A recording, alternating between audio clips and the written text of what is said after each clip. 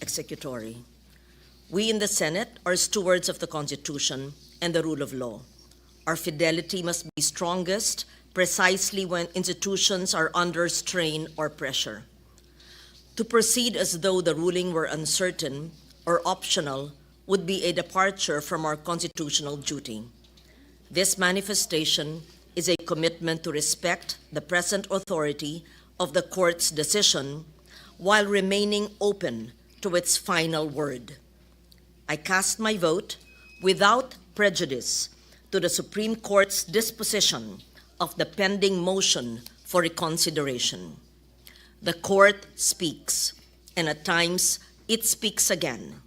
But until it does, the Senate must not act contrary to what it has already said. For these reasons, I vote yes. I honor the decision of the Supreme Court. Thank you, Mr. President. Thank you, Senator Legarda. Mr. Secretary. Senator Marcoleta. Senator Rodante Marcoleta is recognized to explain his vote. Ginoong Pangulo,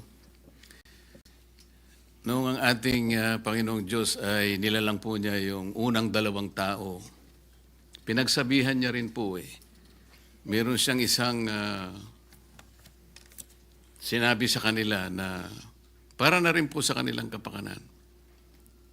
Ang sabi po niya, kayong dalawa, lahat ng nakikita ninyo na bunga ng halamanan sa inyong paligid at lahat ng mga hayop na nakikita nyo na gumagala riyan, pwede ninyong kainin para sa inyo lahat yan. Ngunit yung natatangi na puno na nandiyon sa gitna, ay huwag ninyong gagalawin. Matatagpo ang kabawalan ng ating Panginoon Diyos. Kaya lang po, mayroon pong isang ahas na biglang nakialam. Sabi niya dun sa babae, sinabi ba ikaw ng Panginoon Diyos na pagka kumain kayo dyan sa bunga nung nasa gitna na yun, ay kayo mamamatay? Oo, sabi ng babae. Eh, hindi totoo yun. Ang totoo niyan, pagka kumain kayo dyan, mas lalo kayong tatalino. Ito naman si babae, Mr. President, nakinig. At nung makinig siya, pinuntahan pa niya yung asawa niya. Yun po yung kauna-unahang under-desire po, Mr. President. Napakain din po yung asawa. Ano po ang ibig ko sabihin? Bakit ko po nilalahad ang pangyayaring ito?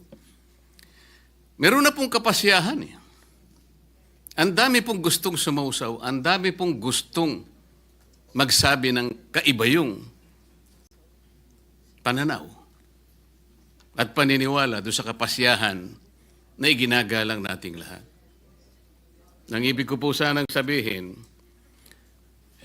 magpakaingat-ingat naman tayo kung sino-sino na lang ang nagpapayo sa atin. Kung mapapansin po ninyo ang karamihan ng nagpapayo na yan, may pagkakatulad po silang lahat Una, lahat po sila hindi nila binasa ng kumpleto yung rules of procedures ng impeachment proceedings sa House of Representatives.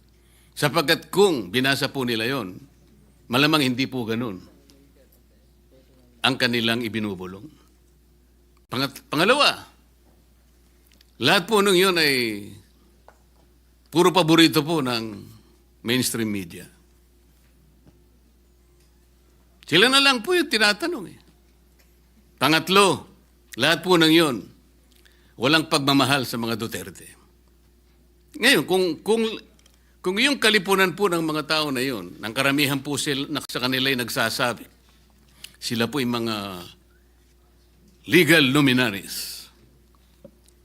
Tingin ko po sa kanila, yung iba ay legal mercenaries, Sir President. With all due respect to the word. Kaya po kung minsan, imbes na po malinawan ang marami po nating kababayan, nagkakaroon po ng pag-aalinlangan. Yung iba po ay naililigaw, nalilinlang sapagkat iba't iba. Kaiba yung mga paniniwala, pinipilit at gustong ipilit na yung pa yung mananaig kesa doon sa kapasyahan na po na ibinaba ng Korte Suprema. Kung sa bagay nga po, sa una ko pong paghahalimbawa, Panginoon Diyos na nga po yun Kinontra pa ng ahas Ginoong Pangulo, sa mga abogado po, palaging may biruan Kasi po, sa lahat ng pagdidiskusyon ng ating korte, lalong-lalo na po ang kataas-taasang hukuman, hindi naman po lahat ay agreeable. Merong partidong aggrieved siya, merong partidong masaya siya. Ngunit, sa katapos-tapusan wala po tayong magagawa kundi tanggapin ang kapasyahan. Minsan po sinasabi nga natin kahit pabiro, alam mo ninyo basta desisyon ng Korte Suprema ay nagiging bahagi ng ating mga batas, maliman o tama. Yun po ay nasa Article 8 Civil Code na binanggit na po kanina ni Senator Bato. Nang sinasabi po, judicial decisions applying or interpreting the laws on the Constitution shall form part of the legal system of the Philippines. Wala na po tayong magagawa doon. Batas na po yun Sa akin pong naunang talumpati kanina, Ginoong Pangulo, hindi ko na po ulitin. I will just request that my entire speech, Mr. President, be incorporated by way of preference to be included in this explanation in my voting yes for my own motion. Thank you very much, Mr. Thank President. you, Senator Marcoleta, for your explanation. Madam Secretary. Senator Marcos. Senator Amy Marcos recognized to explain her vote. Thank you very much, Mr. President. I vote a resounding yes. Sa hinabahaba kong pagsisilbi sa Kongreso, sa 12 taon na nanilbihan kami, ang trabaho ng kongrestista, sa pagkaalam ko, ay maging kinatawan ng kanilang distrito o kanilang sektor. Bakit naman ngayon ay naging tagabantay na lamang sila ng humihiyaw na dambuhalang sanggol? Ginawa ng bonjing na armas ang impeachment. Ang dating para sana sa kaayusan ng sistema, ginagawang pampagulo, panakot at sandata laban sa mga kinaiinggitan, kinaiinsecuran ng mga lulong sa kapangyarihan. Galangin naman natin ang Korte Suprema. Huwag tayong umastang Supremer Court. Supremest pa. Wala namang ganun Sa mga kapatid kong senador, paano tayo magiging dakilang mambabatas kung tayo mismo ay hindi susunod sa batas? Ang boses ng Korte Suprema ay boses ng konstitusyon. At kung sino man ang sasapaw sa boses na ito ay isa lang ang tono, ambisyon. Kaya naman, mag-move on na tayo. Magtrabaho at huwag konsintihin ang isang spoiled na bonjing. Huwag nang busugin ng pabor. Huwag nang pumayag dahil may pabuya. Huwag tayo magpalaki ng buwaya, baby pa nga ang tawag, lulong na. Sa mga mahal kong kongresista, may suggestion po ako. Ito, suggestion lang naman, Huwag niyong masamain. Kesa inaatupag ninyong palitan ang pinili ng taong bayan, binoto at minahal. Bakit di nyo nalang palitan ang tao, kayo naman lang ang pumili? Ayaw paawat ng iba sa kakaflex. Ano kaya kung yung speaker nyo na lang ang paltan nyo? Kaya nyo yan. At dahil dito, bumuboto ako ng malakas na oo. Maraming salamat po. Thank you, Senator Amy. Before the Secretary recognizes the next Senator, who are these people almost creating trouble there? Can you please trace their identities and send them out of this building? Secretary. Senator Padilla. Senator Robin Hood Padilla is recognized to explain his vote. Maraming salamat po, Ginoong Pangulo.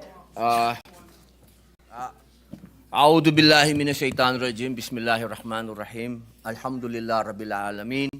Bismillahi wassalatu wassalamu ala rasulillahi. Assalamualaikum warahmatullah. Alam niyo po, ito na po siguro ang pinakamaligayang araw sa buhay ko sapagkat makasaysayan.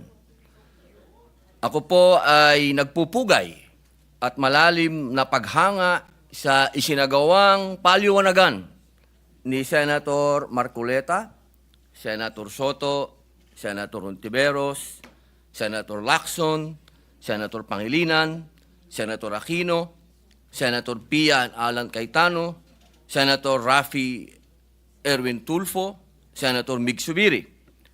Ang palitan ng mga paniniwala sa plenaryo ay simbolo ng humihinga at buhay na Senado. Nagagawa natin ang kalayaan at kasarinlan. Isang demokrasya na naririnig ang bawat naratibo. Tagahanga po ninyo ako lahat. At alam naman po ninyo, sa maiksing panahon ko rito, ako ay pro-Westminster. At ngayon, system po, system. Yan po yung parang sa UK. At yan po yung nakita ko ngayong araw na ito. Ang lahat ng mga senador ay gising, ang lahat ng mga senador ay nandito, ang lahat ng mga senador ay nagtatrabaho sa ayon sa kagustuhan kong makita ko ang bawat debate at ang bawat opinion ng bawat isa. Kaya nagpapasalamat po ako. Napakagandang araw po nito sa inyong lahat at sa ating lahat. Ngayon, mga kababayan, gusto ko pong malaman ninyo na ako po ay nagbibigay-pugay sa lahat ng nanonood sa atin ngayon. Malamang ang sasabihin ninyo, siyempre si Robin Padilla, ang boto niyan, alam na natin. Mabuti po, alam nyo na. Ang gusto ko lamang pong liwanagin ay ito. Ang nais ko, sana, ay katapusan na nito. Dismissal. Una pa lang po, bago pa lang po kami na-convene, labag na po sa kalooban ko na matuloy ito. Nakita nyo naman po, noong nagkasumpaan, talagang ipinaglalaban namin na politika ito. Politika ito At kailangan ng due process. Pero natuloy pa rin po, nag-convene pa rin. Pero hindi pa rin po ako nagsuot ng robe dahil para sa akin ay protesta. Dahil ayoko po talagang matuloy. Bakit?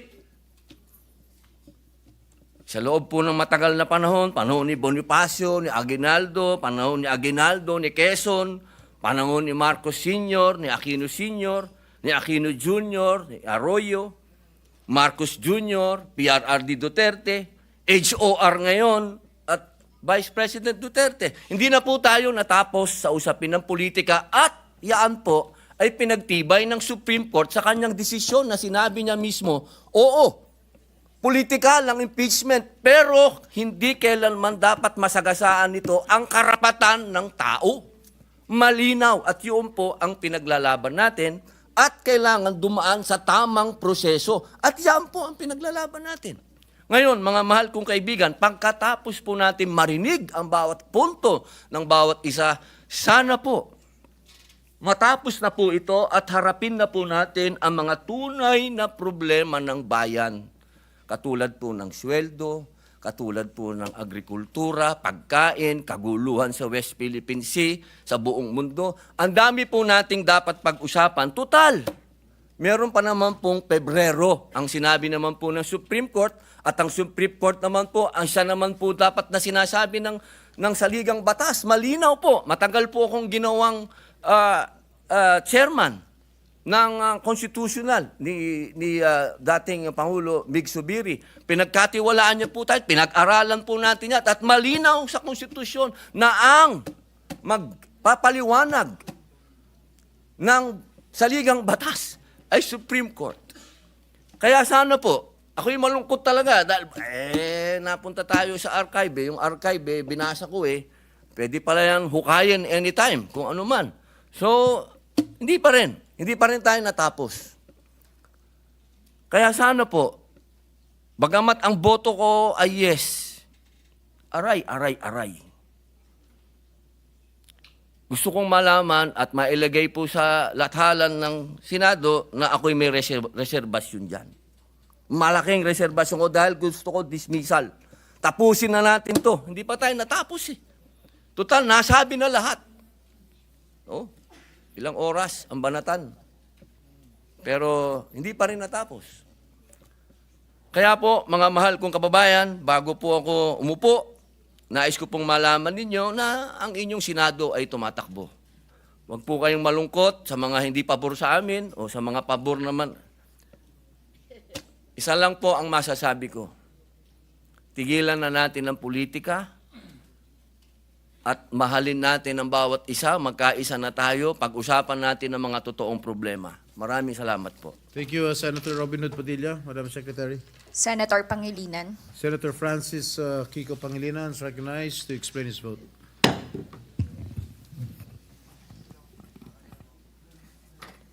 This representation votes no. Unang-una, ang boto na no ay hindi nangangahulugan na hindi natin nirerespeto ang pasya o kapangyarihan ng Korte Suprema. Lalo-lalo na't hindi pa ito pinal. Wala sa hanay ng mga senador na bumoto ng no ang nagsasabi na hindi dapat respetuhin ang pasya ng Korte Suprema. Hintayin lang ang final decision. Kung tutuusin, kung hinintay lang natin ang final decision, hindi tayo nagpasya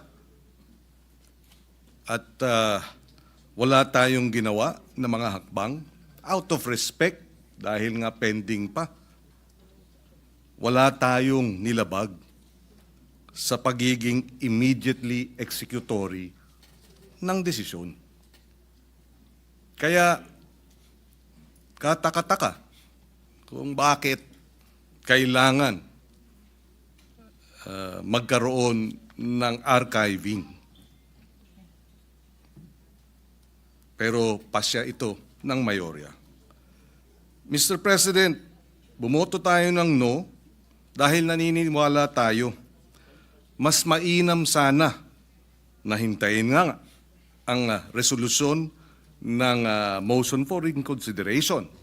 Dagdag siyempre dyan ang pagkilala ng prinsipyo ng co-equality sa House of Representatives. Yung interchamber courtesy, yung pagbibigay galang sa isang co-equal, respeto sa isang co-equal. Kaya nais po sana nating i-lay muna yung matter on the table. To vote to archive the complaint despite the MR still pending, I believe, Mr. President, and I believe the others who voted no share this position, is premature, as the ruling may still be reversed or modified. In addition, at ito nga ang isang contention, to vote to archive the impeachment complaint, if at all, is to give the Senate the powers which are only reserved for the impeachment court, deciding, trying, and deciding impeachment cases. Precedents were cited in that the Senate and not the impeachment court acted on the impeachment cases of former President Estrada and Merceditas Gutierrez. But we submit, iba yung facts nung mga kaso na yon. In the Estrada case, supervening events led to the termination of the trial. In the case of Gutierrez, the Senate did not convene as an impeachment court. Kaya iba, apples to oranges, ika nga.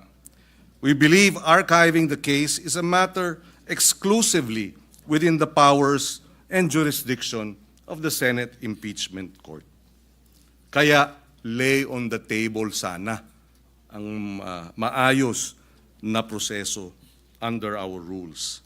Allow me to reiterate that the final decision of the Supreme Court, yes, must be respected.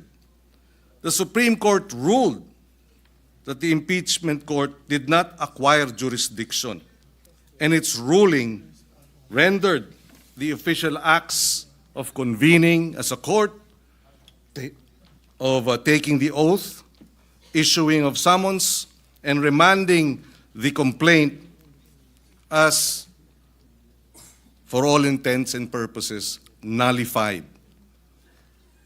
Kaya tinanong natin kanina, ano na ang nangyari sa constitutional duty and constitutional power as sole power to try and decide impeachment cases. We took an oath to uphold and defend the Constitution, and that includes our own determination whether or not the nullification of the acts of the impeachment court, an exclusive sole power to try and decide impeachment cases, if the ruling was based on the facts and not on a misappreciation of the facts. Kaya nga, sana hinintay ang motion for reconsideration. The impeachment court being ousted of its jurisdiction by the Supreme Court is unprecedented, based, and sadly, as we read the ruling, the decision, based on the wrong facts. It is disturbing. The distinguished minority leader pointed out, point for point, in his interpellation and manifestation, the errors in the facts that the Supreme Court based its findings of grave abuse. I reiterate, one cannot be right with the law if one is wrong with the facts. And that's why napakahalaga nung motion for reconsideration. There is still an opportunity for the errors to be corrected, kaya nandyan ang MR. And this is the reason why we voted no. Napaka-precedent setting nitong nawalan ng jurisdiksyon ang impeachment court, nawalan ng kapangyarihan o isinantabi ang kapangyarihan, sole power of the House of Representatives to initiate proceedings, at naway sa pamamagitan ng motion for reconsideration, mabalik yung ating kaninang nabanggit na ma-harmonize yung lahat ng mga constitutional provisions na hindi nag-aaway kung hindi lahat ay mabibigyan ng legal at binding effect. The power of judicial review, the sole power to initiate impeachment proceedings, and the sole power to try and decide cases of the Supreme Court, of the House of Representatives, and of the Senate. Maraming salamat. Thank you, Senator Pangilinan. Mr. Secretary. Senator Sotto. The minority leader is recognized to explain his vote.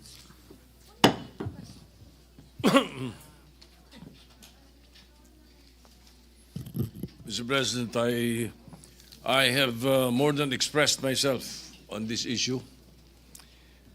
Just in addition, a lingering question. How can the Senate archive something that is not before it? The articles are before the impeachment court. Therefore, I cast a negative vote. Thank you, Minority Leader, Senator Sotto. Senator Secretary. Tulfo Irwin. Senator Irwin Tulfo is recognized to explain his vote.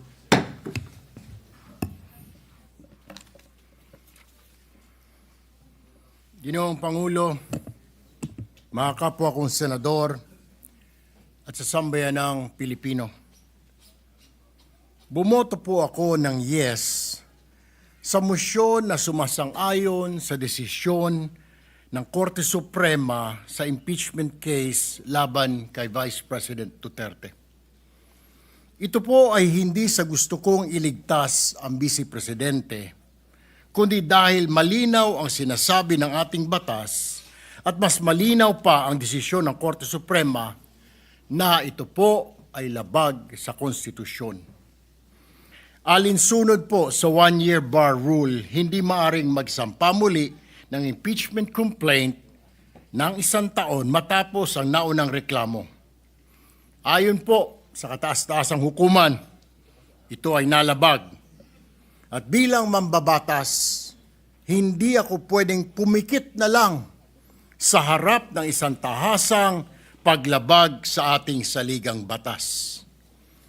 At para saan o ano pa ang saysay ng panunumpa natin noong nakaraang linggo sa tungkulin na nakasaad doon na that I will protect and defend the Constitution kung ito ay susuwin lang naman natin. Ngunit linawin ko ito. Ang boto kong ito ay hindi para iabsuelto si VP Sara Duterte. Sa totoo lang po, gusto ko siyang humarap sa paglilitis upang maipaliwanag ang mga issue upang sumagot sa mga tanong ng taong bayan at upang harapin anumang pananagutan kung ito'y nararapat.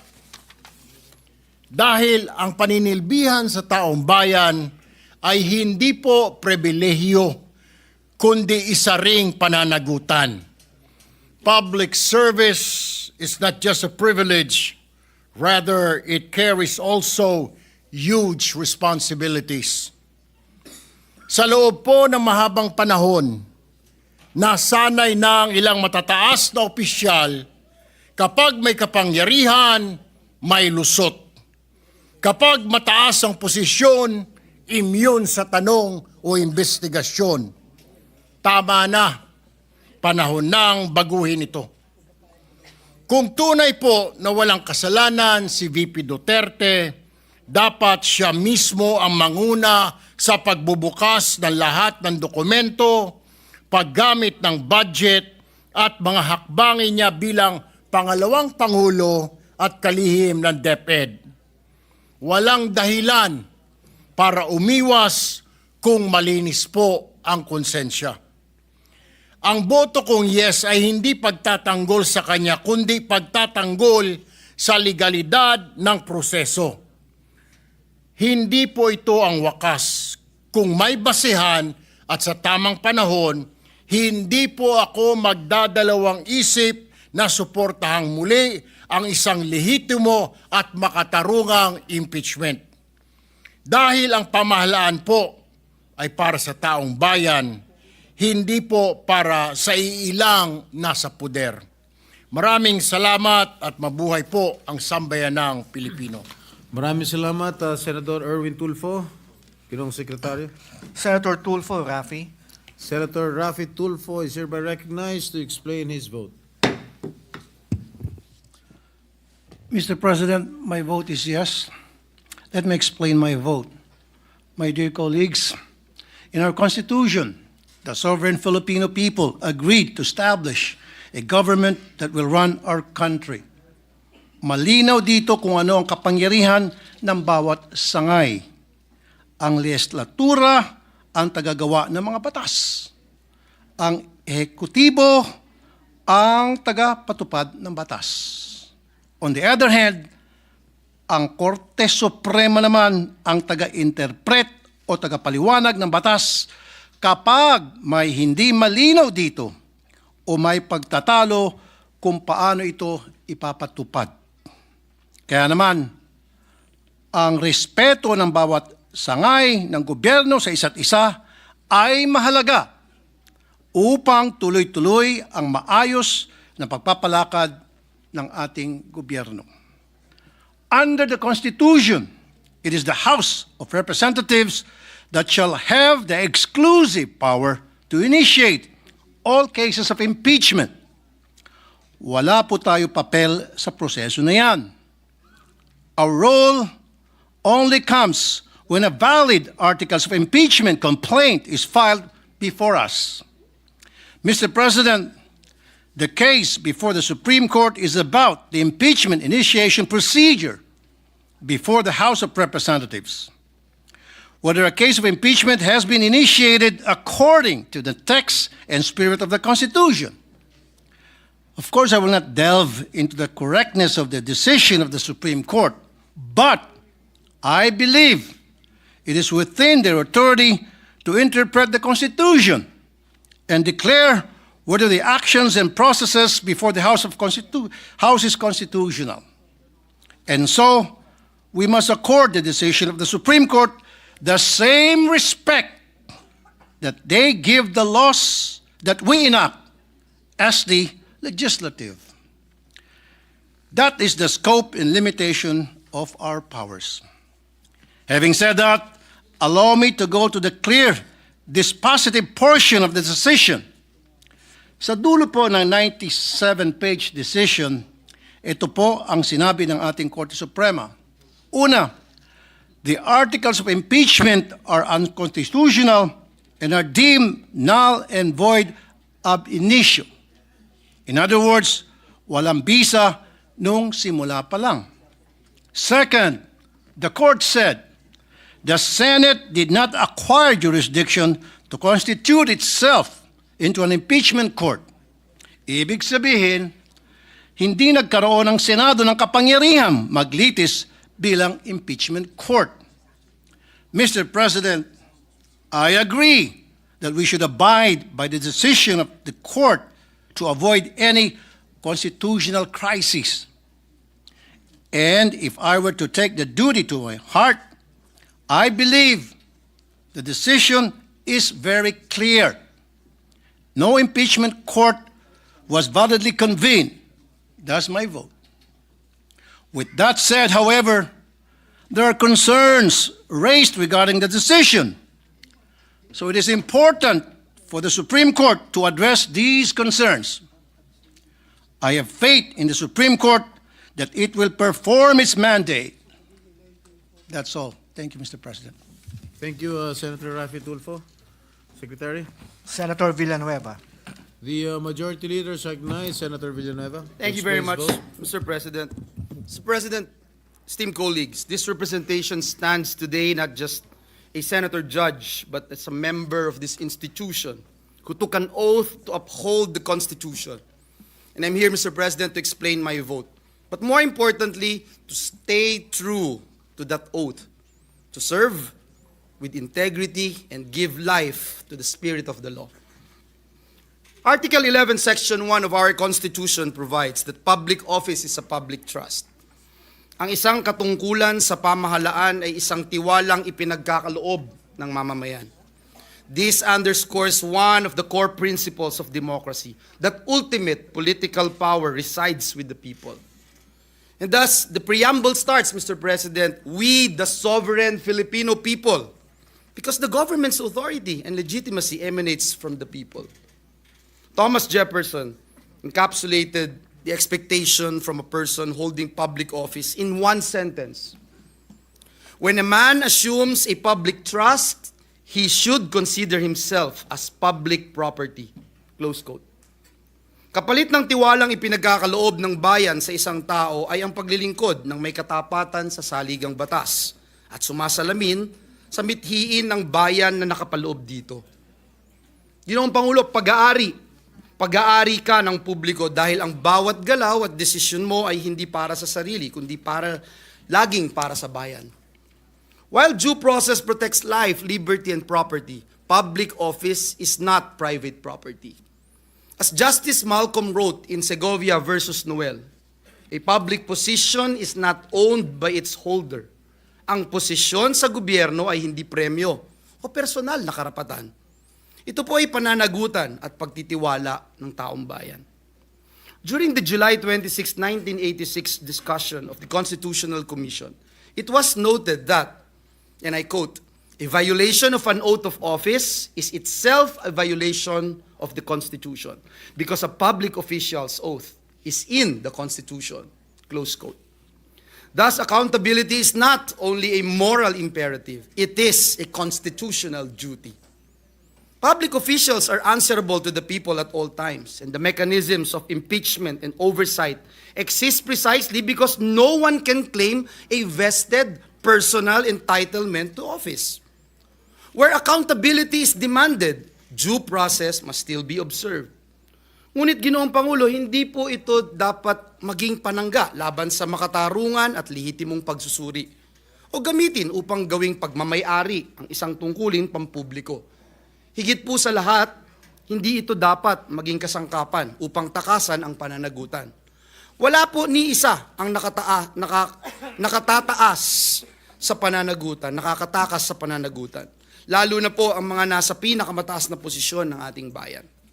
Mabigat po ang papel natin dito sa Senado, Ginoong Pangulo, lalo na sa impeachment. Hindi po ito simpleng usaping legal.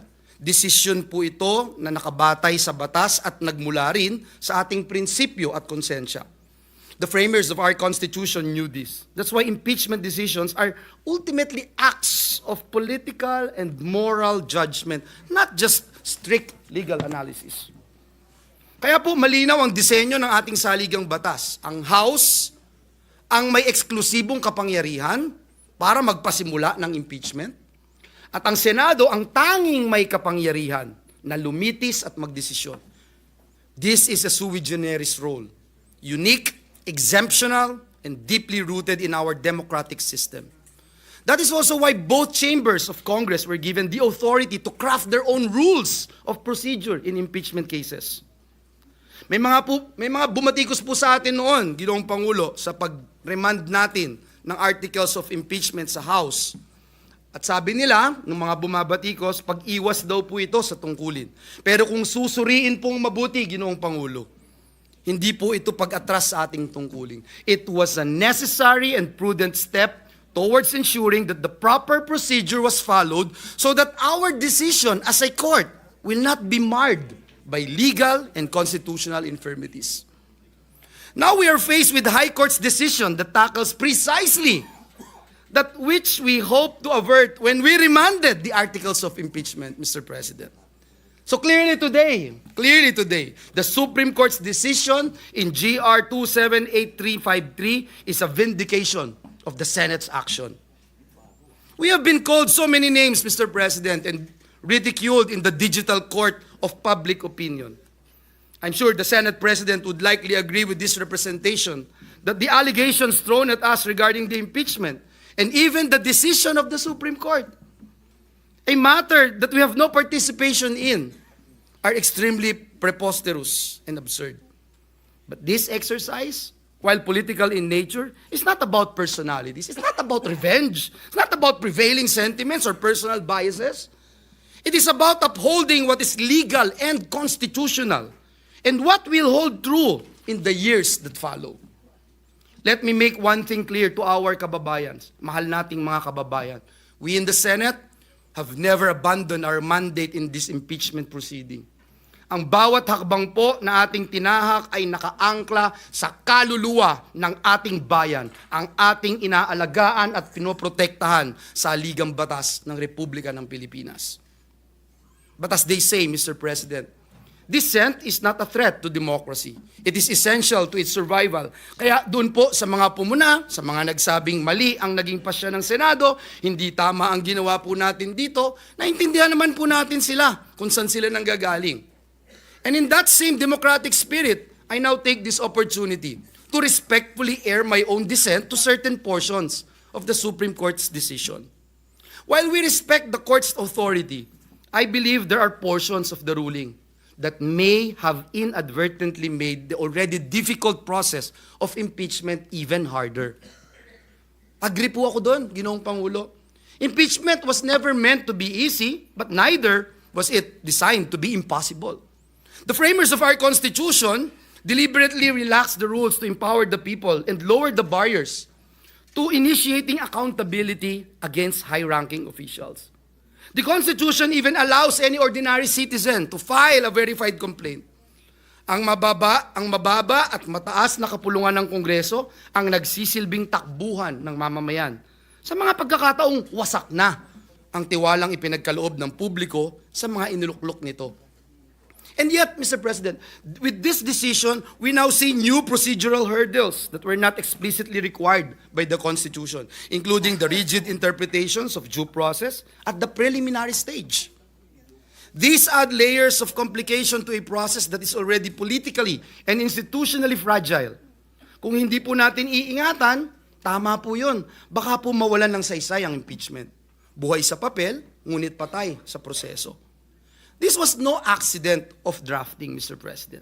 The framers of the 87 Constitution intentionally relaxed the requirements for initiating impeachment, lowering the vote needed from 2/3 as required in the past constitutions to just 1/3 of all House members. As explained by the framers of our Constitution, this was meant to, I quote, make it easier, not harder, to hold high public officials accountable, close quote. They had lived through a time when power went unchecked and accountability was elusive. Kaya siniguro po nila na ang kapangyarihan ay laging may akaakibat na pananagutan. Mr. President, this representation did not come to this decision lightly. We understand and value the necessity of public accountability.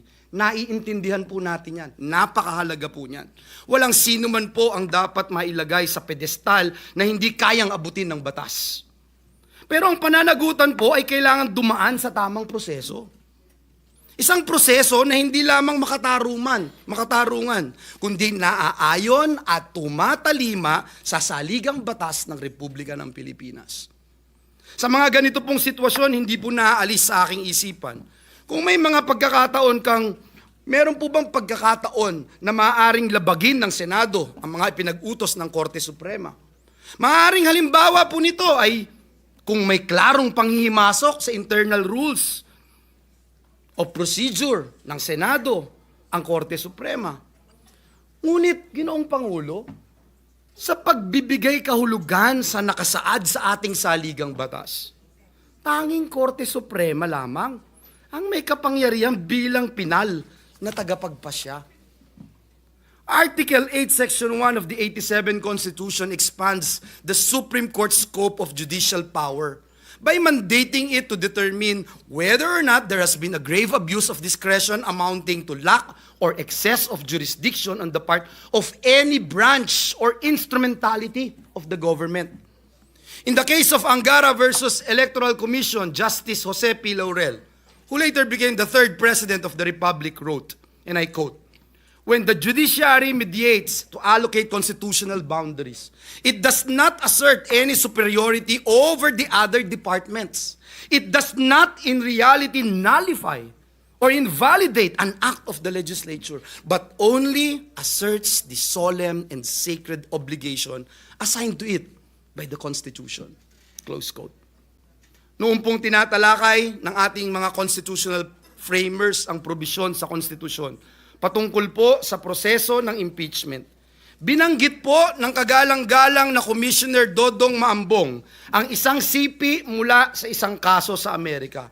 Ang sabi po niya, and I quote, "Ang impeachment ay ang unang hakbang sa isang proseso ng pagwawasto. Ang layunin po nito ay hindi personal na pagpaparusa sa nasasakdal, bagkos ang pangunahing layunin nito ay panatilihin ang pamahalaang naaayon sa konstitusyon." This quote captures the heart of what impeachment is meant to be, Mr. President. It is not about personalities or punishment. It is about protecting the very structure of our constitutional democracy. And sometimes protecting that structure means accepting limits, even when we disagree with how those limits are drawn.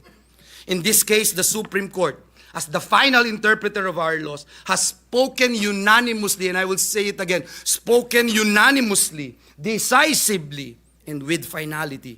It ruled that the impeachment complaint violated the one-year bar rule. The Vice President was denied due process, and that this Senate, as of the moment, had not acquired jurisdiction.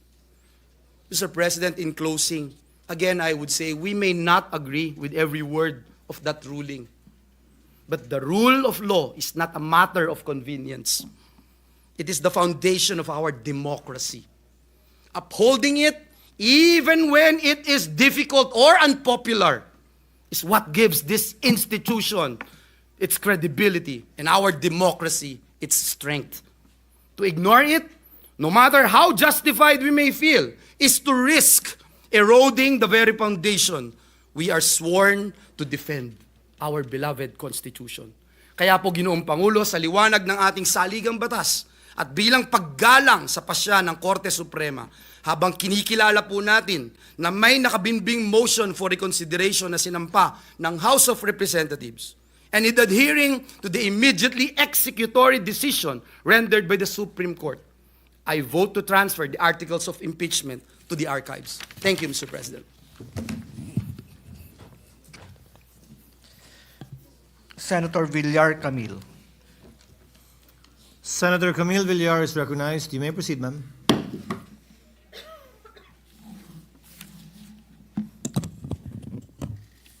Mr. President, my dear colleagues, I vote yes to the motion to archive the Articles of Impeachment against Vice President Sara Duterte, respecting the decision of the Supreme Court.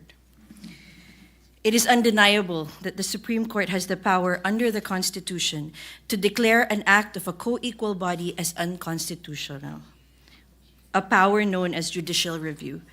The power allows the Supreme Court to ensure that all branches of the government act within the bounds of the Constitution, and it should be respected. The three main branches of our government, the legislative, executive, and judicial, each is vested with distinct powers and functions by the Constitution, none superior to others. Each operates independently with its own sphere of authority and serves as a check and balance on the others to prevent abuse of power. This is the foundation of our democracy, and it ensures the rule of law, accountability, and protection of rights of all Filipinos.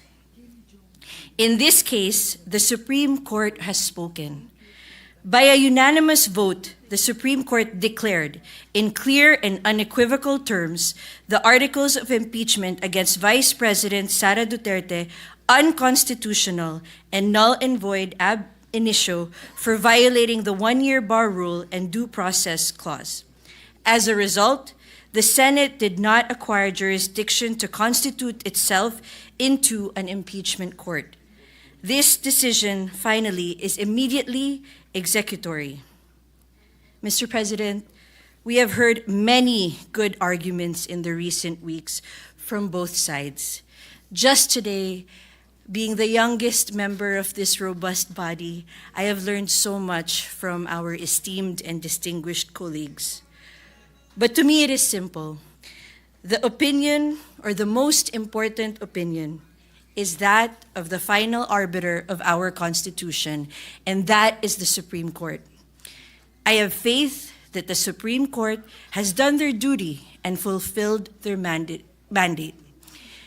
Being a legislator and a public servant, it is my duty to abide by that decision. Not too long ago, I took my oath of office as a senator, and I swore to support and defend the Constitution, and I adhere to that today. To do otherwise can lead to uncertainty and chaos, and even a constitutional crisis. This is what the rule of law expects from each and every one of us. And to respect the rule of law is to respect our democracy. And that is why I vote yes to the motion before us. Mr. President, dalangin ko sana na maresolba na natin ngayon ito upang mapagtuunan na natin ng pansin ang mga tunay at malalaking problema na hinaharap ng ating bansa at ng ating mga kababayan, katulad ng mataas na presyo ng bilihin, pagkaroon ng wastong hanap buhay, kalusugan at kaligtasan ng bawat Pilipino. Maraming salamat. Thank you, Senator Villar. Senator Villar Mark. Senator Mark Villar is recognized. You may proceed, sir. Thank you, Mr. President. I rise to vote yes and explain my vote on the matter before us, and to explain why we compromised today on archiving this very important topic. But of course, we must always remember that the status quo is that the Senate has no jurisdiction. So in legal speak, this complaint is null and void. Last July 25, the Supreme Court rendered a unanimous decision declaring the Articles of Impeachment against Vice President Sara Duterte unconstitutional, noting that it is barred by the one-year rule under the Constitution and that it violates due process. The merits of this decision are not an issue before us. The sole question we need to answer is whether the Senate should respect the decision of the Supreme Court. And I say clearly and emphatically, yes. The Supreme Court has the ultimate authority to interpret what the Constitution is. No one, including the Senate, can substitute its opinion over the courts in any matter concerning the Constitution. And the Constitution itself, in Article 8, Section 1, entrenches the court's role in interpreting the Constitution and determining whether there has been a grave abuse of discretion amounting to lack or excess of jurisdiction by any branch or instrumentality of the government. This includes the Senate, even when acting as an impeachment tribunal. Justice Laurel laid down the doctrine in the Supreme Court as the final arbiter of constitutional issues in Angara versus Electoral Tribunal, where it was stated that when the judiciary mediates to allocate constitutional boundaries, it does not assert any superiority over the other departments. It does not in reality nullify or invalidate an act of the legislature, but only asserts the solemn and sacred obligation assigned to it by the Constitution to determine conflicting claims of authority under the Constitution. At dahil nagdesisyon na po ang Korte Suprema, tungkulin po ng Senado na sundin ang desisyon na ito. Sumasangayon man tayo o hindi, dahil nangako tayo, bawat isa sa ating mga senador, that we will support and defend the Constitution of the Republic of the Philippines, that we commit to obeying all laws and legal orders issued by the duly constituted authorities. Nasa oath of office po natin ito. In staying true to our oath of office, we must abide by the order of the duly constituted authority in matters of the Constitution, the Supreme Court. We must uphold the Constitution. Thus, the Senate cannot acquire jurisdiction to proceed with the trial, much less issue a verdict. Tulad ng sabi ni Senior Associate Justice Leonen, the impeachment process is a constitutional process. And although it is also a political process, it is not isolated from the requirements of the Constitution as a whole. Kailangan obserbahan ang due process, ang tama at makatarungang proseso bago matanggal sa posisyon ang isang individual. Habang iginagalang natin ang opinyon at pananaw ng bawat isa sa mga importanteng usapin, kailangan natin igalang, kilalanin at bigyang halaga ang kakayahan at kaalaman ng mga maestrado ng kataas-taasang hukuman na binigyan ng kapangyarihan ng ating konstitusyon bilang huling hukom na ipaliwanag kung ano ang batas at kahulugan nito at magdesisyon ng pinal sa isyung ukol sa konstitusyon. By recognizing the authority of the Supreme Court on the matter, the Senate does not abandon its mandate and its wisdom as an independent political body, nor does it concede or submit to a co-equal branch of the government. We are simply upholding the rule of law. At kung susuway tayo sa desisyon ng Supreme Court sa isang isyung konstitusyonal, binabaliwala natin ang konstitusyon. Ito ay magdudulot ng isang krisis sa ating saligang batas at lipunan na hindi makakabuti para sa taong bayan. As a functional society governed by the rule of law, we must accord our democratic institutions with respect, value their guidance, recognize their competence, and cherish their independence. Mr. President, pinapatunayan ng desisyon na ito na makakaasa ang tao na ang due process ay hindi lang guni-guni o kasabihan walang katuturan. Na ang due process ay para sa lahat at hindi lang para sa mga kakampi. isang patunay na mapabisi presidente man o ordinaryong Pilipino, makakasigurado tayo na ang mga institusyon, ang Korte Suprema at ang Senado ay handang ipagtanggol, pahalagahan at bantayan ang ating mga karapatan.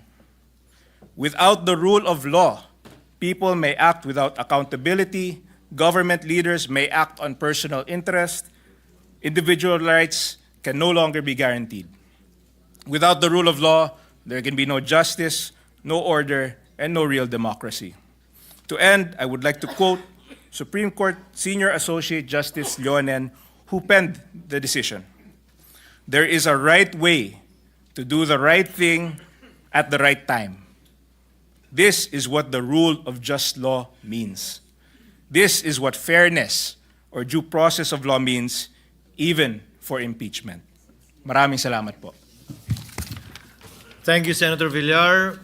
Before recognizing Senator Zubiri, I'd like to thank him for his patience because he's always last whenever we do nominal voting. At some point in time, you might want to make a motion, Senator Zubiri, for us to draw lots on which letter of the alphabet we will start voting. Thank you, The Mr. gentleman President. may proceed. Maraming salamat, Mr. President. Alam mo po yun, Ginoong Pangulo, dahil magkasama po tayo sa Kongreso ng 3 termino. At dun sa 3 termino, na alam ko yung bilang po natin ay 265, 268 congressmen, napakahirap po pag ang iyong pangalan ay nagsisimula sa letrang Z. Kasi ako po ay palaging huli. Minsan po, wala na pong tao nakikinig sa akin. Yung janitor na po, mga page ang nag-aayos ng mga upuan. Pero, subalit na yung araw na ito, nagpapasalamat ako at napakarami pang senador na nandito po na yun. Nandito si Senator Bato, Senator Bong, Senator Robin Padilla, Senator Amy, Senator Irwin, Senator Mark Villar, our Senate President Pro Temp, who's not listening, but he's here with us today, together with the movant, Senator Marleta, and all the rest, no? Nandito ang 2 Cayetano na kaibigan natin. Yung mga seatmates nandito and minority. Pero Mr. President, honestly, it pains me to vote against my minority floor leader. It pained me and Senator Lauren. But what we are called to do here today goes beyond a simple vote. We all know that, Mr. President. It goes beyond a simple vote. Rather, for me, it's a test of our commitment to our Constitution and the rule of law. When the House of Representatives transmitted the Articles of Impeachment to us in February 5, 2025, my position was clear. We must go ahead with the trial, as this is our constitutional duty. In many interviews, that's what I said. It doesn't matter how I feel about it, because many people already said that I was on the other side. But I've said it doesn't matter what my personal feelings are. What matters is that we proceed with our constitutional duty. When the motion to remand the Articles of Impeachment came up on June 10, 2025, it was also my position, again, clear, that we must remand the articles for not for the sake of dismissing the trial, Mr. President, but for the purpose of ensuring that the House of Representatives had not violated the impeachment process as laid out in the Constitution. I have always upheld the principles of rule of law and the primacy of the Constitution. And I've consistently shown the highest respects for the Supreme Court as the final arbiter of all constitutional questions. So today, again, my position is clear. We must respectfully adhere to the Court's ruling that the current impeachment complaint is unconstitutional. Our Constitution expressly empowers the Supreme Court to review even the article or the actions of political branches. In Francisco versus House of Representatives, that case which has been mentioned by almost all my colleagues here, the court affirmed that it is the final arbiter for constitutional questions with authority to strike down acts that violate the Constitution. Thus, I vote to support the Supreme Court on not to proceed with the trial of the Articles of Impeachment as it violates both the Constitution and the guarantees of due process, rendering the current complaint unconstitutional and void ab initio. The grave denial of due process only magnifies its fatal defect. Without jurisdiction, any trial would be meaningless and any verdict null and void, Mr. President. To disregard the court's unanimous ruling would be to invite a constitutional crisis and to break our oath to support and defend our Constitution. The power of impeachment is not without limits, Mr. President, my dear colleagues. It must be exercised within the boundaries set by the Constitution as interpreted by the Supreme Court. And let me be clear for those listening tonight. The court did not place the Vice President beyond scrutiny. It simply required that any future impeachment follow constitutional safeguards. As simple as that. A new complaint may be filed by February 6, 2026, lawfully and with due process, at doon na po natin magagamit, Senator Kiko Pangilinan, yung ating mga gown at robe. Kasi sigurado, as the day will shine tomorrow, there will be an impeachment case filed against her. And we will be ready. This time, we will be prepared and follow the due process that was mentioned by the Supreme Court.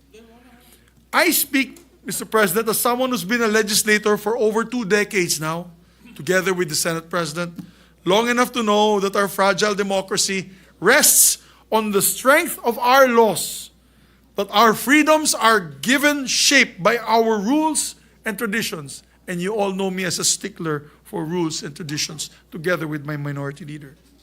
I have served in both houses, House of Representatives and the Senate, and here in the Senate, being formerly a majority leader, the Senate President, and now your Deputy Minority Leader. In all these roles, Mr. President, I've been conscientious in adhering to the rules and traditions that protect the integrity of our beloved institution. It is in this spirit that I adhere to the court's decision. My vote today is based on the Supreme Court's decision last July 25, 2025, without prejudice to whatever resolution it may later render on the motion for consideration. That's why I thank the good movement, Mr. President, to allow me to amend or to allow the amendment of his motion to make it a mere archiving of the document, because that will never stop us from being able to pull out that document from the archives. Maraming salamat sa ating mahal na movement, si Senator Marleta. Let me just say this, Mr. President, to end my manifestation and my vote. Restraint is not weakness. It is obedience to constitutional order. Let us act not in defiance of, but in deference to the Constitution, to the Supreme Court, and to the people who have entrusted us these powers in this very chamber. Daghan kay salamat sa ako mga kaigsunan, and may God bless us all. Maraming salamat, Mr. President. Thank you, Senator Zubiri. With 19 affirmative votes, 4 negative votes, 1 abstention, the motion of Senator Marleta, as amended by Senator Joel Villanueva, adhering to the immediately executory decision rendered by the Supreme Court en banc on July 25, 2025, which among others held that the articles of impeachment are null and void ab initio, and that the Senate did not acquire jurisdiction, and to move to transfer the articles of impeachment in relation to case number 002-2011, entitled "In the Matter of the Impeachment Trial of Vice President Sara Duterte" to the archives. The same is hereby approved. Majority Leader. Mr. President, Senator Bam Aquino would like to insert his explanation of vote into the record. So inserted as requested by Senator Bam Aquino And into together the with records, Senator J.V. Ejercito, Mr. as well as that of Senator J.V. Ejercito. What is the pleasure of the Honorable Pangilinan? Yes, just a parliamentary inquiry, Mr. President. If I recall, in previous votes, we first get the results of the vote before we go through an explanation of the vote. It seems like we have changed the process of voting? That was upon the motion of Senator Zubiri earlier, which the chair explained before we put the matter to a vote. I raised this question because, well, the reason why, at least the practice was, the votes first before the explanation is that at times when there are contentious voting, the quorum may suddenly disappear, or there will no longer be a quorum because of the long process of voting. So The gentleman is correct unless a member asks that the procedure we just adopted is instead followed, and in this particular instance, the Honorable Zubiri moved without objection from any member, hence the procedure that we adopted. Mr. President. Senator Zubiri. Therefore, that motion that I made was only for today. Okay. We can That go is- back to traditional practice. That is the understanding. Thank you very are much, correct, Mr. Senator Zubiri. Thank you for the clarification, Mr. President, Mr. Majority Leader. Majority Floor Leader. Yes, Mr. President, some administrative matters, Mr. President. May I move, Mr. President, that we dispense with the reading of the journal of the 5th session, Tuesday, August 5, 2025, and consider the same as approved. So move, Mr. President. Any objection? Hearing none, motion of the Majority Leader is approved. Mr. President, with the consent of the body and noting that for some measures, this shall lead to a third committee referral, and upon consultation with the minority and conformity of the chairperson of the Committee on Games and Amusement, I move for the secondary committee referral and or change of secondary committee referral as the case may be on the following measures concerning anti-online gambling to the Committee on Banks, Financial Institutions, and Currencies, while the prior secondary referrals will now be third committee referral.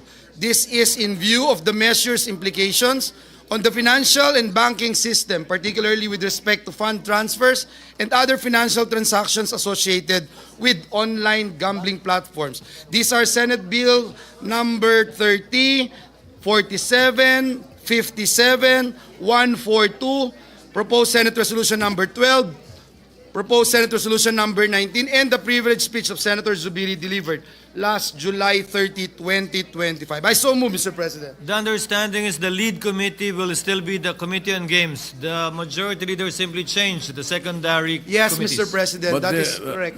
May we know if there is a third committee being referred to? Majority Leader. Sorry, what's the question? If the third committee is Ways and Means, we have no problem with that. But if the third committee, as I read it, is the banks, that does not fall in the Rule It's the 10, Section 15. That's the second, Mr. President, Second, not the third. not Your the Honor. third. So there are only two committees. Referral. 3, Mr. President. 3. What is the third?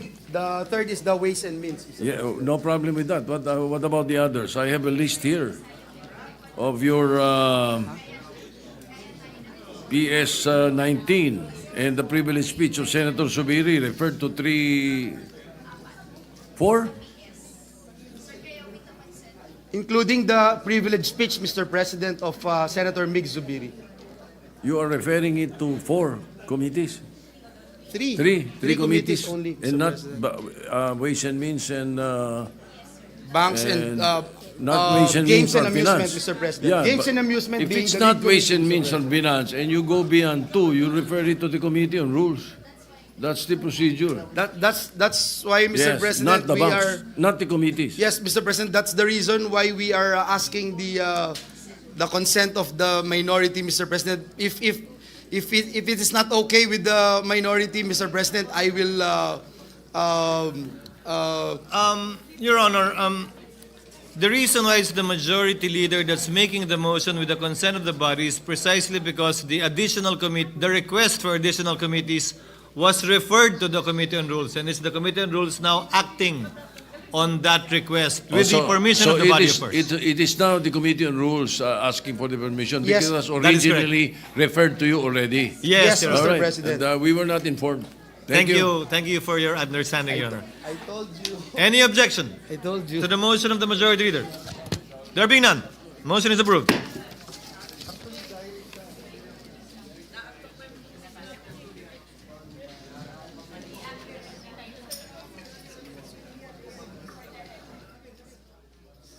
Mr. President, Zero na? Before recognizing the majority floor leader, Chair would like to correct the case number it mentioned earlier. The record should reflect that the motion pertained to case number 003-2025.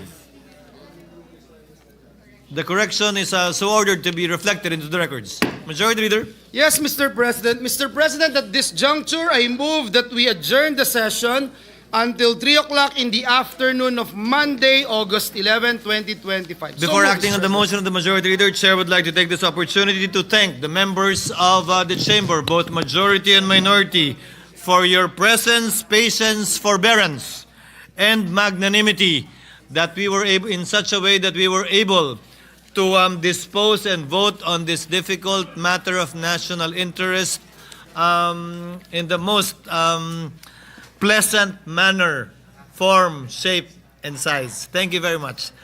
Is there any objection to the motion to adjourn? Hearing none, session is hereby adjourned until 3 o'clock in the afternoon of Monday, 11 August 2025. Thank you once again. Good evening. Thank you, Mr. President.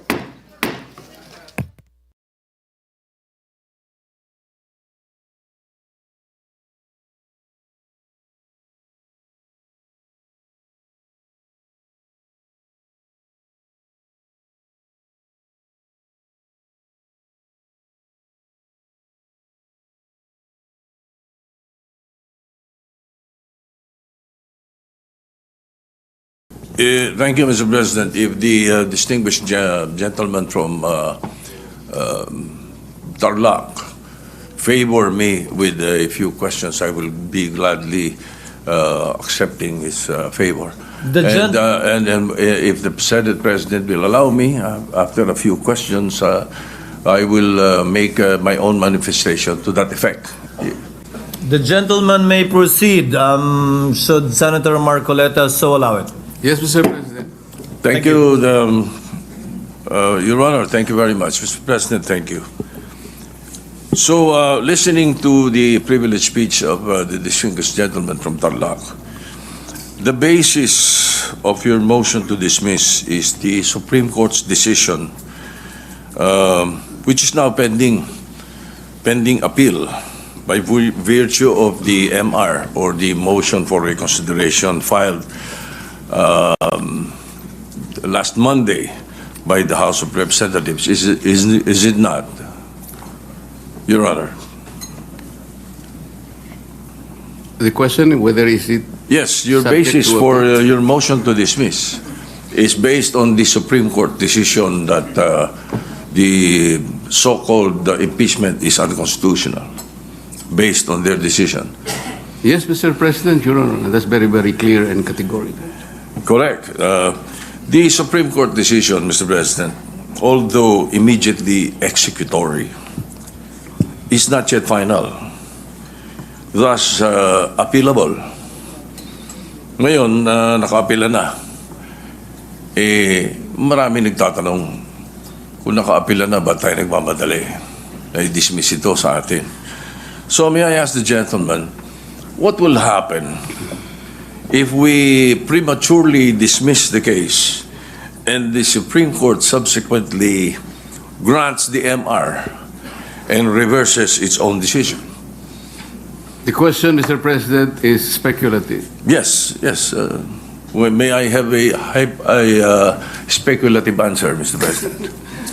We cannot speculate. We can only guess, second guess, because on the basis of our experience as a practicing lawyer, Mr. President, ito pong ganitong klaseng desisyon, talaga pong wala na pong kaduda-duda na kahit po mag-file pa tayo ng motion for reconsideration. We are hoping against hope. It is as if we are wishing for the moon. Palagay nyo po, palagay nyo lang po merong isa na nag-reverse. Hindi rin po ma-overturn eh. Kasi po ang kailangan po ninyo ay 8 ang mag-reverse. Sa inaakala po ba ninyo meron kayong makukuhang 8 na pumirma doon sa unanimous decision na Babaligtarin po nila yung kanyang sarili. Kaya, napakahirap pong mag-speculate, Mr. President. I will accept the answer of the gentleman, but I have done my research, Mr. President.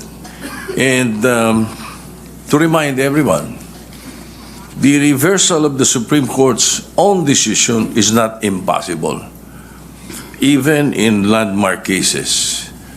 In the case of Labogal, Bilaan Tribal Association Incorporated versus Victor Ramos, GR number 127882, December 1st, 2004, questioning the constitutionality of Republic Act 7942 or the mining law, the Philippine mining law. The Supreme Court granted the MR, reversing and setting aside its earlier ruling. And also, Mr. President, just a few days ago, the Supreme Court reversed its own ruling on the definition of a stockholder. This is the case of Lily Lopez versus Lolito Lopez with GR numbers 25497-957-58. So, may kasabihan po tayo, ang tumatakbo ng matulin, kung matinik ay malalim. Kaya dapat siguro pag-isipan muna natin kung tama ba na bago magdesisyon ang Supreme Court, basta ibasura na natin ang kaso na ito. Unang-una po, Mr. President, gusto kong malaman, yung po bang mga kasong sinabi nyo, unanimous decisions po ba lahat? I am not sure about that. But one thing I can say is that if there is a mistake, unanimous decision could become a unanimous mistake. Wala pa pong nangyaring gano'n, Mr. President. At saka po tayo, pag nananakbo, ako po ay nakasapatos at saka sa kalsada kaya hindi po ako matitinik. Well, Mr. President, there's always a first time. Regardless of whether it's unanimous or not, unanimous decision does not bar an appeal or a reversal, Mr. President. That is one thing for sure. Now, secondly, where is the ball, Mr. President? Or meaning the impeachment case itself? Is it in the Senate or in the impeachment court? Didn't the impeachment court throw it back, remanded, returned to the House of Representatives? So what are we dismissing in the Senate kung wala sa atin ang kaso? Can we continue hearing the case and dismissing it without the impeachment case in our hands? Can we throw the ball out when the ball is not in our possession? Siguro naman dapat magkaroon tayo ng tinatawag nating sense of proper sequencing of moves. Nasaan po ba yung impeachment case?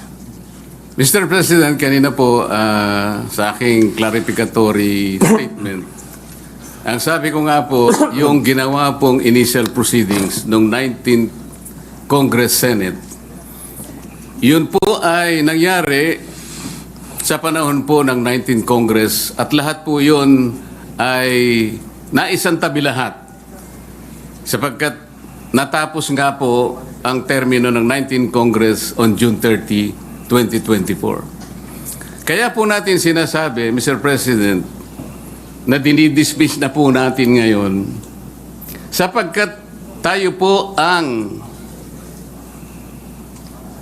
nasa lugar na sinasabihan ng Korte Suprema nung sabihin niyang ito ay immediately executory. Sino pong mag-i-execute nun? Hindi naman po i-execute yun ng House of Representatives. Maliwanag naman po na tayo lamang ang tinakdaan ng kataas-tahasang hukuman na gumawa ng paraan para isang tabi na po ang usaping ito sapagkat napagtibay nga nila na ito'y unconstitutional, void ab initio, at wala na po tayong jurisdiction para dito. Thank you, Mr. President. Your Honor, thank you. But as I said earlier, not because it is immediate and executory does not mean it's not appealable. Now, to continue, Mr. President, I hope you don't mind. I will be posing a question, but then I will be doing a manifestation based on this question that I will be posing.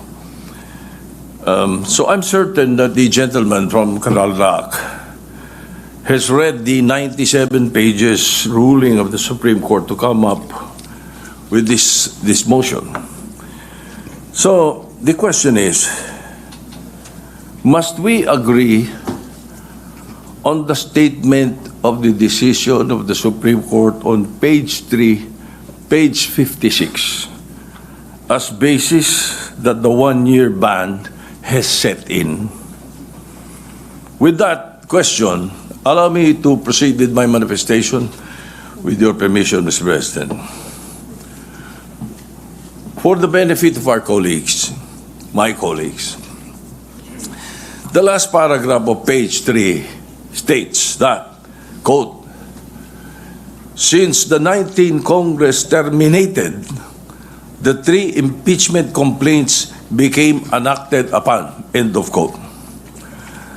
Again, this was reiterated in page 56, second paragraph of Roman numeral 5. It says, quote, the House of Representatives, however, was unable to act on the first 3 impeachment complaints because of the adjournment of the 19th Congress. To continue, for constitutional purposes, the first 3 complaints were effectively dismissed. In both instances, Mr. President, the Supreme Court was referring to the February 5, 2025 adjournment. But they have, erroneously believed that the said adjournment is the same adjournment with the sine die adjournment that ends a Congress. It is not. February 5 did not terminate the 19th Congress as stated in the decision. The sine die adjournment of the 19th Congress was on June 13, 2025, wherein the last session day was last June 11. Mr. President, and for the information of the public, there is a world of difference between adjournment versus adjournment sine die. Sa atin, pag nag-adjourn tayo for the Christmas break, nag-adjourn for the Easter break, nag-adjourn for the election period, nothing dies. The treaties, bills, resolutions, anything filed continues.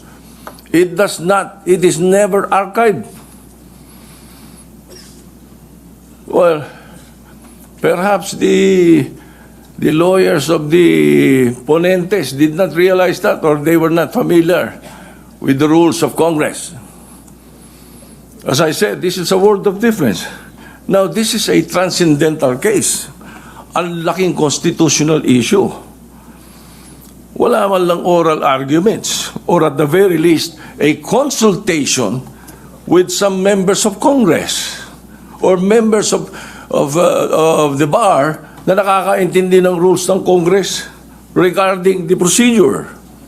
In that matter alone, Mr. President, kasabihan ninyo mga lawyer, falsus omnibus, falsus unos, falsus omnibus. Mistake in one, mistake in all. In that manner, they wouldn't have decided based on their unfamiliarity with the legislative process. May mali agad eh. Pati ba legislative rules natin gusto nilang palitan? Ganun ba yun? Maybe not everyone may appreciate the importance of the legislative calendar of Congress. But us, it is a big deal. That's why I'm stressing this point. Concurrent joint resolution pa nga when we approve this calendar, only to be misinterpreted and used erroneously in this case. Nag-adjourn daw yung 19th Congress. Kaya na-archive lahat. Now,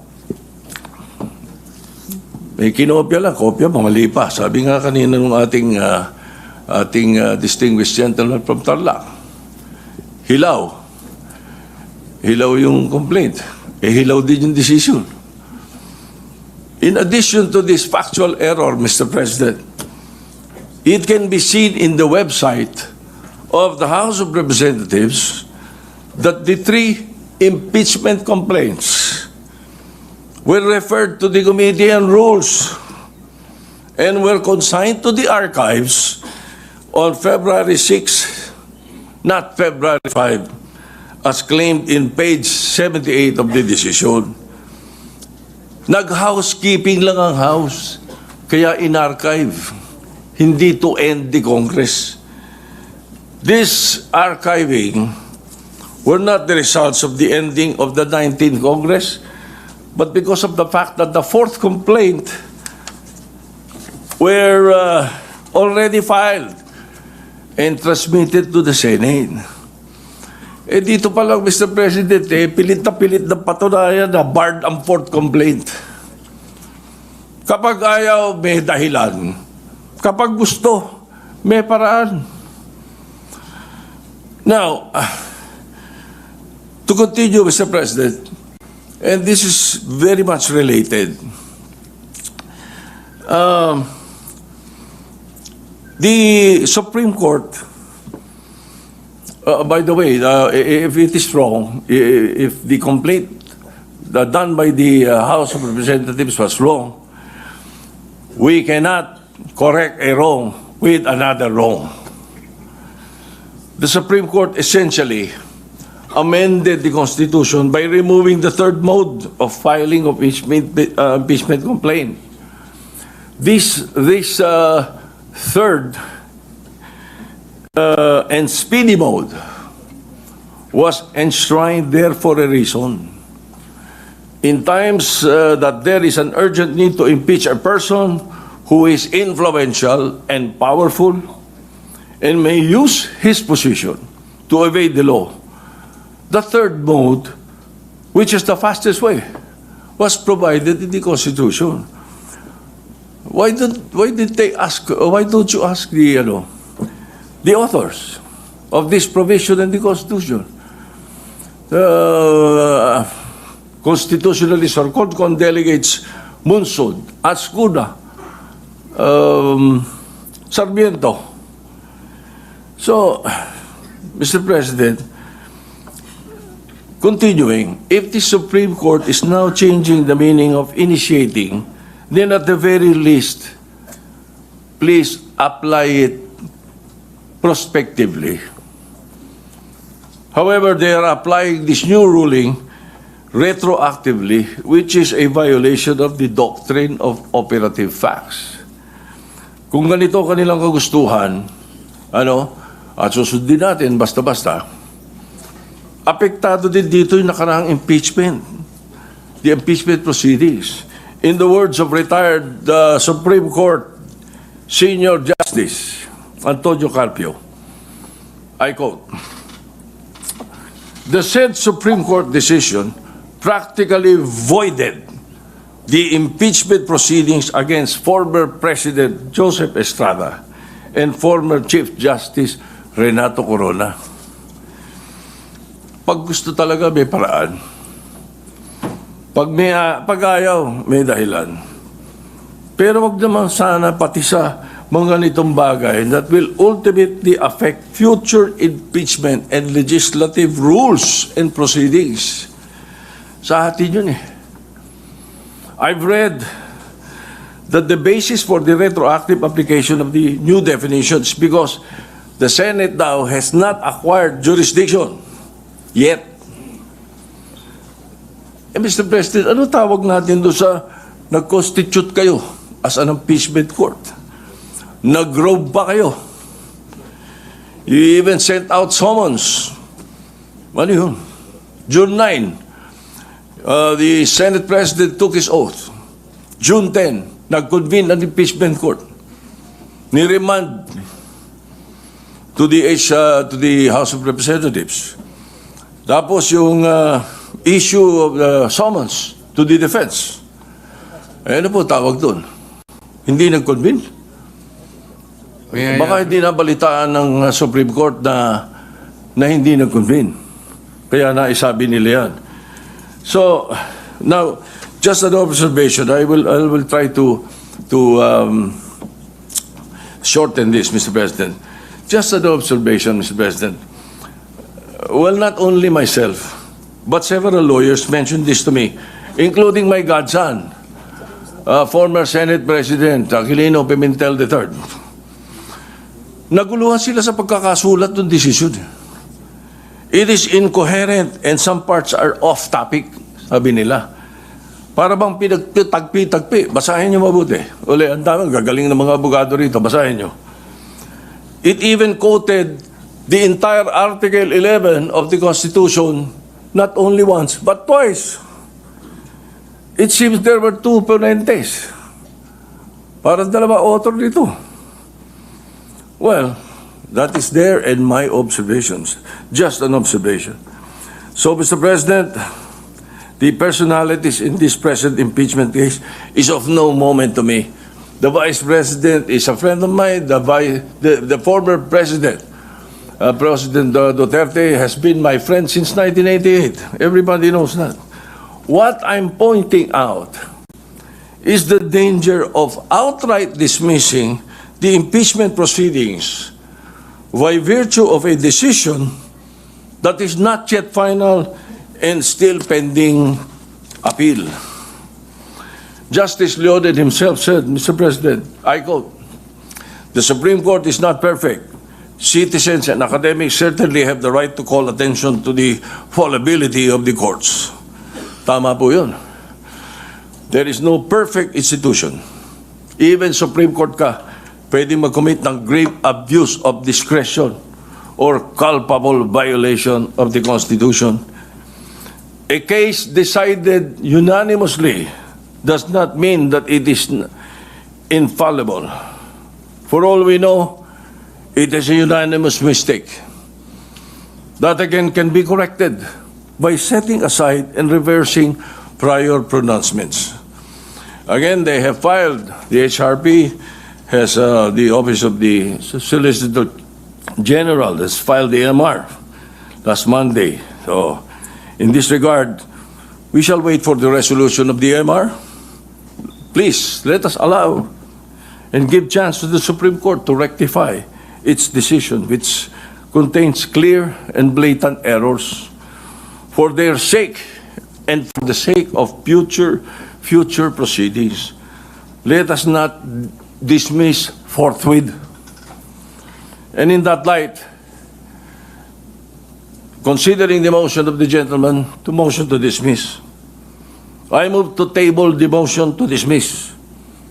A motion to table has a higher precedence than a motion to dismiss. Thank you, Mr. President.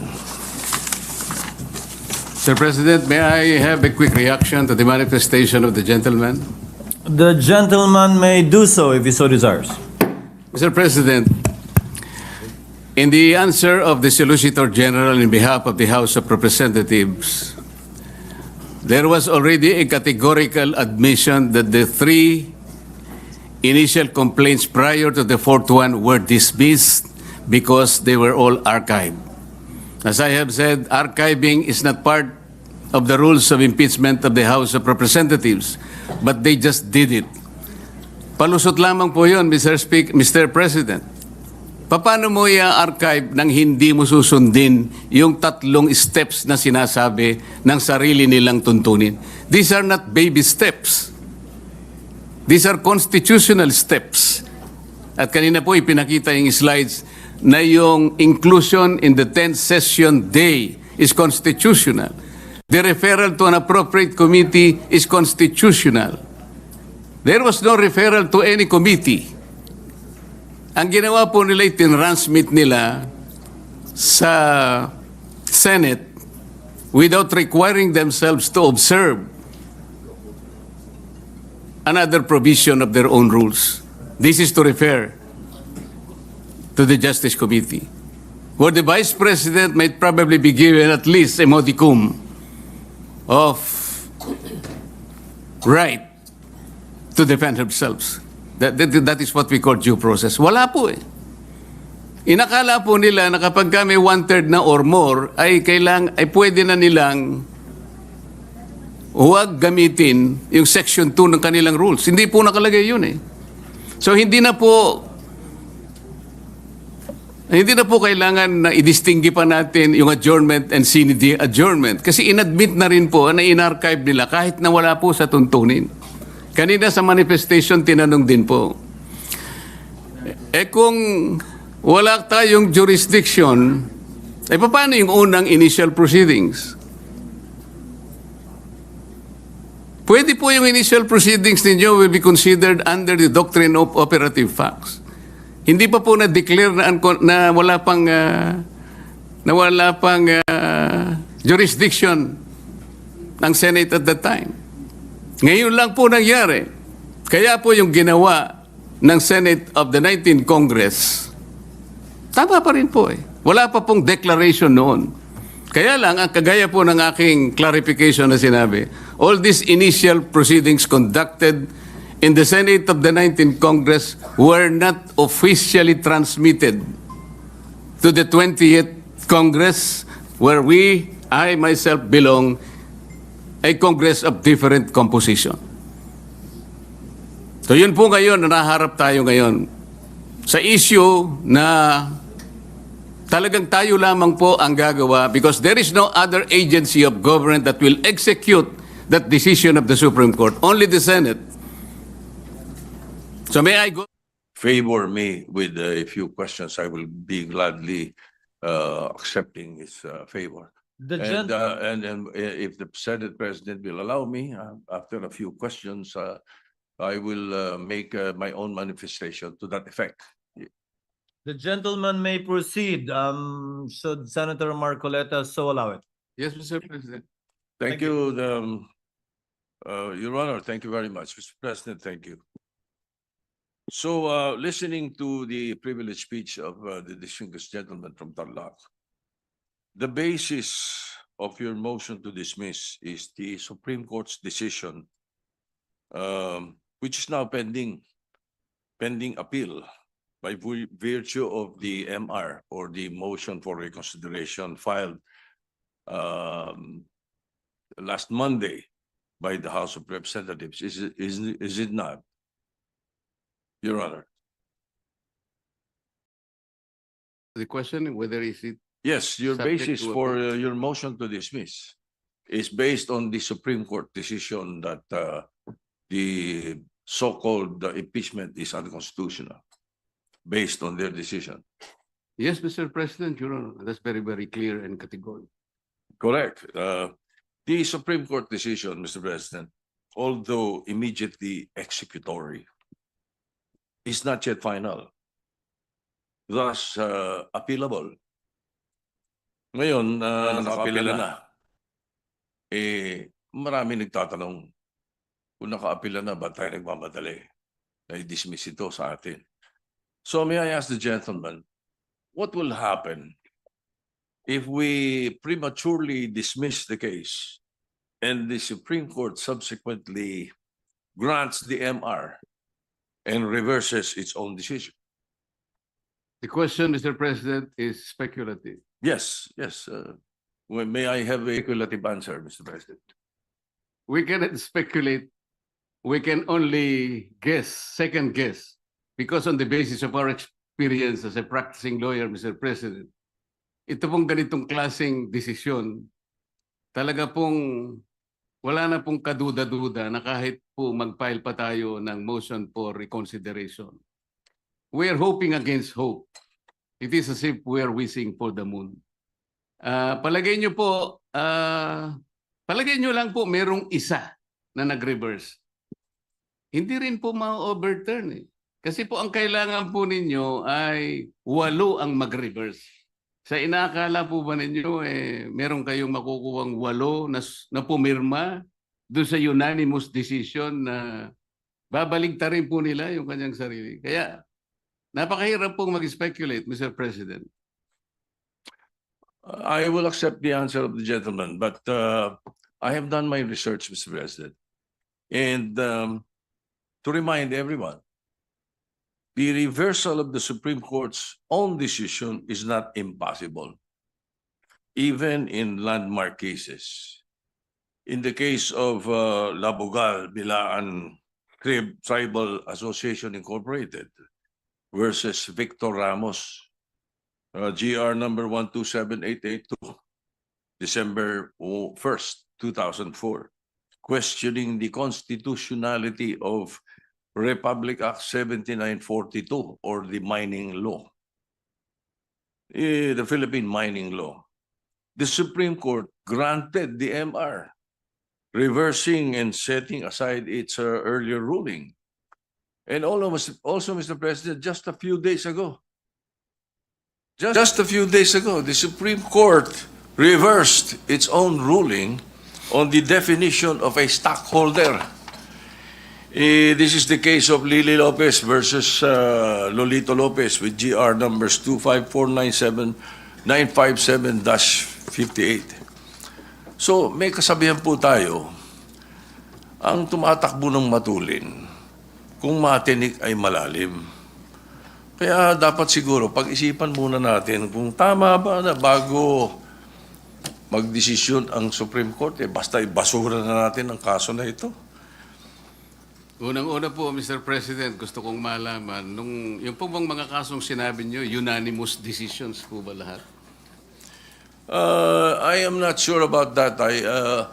But one thing I can say is that if there is a mistake, a unanimous decision could become a unanimous mistake. Wala pa pong nangyaring gano'n, Mr. President. At saka po tayo, pag nananakbo, ako po ay nakasapatos at saka sa kalsada kaya hindi po ako matitinik. Well, Mr. President, there's always a first time. Regardless of whether it's unanimous or not, unanimous decision does not bar an appeal or a reversal, Mr. President. That is one thing for sure. Now, secondly, where is the ball, Mr. President? Or meaning the impeachment case itself? Is it in the Senate or in the impeachment court? Didn't the impeachment court throw it back, remanded, returned to the House of Representatives? So what are we dismissing in the Senate kung wala sa atin ang kaso? Can we continue hearing the case and dismissing it without the impeachment case in our hands? Can we throw the ball out when the ball is not in our possession? Siguro naman dapat magkaroon tayo ng tinatawag nating sense of proper sequencing of moves. Nasaan po ba yung impeachment case? Mr. President, kanina po sa aking clarificatory statement, ang sabi ko nga po, yung ginawa pong initial proceedings noong 19th Congress Senate, yun po ay nangyari sa panahon po ng 19th Congress at lahat po yun ay naisantabi lahat sapagkat natapos nga po ang termino ng 19th Congress on June 30, 2024. Kaya po natin sinasabi, Mr. President, na dinidismiss na po natin ngayon sapagkat tayo po ang nasa lugar na sinasabihan ng Korte Suprema nung sabihin niyang ito ay immediately executory. Sino pong mag-i-execute nun? Hindi naman po i-execute yun ng House of Representatives. Maliwanag naman po na tayo lamang ang tinakdaan ng kataas-taasang hukuman na gumawa ng paraan para isantabi na po ang usaping ito sapagkat napagtibay nga nila na ito'y unconstitutional, void ab initio, at wala na po tayong jurisdiction para dito. Thank you, Mr. President. Your Honor, thank you. But as I said earlier, not because it is immediate and executory does not mean it's not appealable. Now, to continue, Mr. President, I hope you don't mind. I will be posing a question, but then I will be doing a manifestation based on this question that I will be posing. So I'm certain that the gentleman from Canal Rock has read the 97 pages ruling of the Supreme Court to come up with this motion.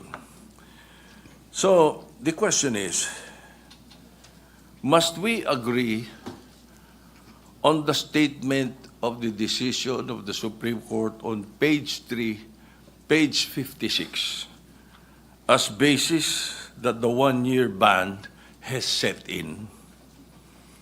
With that question, allow me to proceed with my manifestation, with your permission, Mr. President. For the benefit of our colleagues, my colleagues, the last paragraph of page 3 states that, quote, since the 19th Congress terminated, the 3 impeachment complaints became enacted upon, end of quote. Again, this was reiterated in page 56, second paragraph of Roman numeral 5. It says, quote, the House of Representatives, however, was unable to act on the first 3 impeachment complaints because of the adjournment of the 19th Congress.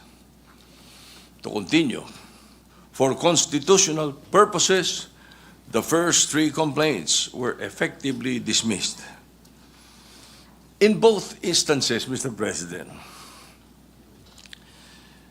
the Supreme Court was referring to the February 5, 2025 adjournment. But they have, erroneously believed that the said adjournment is the same adjournment with the sine die adjournment that ends a Congress. It is not.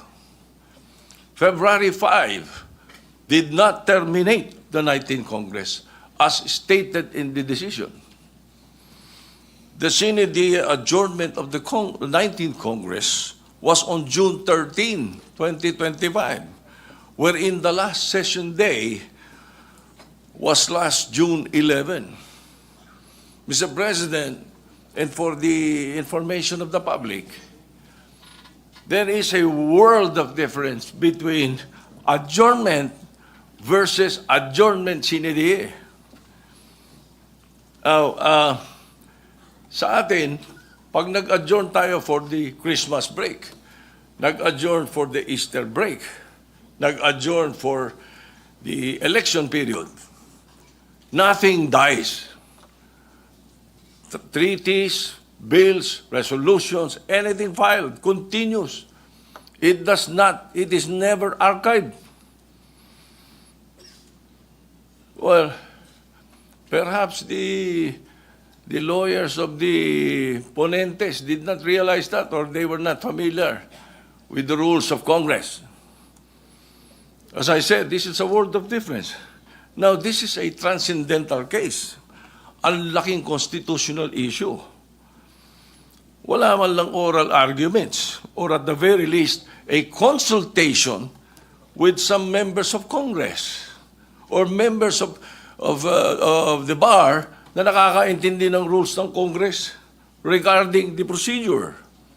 In that matter alone, Mr. President, kasabihan ninyo mga lawyer, falsus omnibus, falsus unos, falsus omnibus. Mistake in one, mistake in all. In that manner, they wouldn't have decided based on their unfamiliarity with the legislative process. May mali agad eh. Pati ba legislative rules natin gusto nilang palitan? Ganun ba yun? maybe not everyone may appreciate the importance of the legislative calendar of Congress. But us, it is a big deal. That's why I'm stressing this point. Concurrent joint resolution pa nga when we approve this calendar, only to be misinterpreted and used erroneously in this case. Nag-adjourn daw yung 19th Congress. Kaya na-archive lahat. Now, may kinopya lang, kopya, mali pa. Sabi nga kanina ng ating distinguished gentleman from Tarlac, hilaw. Hilaw yung complaint. Hilaw din yung decision. In addition to this factual error, Mr. President, it can be seen in the website of the House of Representatives that the 3 impeachment complaints were referred to the Committee on Rules and were consigned to the archives on February 6, not February 5, as claimed in page 78 of the decision. Nag-housekeeping lang ang House, kaya in-archive, hindi to end the Congress. This archiving were not the results of the ending of the 19th Congress, but because of the fact that the 4th complaint were already filed and transmitted to the Senate. Dito pa lang, Mr. President, pilit na patunayan na barred ang 4th complaint. Kapag ayaw, may dahilan. Kapag gusto, may paraan. Now, to continue, Mr. President, and this is very much related. The Supreme Court, by the way, if it is wrong, if the complaint done by the House of Representatives was wrong, we cannot correct a wrong with another wrong. The Supreme Court essentially amended the Constitution by removing the 3rd mode of filing of impeachment complaint. This 3rd and speedy mode was enshrined there for a reason. In times that there is an urgent need to impeach a person who is influential and powerful and may use his position to evade the law, the 3rd mode, which is the fastest way, was provided in the Constitution. Why don't you ask the authors of this provision in the Constitution? Constitutionalists or CONCON delegates Munsod, Ascuna, Sarmiento. So, Mr. President, continuing, if the Supreme Court is now changing the meaning of initiating, then at the very least, please apply it prospectively. However, they are applying this new ruling retroactively, which is a violation of the doctrine of operative facts.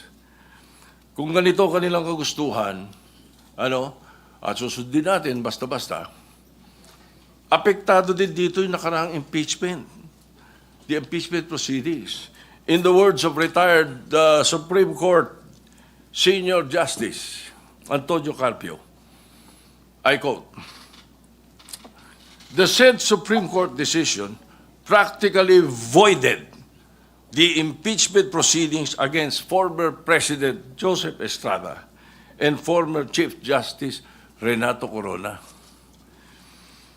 Pag gusto talaga, may paraan. Pag ayaw, may dahilan.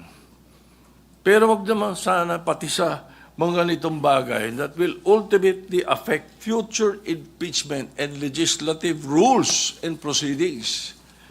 Sa atin yun eh. I've read that the basis for the retroactive application of the new definitions because the Senate now has not acquired jurisdiction yet. Mr. President, ano tawag natin doon sa nag-constitute kayo as an impeachment court? Nag-robe pa kayo. You even sent out summons. Ano yun? June 9, the Senate President took his oath. June 10, nag-convene an impeachment court. Niremand to the House of Representatives. Tapos yung issue of the summons to the defense. Ano po tawag doon? Hindi nag-convene?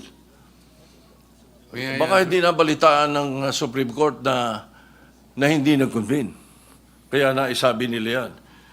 So, now, just an observation. I will try to shorten this, Mr. President. Just an observation, Mr. President. Well, not only myself, but several lawyers mentioned this to me, including my godson, former Senate President Aquilino Pimentel III. Naguluhan sila sa pagkakasulat ng desisyon. It is incoherent and some parts are off-topic, sabi nila. Para bang pinagtagpi-tagpi. Basahin niyo mabuti. Uli, ang dami, gagaling ng mga abogado rito. Basahin niyo. It even quoted the entire Article 11 of the Constitution, not only once, but twice. It seems there were two ponentes. Parang dalawa author dito. Well, that is there in my observations. Just an observation. So, Mr. President, the personalities in this present impeachment case is of no moment to me. The Vice President is a friend of mine. The former President, President Duterte, has been my friend since 1988. Everybody knows that.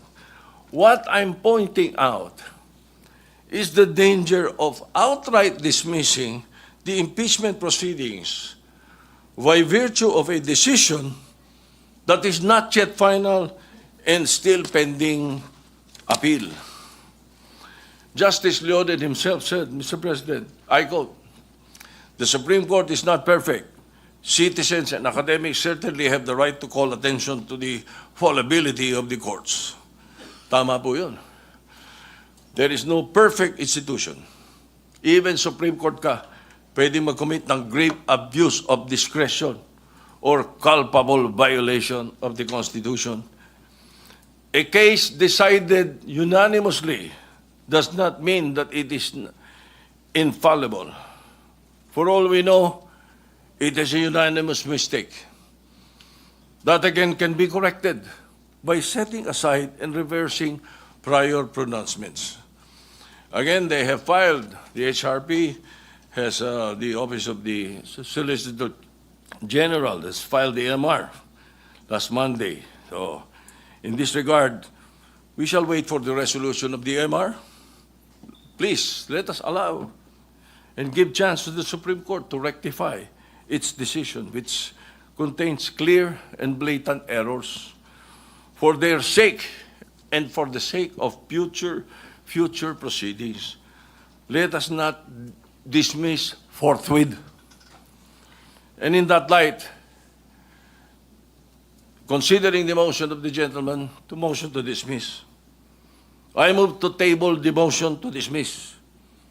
A motion to table has a higher precedence than a motion to dismiss. Thank you, Mr. President. Mr. President, may I have a quick reaction to the manifestation of the gentleman?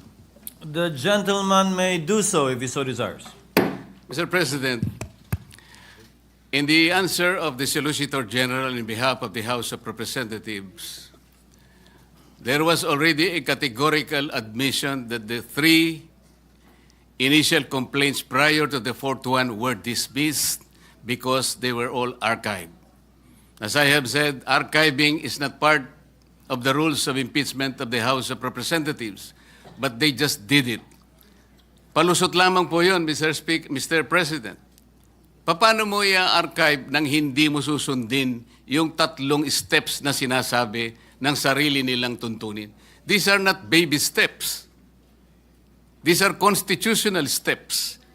At kanina po ipinakita yung slides na yung inclusion in the 10th session day is constitutional. The referral to an appropriate committee is constitutional. There was no referral to any committee. Ang ginawa po nila, tinransmit nila sa Senate without requiring themselves to observe another provision of their own rules. This is to refer to the Justice Committee, where the Vice President might probably be given at least a modicum of right to defend themselves. That is what we call due process. Wala po eh. Inakala po nila na kapag may 1/3 na or more, ay pwede na nilang huwag gamitin yung Section 2 ng kanilang rules. Hindi po nakalagay yun eh. So hindi na po kailangan na i-distingue pa natin yung adjournment and sine adjournment. Kasi inadmit na rin po na in-archive nila kahit na wala po sa tuntunin. Kanina sa manifestation, tinanong din po. Kung wala tayong jurisdiction, paano yung unang initial proceedings? Pwede po yung initial proceedings ninyo will be considered under the doctrine of operative facts. Hindi pa po na-declare na wala pang jurisdiction ang Senate at that time. Ngayon lang po nangyari. Kaya po yung ginawa ng Senate of the 19th Congress, tama pa rin po eh. Wala pa pong declaration noon.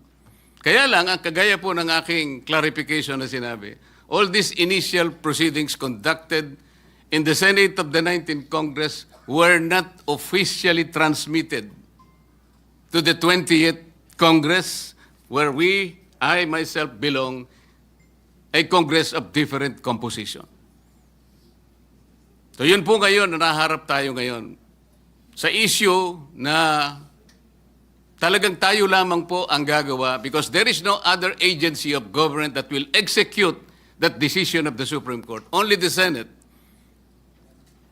So may I go back to the first question, to the original motion, Mr. President. Mr. President, if I may. Majority Floor Leader. Thank you, Mr. President. With the indulgence of my colleagues, Mr. President, our Senate Minority Leader, Senator Sotto, and first movement of the motion, Mr. President, Senator Marleta, may I respectfully appeal, Mr. President, of our, and remind, Mr. President, our colleagues of our concurrence during our caucus held last week, that we will debate on this and talk about this and discuss this matter, Mr. President. But if the Minority Leader would continue to insist his motion, Mr. President, we have no other choice but to dispose with the motion of the Minority Leader, considering that it takes precedence, Mr. President, with the motion of Senator Marleta. It is the understanding of the Chair that during our all-member caucus, which the Chair announced in plenary, that it was agreed unanimously by all the members that we will be discussing, debating, and acting on the Supreme Court decision on a date certain. And this was the date certain that was agreed upon in caucus. Maybe here from the distinguished Minority Floor Leader, if there has been a change in that position given on that date when we had an all-member caucus. Mr. President, I, as a matter of fact, concur with what you said. But during that time when we discussed it, there was no MR filed. There was no motion for reconsideration filed by the House of Representatives or the Solicitor General. So it becomes a different, it develops into a different scenario now that there is a motion for reconsideration. Because again, my question was not clearly answered when I said, what happens if we move to dismiss As what? As a Senate or as impeachment court? I think that is one of the questions that is going to be posed by another member of the Senate, and we wish that you could recognize them to continue debate on this matter before we decide. But again, my answer is that there was no motion for reconsideration when we agreed to decide on August 6 on the motion to dismiss. That's why my motion is not against the motion to dismiss, Mr. President. It is merely a motion to table the motion to dismiss, which you may be able to take up on the floor even tonight or tomorrow. A motion to table is alive always in parliamentary rules, and you may take it up anytime. Then we can take up the motion to dismiss after that, Mr. President. Thank you. We note the intent of the distinguished minority floor leader, but the chair would therefore like to make some points known before we act on the motion. What is the pleasure of the majority floor leader? Mr. President, upon conferment with the minority leader, Mr. President, he is amenable, Mr. President, for us to continue with the discussions and debate on this particular topic, Mr. President. And so with that, Mr. President, may I move that we recognize the distinguished gentleman from Cavite, Senator Panfilo Ping Lacson, to ask his questions, Mr. President. Well, first, the chair would like to thank the Thank you, magnanimity Mr. President. of the distinguished minority floor leader in order for us to be able to continue with the debates. The gentleman from Cavite, Senator Lacson, is recognized for his interjections with leave, of course, of the gentleman who has the floor, Senator Marleta. You may proceed, sir, if Senator Marleta so desires. Thank you, Mr. President. This is not an interpellation. Rather, this is a manifestation to be followed by a parliamentary inquiry. The gentleman may proceed then. Mr. President, I've been diligently reading and reviewing the rules of the Senate since I've been out of this august chamber for 3 years. Nowhere in our rules can I find a provision on a motion to dismiss, as submitted by the honorable gentleman from Tarlac. Neither is there a supplementary application of the rules of court to offer a space for such motion to dismiss, except perhaps in the committees performing their legislative inquiries in aid of legislation. Obviously, we are now assembled in plenary, not as an impeachment court, but as a legislative body, and I cannot relate to a motion in this plenary to an issue that involves a collective decision that falls solely and exclusively under the jurisdiction and authority of an impeachment court. Having said that, Mr. President, my parliamentary inquiry is addressed, of course, to the Senate President. Mr. President, how do we deal with the pending motion? I refer to the motion to dismiss. Shall we even take it up or deal with it? Kasi wala po sa rules natin. Paano wala tayo pong guidelines? Kasi wala po sa rules natin yung motion to dismiss. So anong guidelines ang susundin natin in addressing the motion to dismiss submitted by the Honorable Marleta? Assuming arguendo, Mr. President, that the motion is voted upon and adopted by this body, what if, Mr. President, the Supreme Court reverses itself when it rules on the MR filed by the House of Representatives through the Solgen? Shall we also backtrack and reverse ourselves in dismissing the impeachment case? I pose that question, Mr. President. Thank you. Thank you, Senator Lacson. To respond, we were faced with this question, but the very people asking us to wait right now were the very same people who were telling us before to ignore the pendency of a case in the Supreme Court precisely regarding this impeachment complaint. They were egging the Senate, even if we were on recess, to precisely proceed with the trial in spite and despite the pendency of cases in the Supreme Court. And the chair, with an abundance of caution, same with the good senator right now, decided to afford the Supreme Court time during the recess to decide on the matter. And when they did not, the Senate, in accordance with its duty, convened the impeachment court when we resumed session, given that we cannot conduct impeachment proceedings that have not yet begun yet during the recess. To answer the query with respect to motion to dismiss, this was actually done, although not via a motion to dismiss, but a motion to archive in relation to the impeachment complaints of then President Estrada and Ombudsman Gutierrez. In fact, in the case of Ombudsman Gutierrez, it was our distinguished minority floor leader himself, acting as majority leader, I believe, who moved that the case be archived, given the resignation of then Ombudsman Gutierrez for being moot. In the case of President Estrada, the case was likewise archived for being functus officio, given that EDSA DOS happened and a new president was sworn into office. Your Honor, I believe the chair believes that we will have different interpretations of the effect of the Supreme Court decision.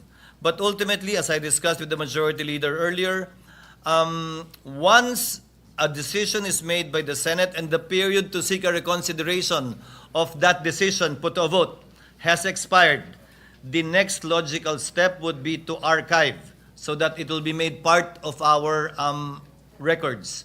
It is the position of the chair, subject to the wisdom of the plenary, Your Honor, that given the Supreme Court decision that the Senate never acquired jurisdiction over it, that the proceedings and the Articles of Impeachment were null and void ab initio. Indeed, there might not even be anything to dismiss, and the procedure would be more properly to archive, similar to what we have done in the past, so that these proceedings will still be made part of the Senate's records. But we will cross that bridge once we put it to a vote, Mr. President. I go Your back Honor. to my previous question, Mr. President. Anong gagawin natin sa motion to dismiss? How do we deal with it? May We I are in answer, plenary Mr. as a legislative body. We're not an impeachment court. So yun ang tanong ko po, Mr. President. Yun ang essence ng aking parliamentary inquiry. The predisposition of the chair is what I stated, but subject, of course, to the wisdom of plenary. Maybe here from Senator Marleta, with respect to his ideas, given that he is the proponent Mr. of the President, motion. it is true that the motion to dismiss is not part of our rules. But it is part of our rules po yung pagiging suppletory application po ng rules of court. In the rules of court, yung korte po can motu proprio dismiss a case kung wala pong jurisdiction. And considering that the rules of court has become part of our rules, that's why I use the motion to dismiss.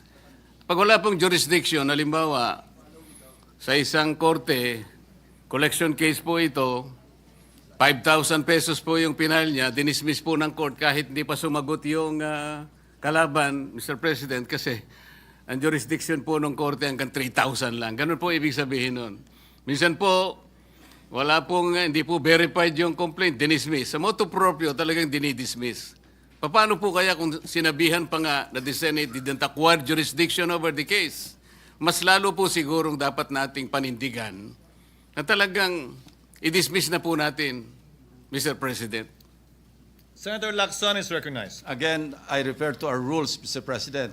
Wala rin po ako makitang suppletory application sa rules of the Senate pagdating sa plenaryo. Pwede pong gamitin ito sa mga committee hearings. Sa impeachment. Inquiry in aid of legislation. But we are not there. We're here in plenary. Maski po basahin natin na 100 beses ang ating rules of the Senate, wala pong suppletory application sa ating rules. Thank you, Mr. President. The point of Senator Lacson, insofar as that is concerned, is well taken. Senator Pangilinan. Just on the point of Is recognized. suppletory, the rules of court being suppletory. Mr. President, the rules that are suppletory presupposes that there are no rules of the Senate or the Senate impeachment court. In other words, in the absence of a standing rule, or provision of either our Senate rules or the Senate Impeachment Court rules, then we refer to the rules of court as suppletory to our rules. But in this case, the Senate Impeachment Court has a specific rule, Resolution number 39. Upon presentation of the articles to the Senate shall specify the date and time for the consideration of such articles. Unless the Senate provides otherwise, it shall continue in session from day to day until final judgment shall be rendered, and so much longer as may in its judgment be necessary. In other words, as an impeachment court, of course, not as a Senate in plenary, but even that is now being debated because this representation believes the sole power to try and decide impeachment cases is the impeachment court and not the Senate in plenary. Mr. President, Majority Floor Leader. Mr. President, next to interpolate, Mr. President, on the list of this representation is the distinguished gentleman from Taguig and Pateros, no other than Senator Alan Peter Cayetano. I move that he be recognized, Mr. President. If I may, Mr. President, with the indulgence of the good gentleman from Taguig and Pateros, yung akin po ay The lady may proceed. susog doon kay Senator Lacson ng mga punto. But, Your Honor, It's the not an chair- interpellation yet, Mr. President. I follow up point to the point of Senator Lacson. If the SP lady may and proceed. the gentleman. Thank you, Mr. President, and with the indulgence, as I said, of the good gentleman from Taguig and Pateros, nabanggit na rin po, Mr. President, pareho ni na Senator Lacson at Senator Pangilinan, yung usapin ng tayo ba, Senate or Senate Impeachment Court ba? So this is a point of inquiry, actually, a brief point of inquiry, Mr. President, related to the motions at bar now. The question presented to the body is related to an ongoing impeachment case, which is within the jurisdiction of the impeachment court. Should we not first have the newly elected senators take their oaths as senator judges and convene as an impeachment court? I note, Mr. President, that the Supreme Court decision is not yet final.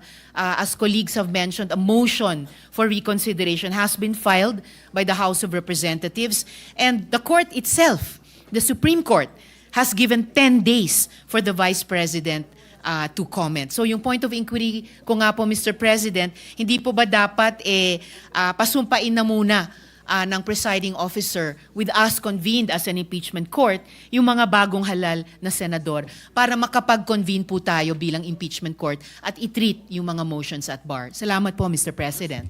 Noted and entered into the records. What is the pleasure of the Honorable Just a very quick intervention. Very quick, Mr. President. With the Pangilinan? permission of Yes, our you may committee. proceed, sir. Yes, Mr. President. And we place this on record after reading the ruling, the decision of the Supreme Court. Mr. President, the Supreme Court referred to the Senate Impeachment Court repeatedly. And therefore, it is the Senate Impeachment Court that was also impleaded. It is the Senate Impeachment Court that may, if it opts to, file a motion for reconsideration. And therefore, this motion to dismiss, we believe, should be forwarded to or tackled by the Senate as an impeachment court. Your Honor, just on that point, the parties mentioned in the case is not the Senate Impeachment Court, but the Senate. And the dispository section of the decision makes mention also of the Senate. If I may quote, consequently, the Senate did not acquire jurisdiction to constitute itself as an impeachment court. That's the decision of the court in Duterte v. HOR. Mr. President, and we will go back to the earlier manifestations The of... mic, please. We will go back to the earlier manifestations of the minority leader. Yes, the Supreme Court ruled that we have no jurisdiction. Yet, the decision is flawed in terms of the facts on procedure, the one-year bar, and on due process. This is at least, of course, our assertion. And therefore, should we not wait for a motion for reconsideration to be resolved before we proceed and vote on the matter that has removed from the impeachment court jurisdiction? Should we not at least assert the power and the prerogative under the Constitution of the Senate Impeachment Court in terms of the exclusive jurisdiction, number one, and the sole power to try and decide? That is what we will be deciding and voting upon this afternoon, Your Honor. Thank you, Mr. Senator President. Cayetano is Yes, recognized. please, Mr. Thank you, Mr. President. The distinguished gentleman, Senator Marcoleta from Tarlac and Senador ng buong bansa. Sir President, initially I wanted to speak pagbotohan na po. But very interesting po yung question na bringing up ni Senator Lacson. But aside from that, Mr. President, masyadong mabigat yung crossroads na hinaharap ng ating bansa. And remember, assuming we do nothing today, I am 101% sure that on February 6, 2026, an impeachment case will be filed against the Vice President. Maybe against other impeachable officers too. So I think it is very important that mahimay natin yung desisyon, yung sentimento ng institusyon na to, mailabas hindi lang sa social media at sa traditional media ang mga puntong nagsasaliwa, meaning pong parang hindi nag-uusap eh. So at least here we disagree, but whether we listen to the minority leader or to Senator Marcoleta, we agree to listen to each other and to examine each other's points. So I just like a few minutes on some very important matters. Let me start by the accusation that because of this decision, masyado nang mahirap at wala nang mai-impeach. So may I ask Senator Marcoleta if he would give me the honor of asking him a few questions and allowing me to interpolate on 2 or 3 topics. The first one is whether or not naging imposible na mag-impeach under this decision. The gentleman may proceed if Senator Marcoleta will so allow it. Yes, Mr. President. Mr. President, sabi po nung iba, imposible na daw mag-impeach ngayon dahil sa desisyon. I Hindi see the po. decision before you. I approached you last week. You've been studying it. I see your radio program.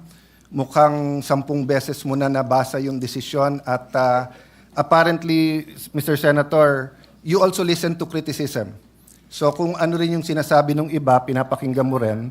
In your view, may I take note first, Mr. President, that I am glad that the Senator made a distinction na he is for the rights of everyone. He was adopted by PDP and ran with a particular party, but he is not a member of the Duterte bloc. Am I correct there? Technically speaking, Mr. President, I am not a member of the PDP, but I admit that I was adopted and I ran in unity with some of the parties of the PDP candidates at the time. The point I'm going at is like, I was a cabinet member in the Duterte administration, but I have not talked to the Vice President. I ran as an independent in 2022, so I speak now as a senator and not as a partisan. I assume the same, Your Honor. Yes, that Mr. President. you're giving your own personal opinion as Senator Marcoleta, not as a partisan. Of course, I assume that for everyone here, no? Regardless of our position. So, Mr. Senator, sa iyong paghimay ng desisyon, sa tingin mo ba imposible na ngayon mag-impeach ng isang impeachable officer? Hindi po, Mr. President. So, naging napakahirap ba mag-impeach ng isang officer? Hindi ko po alam kung bakit mahirap po sa kanila, Mr. President. Ang importante lang po, ilagay lang po sa tamang proseso.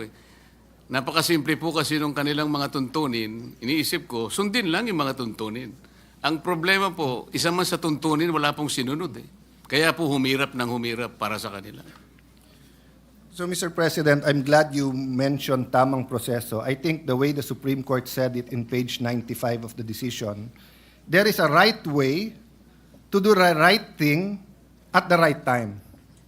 The problem, Mr. President, is sinasabi po nung iba, may decision na sa former decisions, meron ng definition ng initiation, and many of us here were not mere spectators there. I mean, Senator Sotto, I think, was in the impeachment court, di ba, of Senator Estrada, Senator Laurentu.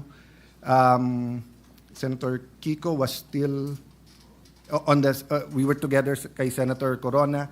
Senator Cheese and I and Senator Miggs were in the House during the prayer 1/3 to the Senate Articles of Impeachment, di ba? So, hindi po tayo stranger sa mga pangyayaring ito.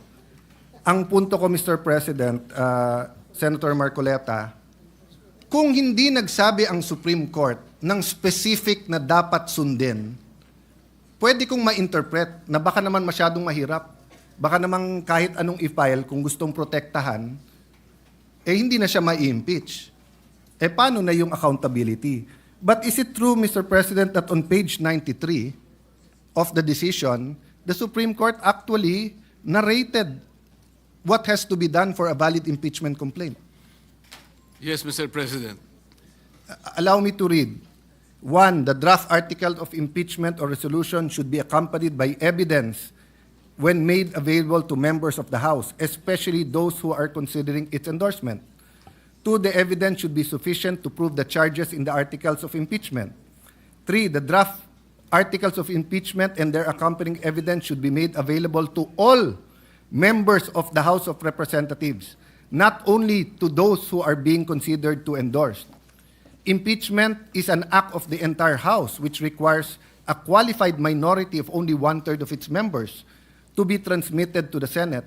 However, the House of Representatives is a deliberative assembly where each member should be allowed to represent the views of their constituents. Let me stop there first. Mr. President, may problema ba yung number 1 na yung articles of impeachment kailangan may ebidensya? Wala pong problema doon, Mr. President. Hindi ba ho baliktad? Kung walang ebidensya, may problema. Tama po.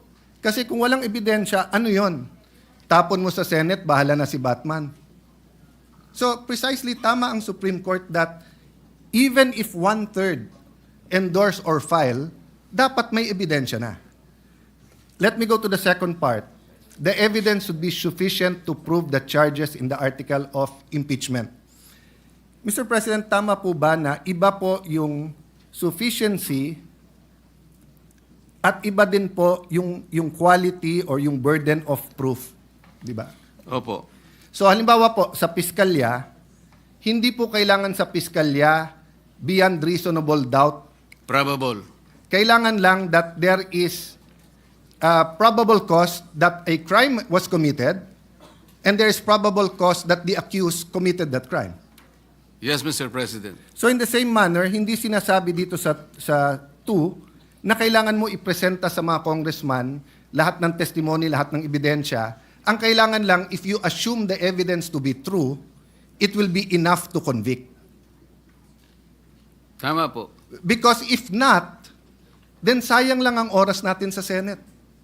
Kung may articles of impeachment ka, walang ebidensya or may ebidensya pero yung ebidensya is not sufficient to prove the charges, either the Senate will be a kangaroo court and convict without evidence, or we will be wasting our time. So wala rin problema sa number 2, Mr. President. Wala po, Mr. President. Number 3, ang sinasabi lang ng number 3, kahit na pumirma yung 1/3, kailangan ipakita pa rin sa lahat ng Kongreso. Isa po sa hinanakit po yun nung bata ako dahil ako po'y payat nun at hindi katangkaran. Parati akong saling pusa sa basketball, baseball, volleyball, dahil hindi po ako ganong kagaling sa sports. Sa Congress ba, hindi ba tamang rule to? Na kahit wala ka sa majority, kahit wala ka sa qualified minority, kapag ka may impeachment, merely being elected as a representative of the district or of the party list, dapat ipakita man lang sa'yo yung articles of impeachment at saka yung ebidensya. Tama po kayo, wala man lang po akong nakita sapagkat ako po hindi isinali sa pakakitaan ng... So naiintindihan niyo po kung paano maging saling Hindi ko nga pusa. po alam na meron na po pala, hindi man lang kami binigyan eh. Kaya nung tinanong ko po yung aking mga kasama, kayo pala binigyan, bigyan nyo nga ako ng kopya para mabasa ko. Wala rin kami, paano nyo pinirmahan? O hindi naman namin binasa nung pinirmahan na. Basta meron lang binigay ng mga signature pages. Doon lang kami pumirma. So Well, hindi nyo nabasa? Hindi. God and the world has a way of correcting itself because now I have the privilege of serving the people here, not as a salimpusa, and definitely, Your Honor, as chairman of the Senate Blue Ribbon Committee, is not a salimpusa here in the Senate. In fact, you are an esteemed neophyte with a very powerful committee. So, again, number 3 is just a simple walang saling pusa rule, which is very good. Number 4, respondent have the opportunity to be heard on the draft articles of impeachment. Hindi ko na po babasahin dahil mahaba, pero basically ang sabi ng Supreme Court dito, hindi naman kailangan pumunta doon ang Vice President. Pwedeng through pleadings. Meron po bang masama dito, Mr. President, na kapag may na-impeach, bigyan man lang siya ng kopya at pasagutin muna siya sa House bago siya pasagutin sa Senate. May masama po ba dito? Wala pong masama, Mr. President. Ang totoo nga po, sinasabi nga na dapat i-repair po lahat ng impeachment complaints kahit na yung pinirmahan ng 1/3 o higit pa, i-repair sa Committee on Justice. Yun po ang paraan siguro para magkaroon man lang ng pagkakataon ng Vice President, kahit na by pleadings lang, makasagot siya. Yeah. Pero hindi nga po ibinigay. Before I go to number 5, just because I like your answer, Mr. President, one thing that guides me, no? So I've in coming to my decision with this, I follow 2 books. One, the Bible, which is of course a covenant between God and people, tayo, and the Constitution, which is a covenant among the Filipino people and the government, no? Alam mo, both books talk about due process. Ang Panginoon, nung kinain ni Adam at Eve yung prohibited fruit, nagtanong muna siya, ba't kayo nagtatago? Hindi nag-accuse, nagtanong muna, pero alam na ng Diyos. So ang ibig lang sabihin ng due process, sabi ng desisyon ng Supreme Court, magtanong ka muna bago ka humusga. So Mr. President, I was thinking, what if naging masyadong emotional yung eleksyon ng huli? And one-third of members of Congress ay naging anti-administration at ang kinahaharap natin ngayon ay isang impeachment labang kay President Marcos at pag siya'y na-impeach, magiging presidente si Vice President Sara. I wonder if all of us in this room and out of this room will still have the same paninindigan. I hope I will. I'm not judging. I am just saying, Mr. President, what helps me is those 2 books, but also to put myself in the opposite side, to put myself in that position. What if, so I'm looking, I see my good friend, former Senate President Zubiri, shaking his head. So natanaw ko tuloy si Senator Kiko. What if Vice President Lenny and Senator Kiko won in 2022? And what if ang ini-impeach ngayon ay si Senator Kiko? I hope yung decision ko to support this decision would be the same. Tama Because po, dapat walang pagkakaiba. Wala saan pagkakaiba. So number 5, a reasonable period of time determined on the basis of complexity of charges must be given to all members of Congress. Kasi lumalabas po, yes, tama si Senator Sotto, ibang mode yung 1/3. Pero lumalabas po mismo sa pleadings, mismo sa sinabi ng House of Representatives, wala pang 3 oras. Yung Wala po. ibinigay sa mahigit 200 na pumirma, samantalang ang complaint is a few hundred pages. Tama po ba? Mahaba pong pahina lahat ang sinabi sa akin, Mr. President, at hindi po nila na kayang basahin sapagkat wala nga silang kopya. Humihingi po sila ng kopya bago pumirma, ngunit wala pong ibinigay. Yun po yung sinabi sa akin ng mga ilan sa aking mga kasamahan doon. Yung number 6 po, Mr. President, madali kasi kailangan yung impeachable act is an act done while they were in their present office. So wala naman pong problema dyan. Meaning, kung may nagawa si Senator Cruz nung konsyal pa siya, pero ngayon Vice President na siya, hindi naman siya pwedeng impeach base sa ginawa niya nung konsyal siya. Tama po. So madali po yon. Number 7, at the very least to accord the opportunity to be heard under the requirement of due process in the procedure under Article 11, Section 3, Paragraph 4, after the draft Articles of Impeachment and required proof arrived at. Letter A, the House of Representatives should provide a copy of the draft articles and its accompanying evidence to the respondent and give her an opportunity to respond within a reasonable period. May problema po ba dito? Wala po. Kapag ka ganito kabigat, natatanggalin mo ang isang impeachable officers, tama po ba yung surprise? Hindi po. Parang, eto yung wag mo nang tignan, 1/3 naman kami, sa Senado ka na, sa Senado ka na mag-reply.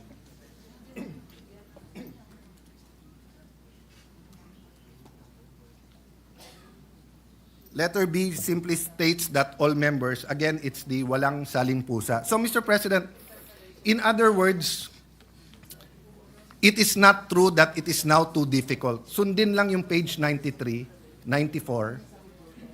Whether it's February 6 for the Vice President or if anyone wants to file an impeachment against anyone, magagawa to at any time.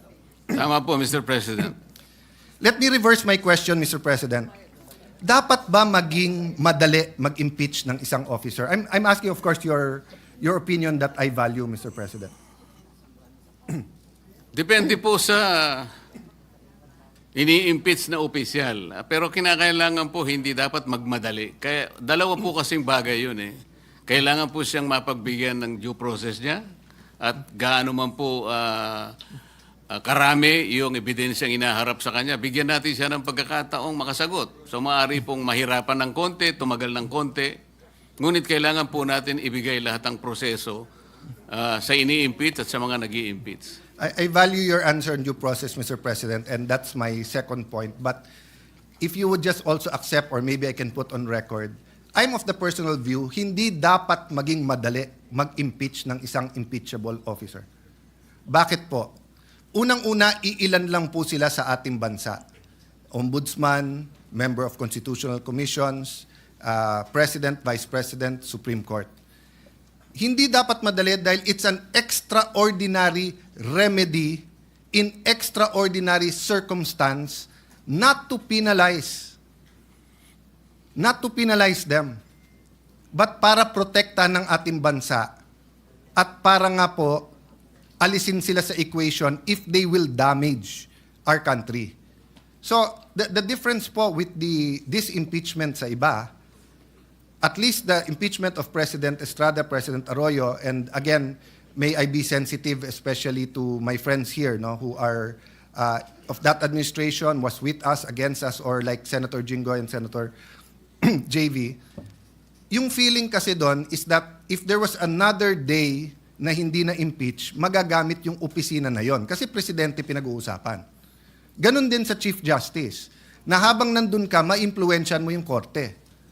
Pero pag pinag-uusapan mo Vice President ngayon, wala naman siyang hawak na departamento, wala siyang hawak na agency, wala namang police, militar, NBI, Coast Guard, whatever under sa kanya. Yes, we should hold her accountable kung may ginawang mali. Dapat i-impeach pag may ginawang mali. Pero it's not true that today and tomorrow matters that much. Because wala naman siyang opisina na magagamit not only to cover her tracks or to damage the country. Di ba? In fact, I doubt kung walang perpetual disqualification yan, baka iba ang suma natin ngayon. But I don't want to go to the political aspect. The point I want to make, Mr. President, is para tayong nag-Goldilocks, pag gusto natin yung i-impeach natin, so nung time na yon na gustong impeach si President Erap, padaliin natin. At kung hindi, walk out tayo. Kung kakampi mo si GMA, pahirapan natin. Kung kakampi mo si Duterte, pahirapan natin. Di ba? So, in that point, I see why the Supreme Court, they made a statement Nag-statement sila about history. Sabi ng Supreme Court, ito po, sa page 94, we understand our history. We have learned that in the past, momentary desires to do what is convenient and concede means to ends have inadvertently created precedents that weaken the succor of law for those who dissent, or those that are society's margins, or those who have fallen out of grace from the powers that be. We have learned that the clash of political interests in the past, often disguised by noble intentions, have obscured the need to address the real problems of corruption, inequality, poverty, and disempowerment faced by our people. Kung ito lang po ang sinabi nila, Mr. President, sasabihin kong hindi ba namumulitika yung korte? But sinabi nila to after page 93 na iniisa-isa nila paano mo i-impeach eh. So parang ang tinuruan na ang Senado at saka House, gusto nyo impeach ang Vice President o sino man, sundin nyo lang to. Wala na kayong problema. So I think in that sense, Mr. President, it's a balanced decision. Ang question, Mr. President, yung tanong ni Senate Minority Leader, former Senate President Sotto, operative fact, Mr. President. Mr. President, may I venture to answer the question of Senator Sotto nung tinanong niya, ano to? Diba? Ano to yung nag-robe, etc. Nasagot na po kasi ni Sara Geronimo yon. Nung sinabi niya kay Coco Martin, there was never an us. There was never an us. Sinabi kasi ng Supreme Court na void ab initio to. But I have a reason, Mr. Minority Leader, former Senate President, and Senator Ping, why I bring this up. Because I agree with Senator Ping na ano ang i-dismiss natin. Because ang sinasabi ng Supreme Court, and that goes to my last point, for your consideration, Senator Marcoleta, sabi ng Supreme Court, there was never an us, ibig sabihin, void ab initio. So wala tayong i-dismiss. So theoretically, if we do not do anything today,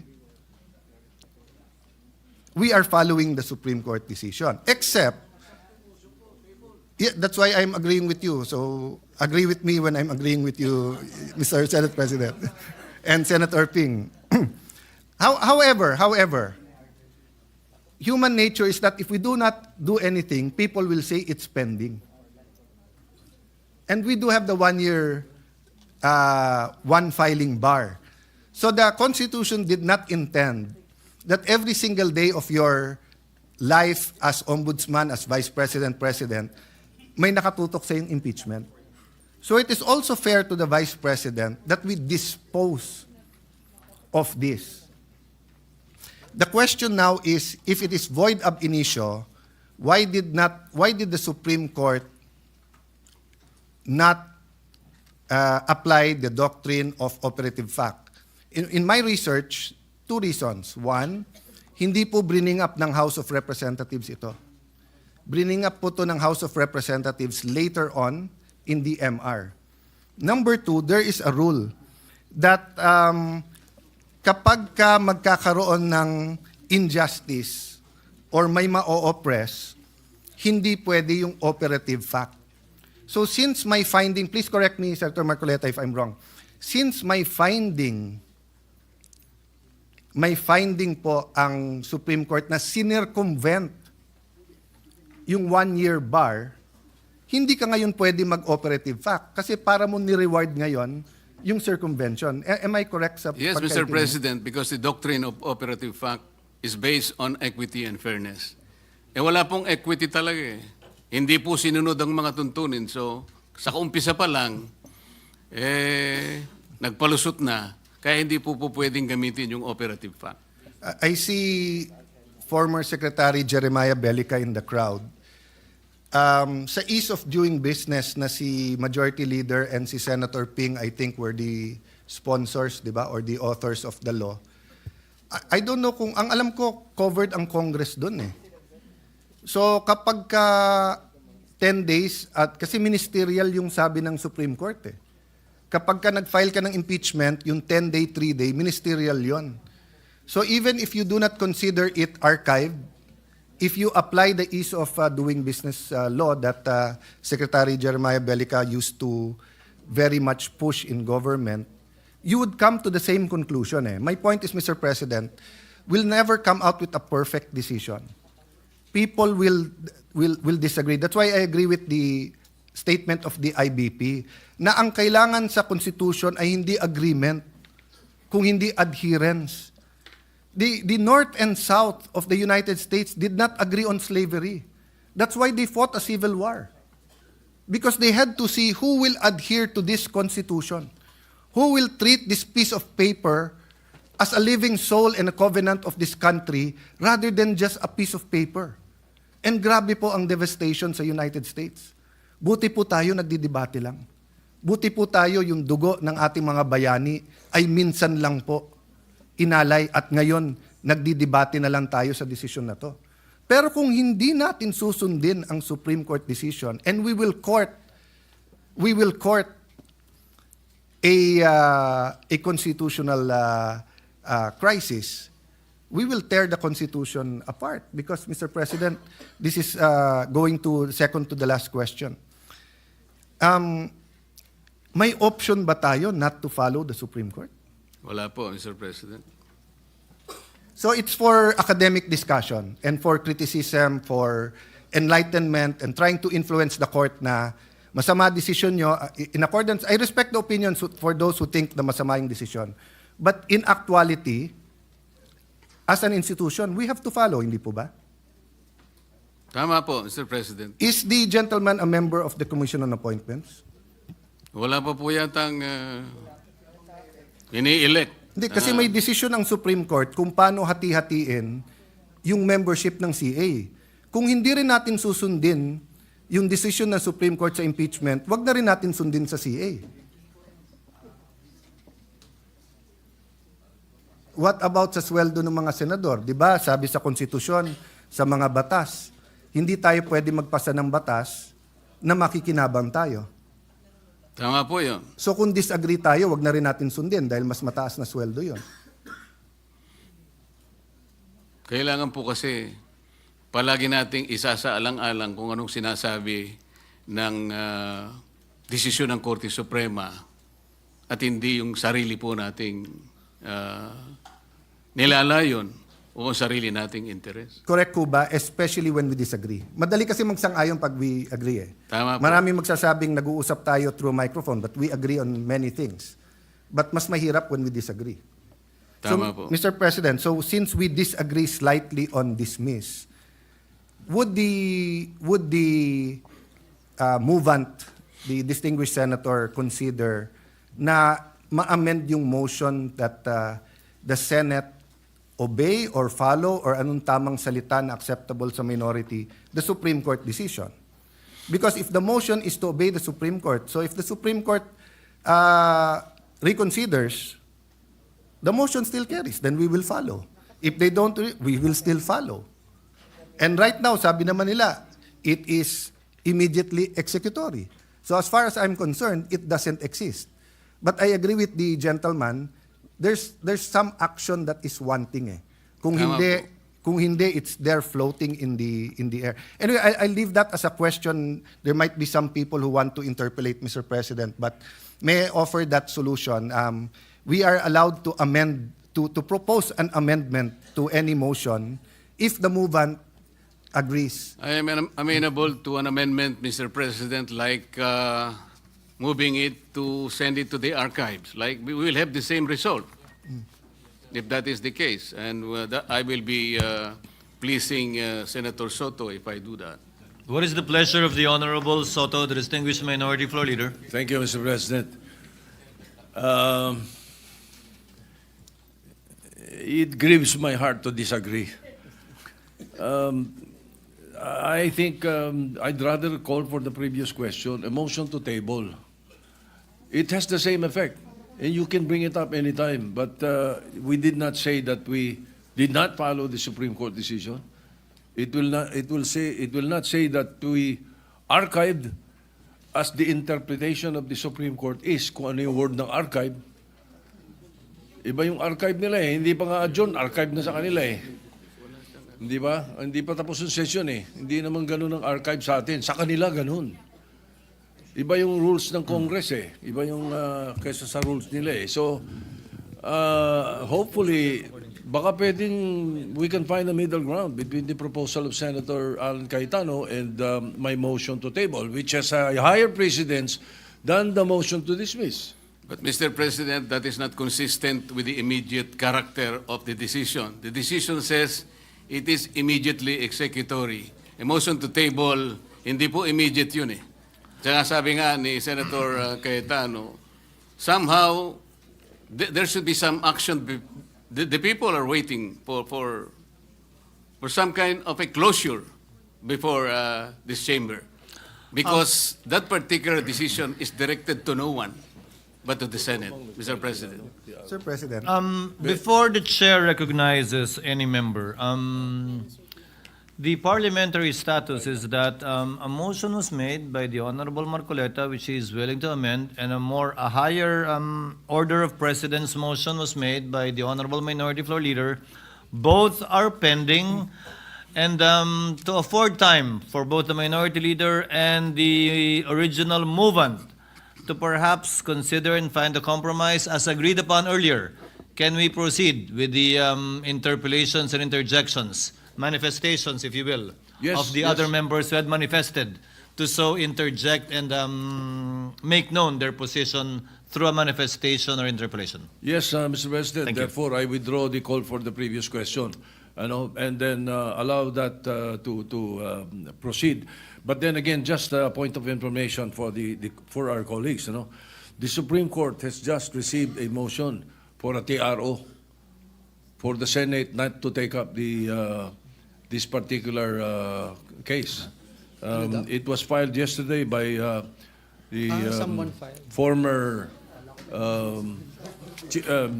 Associate Senior Justice Tony Carpio, also Ombudsman Conchita Carpo Morales, Commissioner Heidi Mendoza, religious leaders, former military and public servants, Ms. Sheila Magno, students and the youth and the academe. They have filed a TRO with the Supreme Court, and we are awaiting something to that effect. It might come out today, and then we are, again, inuunahan natin. So hopefully, yes, we can proceed, Mr. President. Thank you, Minority Floor Leader. Your manifestation is duly noted. Senator Cayetano. Sir President, let me agree let me just agree with both you and the Minority Leader. And of course, thank Senator Marcoleta for his openness. Ang intention ko lang naman po in proposing an amendment, wala pa yung actual words, no? But Mr. President, kasi kung pwede, pag bumoto tayo, dahil mabigat po yung pagbobotohan natin at most of us have dug in already sa legal opinion natin sa boto natin. So kung mali ang framing kung ano pagbobotohan, mahirapan din tayo lahat. So meaning I don't mind if I vote for or against the proposition, at least malinaw kung anong pagbobotohan ko. So like I would vote to follow the Supreme Court decision. I'm thinking whether I'll vote to dismiss because the Supreme Court said it did not exist, void ab initio. But I don't want to vote against it because if I vote against it, it is live. And precisely the Supreme Court said immediately executory. No? So let me yield the floor para dun makapagtanong yung iba. But I'm hoping some of us can come up with language that will be acceptable. We might not have a unanimous vote, but at least klaro kung anong pinagbobotohan natin. Thank you very much, Senator Marcoleta. Mr. President, just a point of information. Senator Pia Cayetano is recognized for her point of information. Yes, thank you, Mr. President. I'm happy to be corrected. We have on the floor, I don't know, maybe 5 or 6 previous majority floor leaders. Senator Alan was a majority floor leader. The minority floor leader was Senator Sotto was a majority floor leader. Senator Kiko was a majority floor leader. Senator Zubiri, former Senate President, was also a majority floor leader. I hope I didn't forget anyone. Lauren was a majority floor leader. So on that note, again, I'm happy to be corrected, but the rules, to my knowledge, do not limit us to a particular kind of motion. Rule 31 The title is Precedence of Motions, so it lists the motions that take precedence. Rule 32 is the privilege motion. It doesn't mean that we cannot have a different motion. So just put that on the table so that those who want to be creative can continue this discussion later on when we get to that point that we are deciding if we will rephrase, if we choose to look for a more appropriate wording. But I'd like to include this in everyone's for everyone's consideration, that there doesn't seem to be a limitation on what kind of motion we can present to the body. Thank you. Thank you very much, Senator Cayetano. Mr. President, at this juncture, may I move that we recognize the distinguished gentleman from Davao, Senator Bato de la Rosa. Senator De La Rosa is recognized. What is your pleasure, sir? Thank you, Mr. President. I just would like to make a clarification, Mr. President, that it is very clear to me during our caucus, we have agreed that today, on this date, we are going to tackle this Supreme Court ruling, and we have to debate on this, and we have to decide on this today. It was not part of the agreement that whenever the House of Representatives file a motion for reconsideration, ay ma-install yung ating plano to decide today. So, bakit nagbago yung usapan, Mr. President? I'm just asking. Your Honor, the Senate is a collegial body and decides everything by dividing the House. The current parliamentary status is that we have two motions that have not yet been acted upon. One has precedence over the other. Pinahintulutan ng dalawang movement na magpatuloy muna yung pagdedebate. So darating po tayo sa punto, matapos ang debate, na pagbobotohan natin yung dalawang motion po na yan. Ayon sa precedence ng rules natin. Majority Floor Leader. Mr. President, just very quickly. Mr. President, very quickly. Is this already your... Just an interjection on the point raised by Senator De La Rosa. Mr. President, if I may appeal, Mr. President, to distinguished gentleman from Pampanga, Mr. President, because next to interpolate is the distinguished lady from Iloilo, Mr. President, Senator Risa, and then it's his turn, Mr. President. Just a quick manifestation, Mr. The gentleman may proceed for his quick manifestation. Because it has been referred repeatedly about what we agreed on in the caucus. Mr. President, we agreed to decide on this matter. And if the decision is to lay it on the table, that is a decision of the Senate in plenary. In other words, we didn't agree on deciding that we will decide on a motion to dismiss. We didn't agree that we would decide on holding it in abeyance. We said we will decide. Your Honor, that's precisely what the Chair said. We will be deciding on these pending motions at the proper time after debate. Senator Ontiveros is recognized for her interpellation and interjection, if Senator Marleta so desires. Yes, Mr. President. Salamat po, Mr. President. In lieu of an interpellation of the good gentleman from Tarlac, I will be seconding a motion, Mr. President, preceded by a brief manifestation. Earlier, Mr. President, Senator Marcoleta said he refuses to speculate on reversal. But the good gentleman's own position is based on his own speculation that the SC will not reverse its decision. A tabling of the motion to dismiss, which is what I will second in a few minutes, Mr. President, a tabling of the motion to dismiss by the Senate today is not defiance of the Supreme Court. Wala pa nga po kasing final na decision. Kahit ang Korte Suprema po, iniintay pa ang comment ng VP. That is why I will be seconding the motion of the Minority Leader to table the motion to dismiss the impeachment complaint until the decision of the Supreme Court has attained finality. Tama po. We should exercise extraordinary prudence in this matter of transcendental importance. Still, I also wish to take this opportunity to express my thoughts at this crucial moment for our chamber. Mr. President, I agree and I continue to respect the Supreme Court. Hindi po magbabago iyan. But, Mr. President, hindi naman po ibig sabihin ng respeto ay pananahimik. Lalo na kapag inisip natin kung gaano kalaki ang nakataya dito. Magkaiba rin yung rumerespeto at yung bulag. Kaya naman, I will not be choosing silence, nor will I be turning a blind eye in the face of clear and unmistakable injustice. I am encouraged by the words of brave professors of the UP College of Law who in 2010 issued a sharp critique of a Supreme Court decision, Villanueva versus Executive Secretary, which said, the court cannot regain its credibility and maintain its moral authority without ensuring that its own conduct, whether collectively or through its members, is beyond reproach.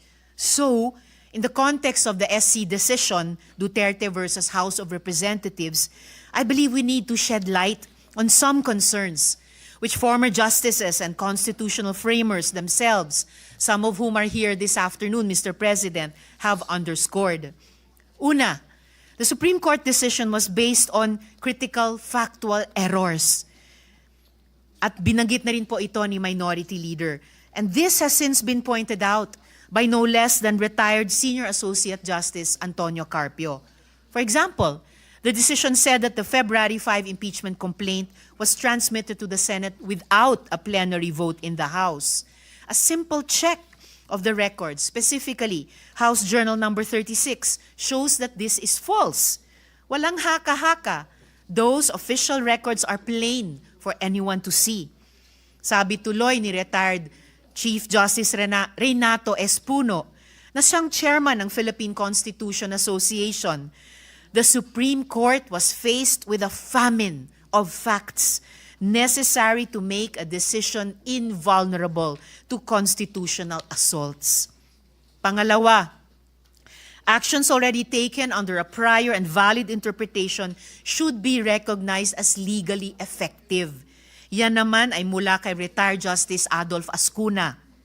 The House of Representatives was operating under the regime of the legal doctrines in Francisco and Gutierrez, which held that the initiation of impeachment proceedings begins from referral.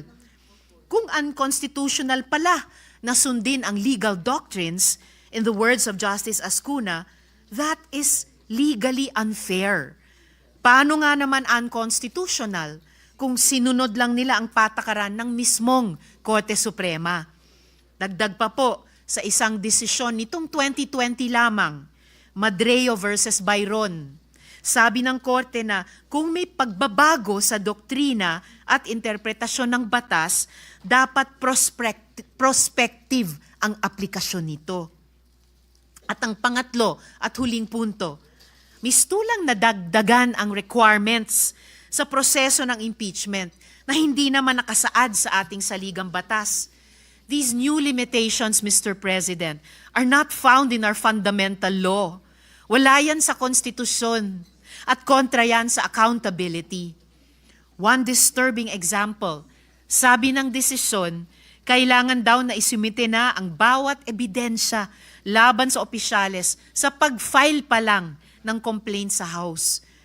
Dapat ba naka-attach na ang bawat bank slip, public record o testimonya ng witness na ihaharap kahit wala pa silang proteksyon ng Senate Impeachment Court? Ang tanong tuloy ng marami, realistic ba yan? Paano kung ang impeachment ay laban sa mataas na opisyal na kayang-kayang magtago ng ebidensya o manakot ng mga potential witness? Bakit humaba yata ang checklist ng proteksyon para lang sa impeachable officials? Samantalang ang taong bayan na nagtatanong, na naniningil ng pananagutan, sila pa ang pinahirapan. Sila pa ang nadagdagan ang requirements. Ayon sa Korte Suprema, an official facing impeachment does not stand to lose fundamental constitutional rights such as life, liberty, or property. Hindi buhay, kalayaan, o pag-aari ang inihahabla sa impeachment.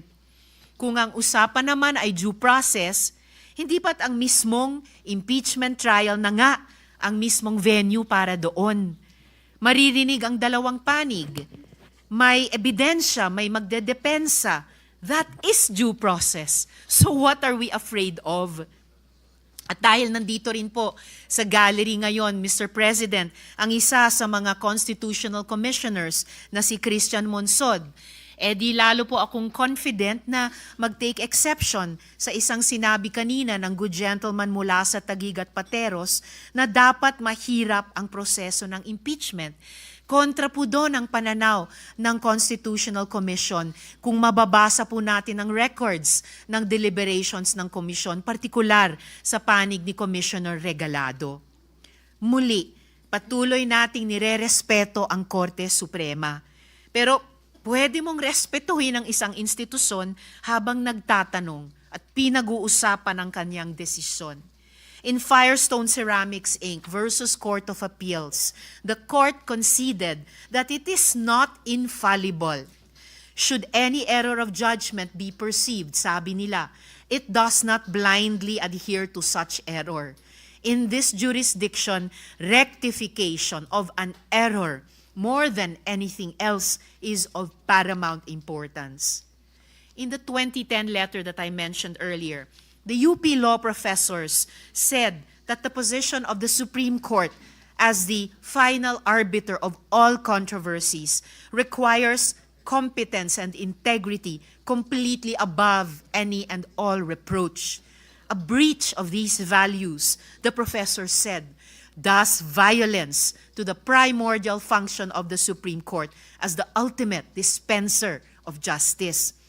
And the UP Law Dean who led that letter to the Supreme Court, walang iba po kundi ang nagsulat ng desisyon na ating pinag-uusapan. Dear Mr. President, dear colleagues, I believe this decision is of the highest public interest, whose consequences will echo through time and history. Maraming taon mula ngayon, pag-aaralan at hihimayin ito ng lahat. Mula sa mga estudyante, mga journalist, mga political analyst, mga academics, at higit sa lahat ng ating mga kababayan. One day, and this day will come, history will judge all of us based on our actions today, August 6, 2025. When history comes to remember, let's hope we stood where it mattered, that even in the face of doubt, we did what was right and just. With deep respect for the Supreme Court and all institutions of our country, Mr. President, I therefore second the motion to table the motion to dismiss the impeachment complaint until the decision of the Supreme Court has attained finality. Salamat po, Mr. President. Mr. President, quick reaction. Noted and entered into the records. Senator Marcoleta. Mr. President, unang-una, yung sinabi ko pong speculative, sapagkat it was not based on my own speculation. It was based on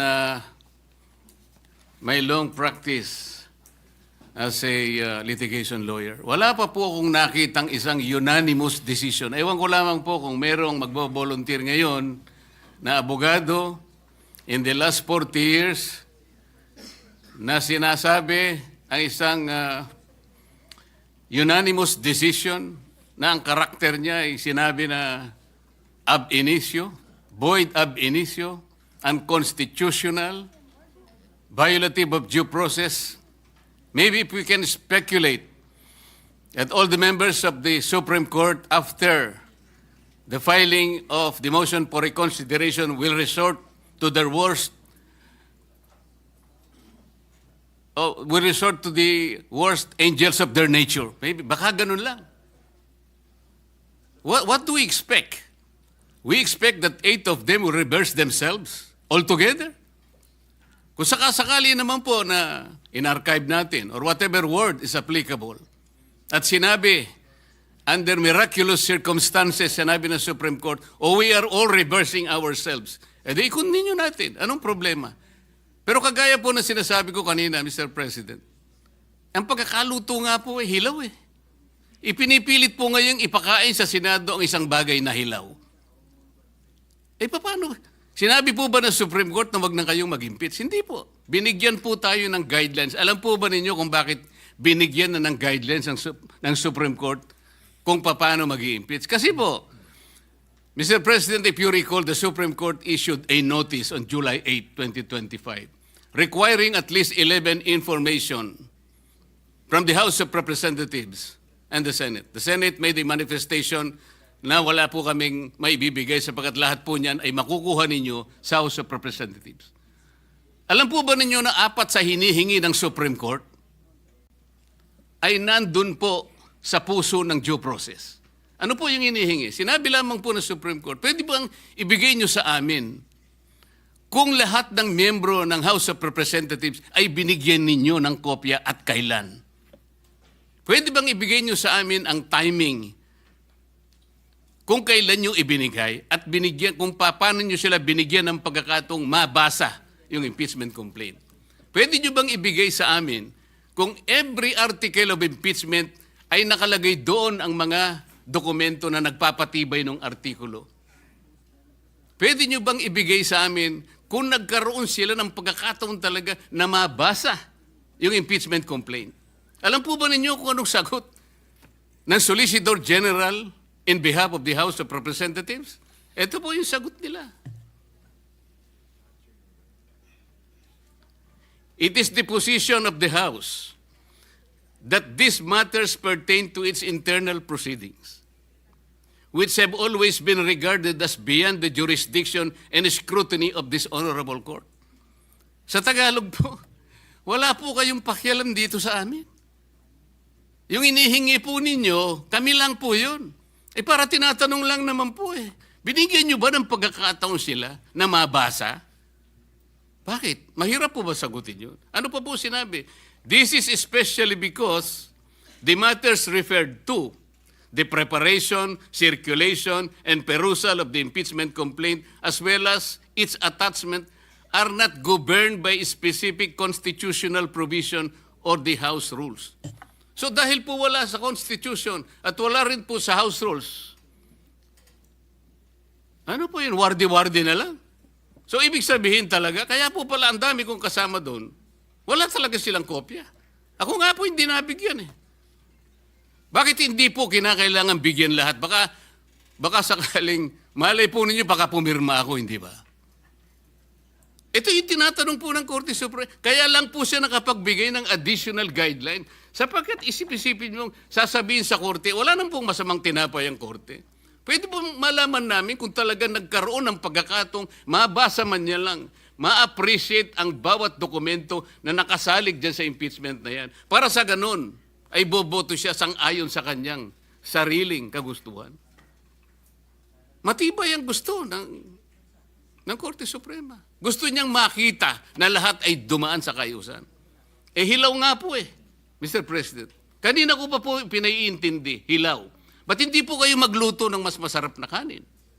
Para sa ganun po, hindi tayo mahirapan. Maghintay na lang po kayo ng 6 months. Pwede naman Ba't pinipilit po natin ang isang bagay na hilaw at pinipilit niyong ipakain sa atin? Mr. President, sabi ko po kanina, Mr. President, I am ready to amend my motion. Kung kinakailangan po, that will be consistent on the respect accorded to the Supreme Court. Kaya lamang po, kailangan nating umaksyon sapagkat kagaya po ng nalalaman natin, naghihintay ang taong bayan na kailangan magkaroon po ng closure ito sapagkat kapag ito will be hanging on the balance, baka hindi po mabutihin ng ating mamamayan. Yun lang naman po ang pinakapunto rito, Mr. President. Thank you, Senator Marleta. Mr. President. What is the pleasure of the minority floor leader? Thank you, Mr. President. Caution is the word simply being put forth by this representation, Mr. President. Because again, sabi nga, wala pa raw siyang nakita. The distinguished gentleman from Tarlac, with due respect, said wala pa siya nakita na unanimous decision ng Supreme Court na baliktad. No? Again, I said, there's always a first time. Bakit ko sinasabi ito? I will quote the Supreme Court themselves. In De Pedro versus Romasan Development Corporation, GR 194751, July 1, 2015, I quote, Supreme Court nagsabi nito, while the Supreme Court's decisions are immediately executory, they are not considered final until the lapse of the prescribed period without a motion for reconsideration or upon denial of such motion. Sila nga mismo nagsasabi na hindi final eh. Ano ba naman ang masama na maghintay tayo na kung final na? For all you know, I might vote on the motion to dismiss. Hindi ba? If there is such a motion, because according to Senator Lacson, it does not exist in the Senate. It exists in the impeachment court. And what I am being told is that it should be the defense, the lawyers of the defense who should pose that motion to dismiss, not a judge. I agree with Senator Lacson. There is no such thing as a motion to dismiss in the Senate. In the impeachment court, yes. Thank you, Mr. President. Hindi po ba inamid na natin, Mr. By the way, President? just one last point. Why did the Supreme Court ask Sara to comment? Kung final and executory na yan, bakit si Vice President Sara was asked to comment by the Supreme Court just a few days ago? Di ba? So, ibig sabihin, talagang pakikinggan pa nila. At baka sakali makita nila, dahil yung mga abogadong nakapaligid sa kanila, nagbigay sa kanila ng mga maling figures at maling impormasyon. By way of Mr. point- President, kaya nga po nag-i-speculate tayo rito eh. Hindi natin alam kung anong iniisip ng Supreme Court. Pero sa ngayon, sinabi po niya, immediately executory at tayo lamang po talaga ang pinagsasabihan niya. At tungkol naman po sa motion to dismiss na minodify ko na kung ayaw po ninyo, wala po akong magagawa. Pero may I invoke Section 135 of the Senate Rules. Ang sabi po rito, if there is no rule applicable to a specific case, the proceedings of the Legislative Department of the Philippines shall be resorted to. So ang dami po nito eh. Dito po magkakaroon ng motion to dismiss dito. Lahat po ng precedents, kahit na wala po tayong specific rules, ay observe po natin ang Section 135 ng ating rules. Pero dahil inamend ko na nga po, kung pwede na po yung motion to archive, which is consistent to the immediate execution of the decision of the Supreme Court addressed to this august chamber. Oy, bakit naman po pinipilit pa nating i-delay based on speculation? Based on the fortunes of whatever the Supreme Court will decide later on, which is based on impossibility. Noted and entered into the records. Mr. President.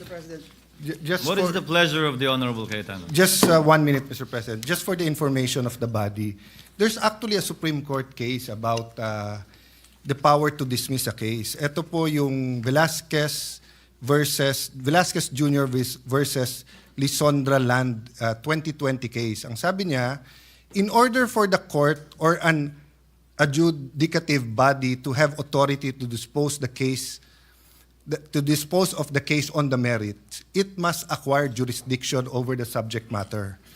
It is axiomatic that the jurisdiction over subject matter is conferred by law and not by the consent or acquiescence of any or all of the parties or by erroneous belief of the court that it exists. Thus, when a court or tribunal has no jurisdiction over the subject matter, the only power it has is to dismiss the action. So Supreme Court na mismo nagsasabi na pag walang jurisdiction, it does not exist. So sabi ng Supreme Court dito, void ab initio yung Articles of Impeachment. Pag tinitingnan natin rules natin, the impeachment court is triggered by an Articles of Impeachment. Kung walang Article of Impeachment, walang court. So yes, it's true na it is a fact, not an operative fact. It is a fact na nag-robe tayo, nandito tayo. It is not an operative fact na meron tayong jurisdiction doon. Lastly, Mr. President, sa Rule 39, Section 4, judgment not stayed by appeal. Judgments in actions for injunction, receivership, accounting, support, and such other judgments that are now or hereafter be declared to be immediately executory shall be enforceable after their rendition and shall not be stayed by an appeal. Some may say this is for injunction, receivership, etc., and not for the impeachment court. Ang point ko lang, Mr. President, Your Honor, meron naman tayong... this is a case for injunction. Yes. Filed by the Vice President against both the Senate and the House. Thank you for that clarification. But even if it was not, Mr. President, that is why if we... the gentleman from Tarlac already said he's amendable. So kung halimbawa something like... we move to act upon the Supreme Court decision and archive the case. Kasi yung Supreme Court decision, when you act upon, ano ba sabi niya? Immediately executory. Ano ba sabi niya? Void ab initio. Ngayon, kung halimbawa, na-reconsider at biglang sinabing tuloy, wala rin naman na epekto yon sa motion na we act upon the Supreme Court. Then, at the proper time, someone can say here, we will act upon the latest decision of the Supreme Court. Diba? So I'm just saying this in the spirit, Mr. President, na pag nakaboto tayo, at least klaro kung anong pinagbobotohan, because some of us might not vote for the motion to dismiss just because we believe there is no such thing as a motion to dismiss. But I don't think that's our point. Our point is lagyan ng katahimikan to for a few months. February 6, game na ulit. Noted and entered into the records. Majority Floor Leader. Thank you, Mr. President. Next to interpolate, Mr. President, is the distinguished gentleman from Pampanga, but the gentleman from Pampanga is yielding the floor to our Deputy Minority Leader. Yes, what is the pleasure of the Honorable Ontiveros? Thank you, Mr. President, and to the good gentleman from Pampanga. Gusto ko lang pong bigyan ng point of information, sagot dun sa tanong ng good gentleman mula sa Tarlac. That in fact, the Supreme Court has reversed a unanimous decision in a lot of instances before. Dalawa lang po ang ibibigay kong halimbawa. League of Cities of the Philippines versus COMELEC. Original decision, 2008. Reversal on motion for reconsideration 2009. Isa pa pong halimbawa, International Service for the Acquisition of Agri-Biotech Applications Inc. o ISAA et al. Versus Greenpeace Southeast Asia. Original decision, unanimous, December 8, 2015. Reversed unanimously on MR din, July 26, 2016. So, hindi lang po tulad nung sinabi ni Minority Leader na there's always a first time, it has happened before. So, yung ganitong klaseng milagro na hinahanap, posibleng mangyari din po dito sa kasong pinag-uusapan natin. Malay po natin. Salamat po, Mr. Noted. President. Salamat sa good gentleman from Tarlac. Entered into the records. Senator Marleta. May I know from the good senator if these decisions are bank decisions or divisions? Yes, Mr. President, unbanked decisions po. Well, you have to cite the I would jurisprudence. gladly cite the GR number po bang hinihingi, Mr. President? Pagka sinabi pong bank, lahat po ng members ng Supreme Court, 15 of them, unanimous. To Kasi po, reiterate what baka division lang yan, dahil 5 lang yun. Hindi po No, bank Mr. yun. President, to reiterate what I already said, mga ano po ito, mga reversal ng unanimous Supreme Court decisions. Yes, but I am At sa asking for dalawang qualification, halimbawang Mr. President, binigay ko whether po these are bank on decisions or decisions by a division. And whether or not they Mr. were President, characterized by... sinabi ko rin na po kanina, Sandali unbanked po. decisions po ito. Ay, hindi po. Whether or I am not the replying to the decisions question. are characterized by the following qualifications. 1, unconstitutional, void ab initio, violative of due process. All these are present in those jurisprudence and cases as you cited. Mr.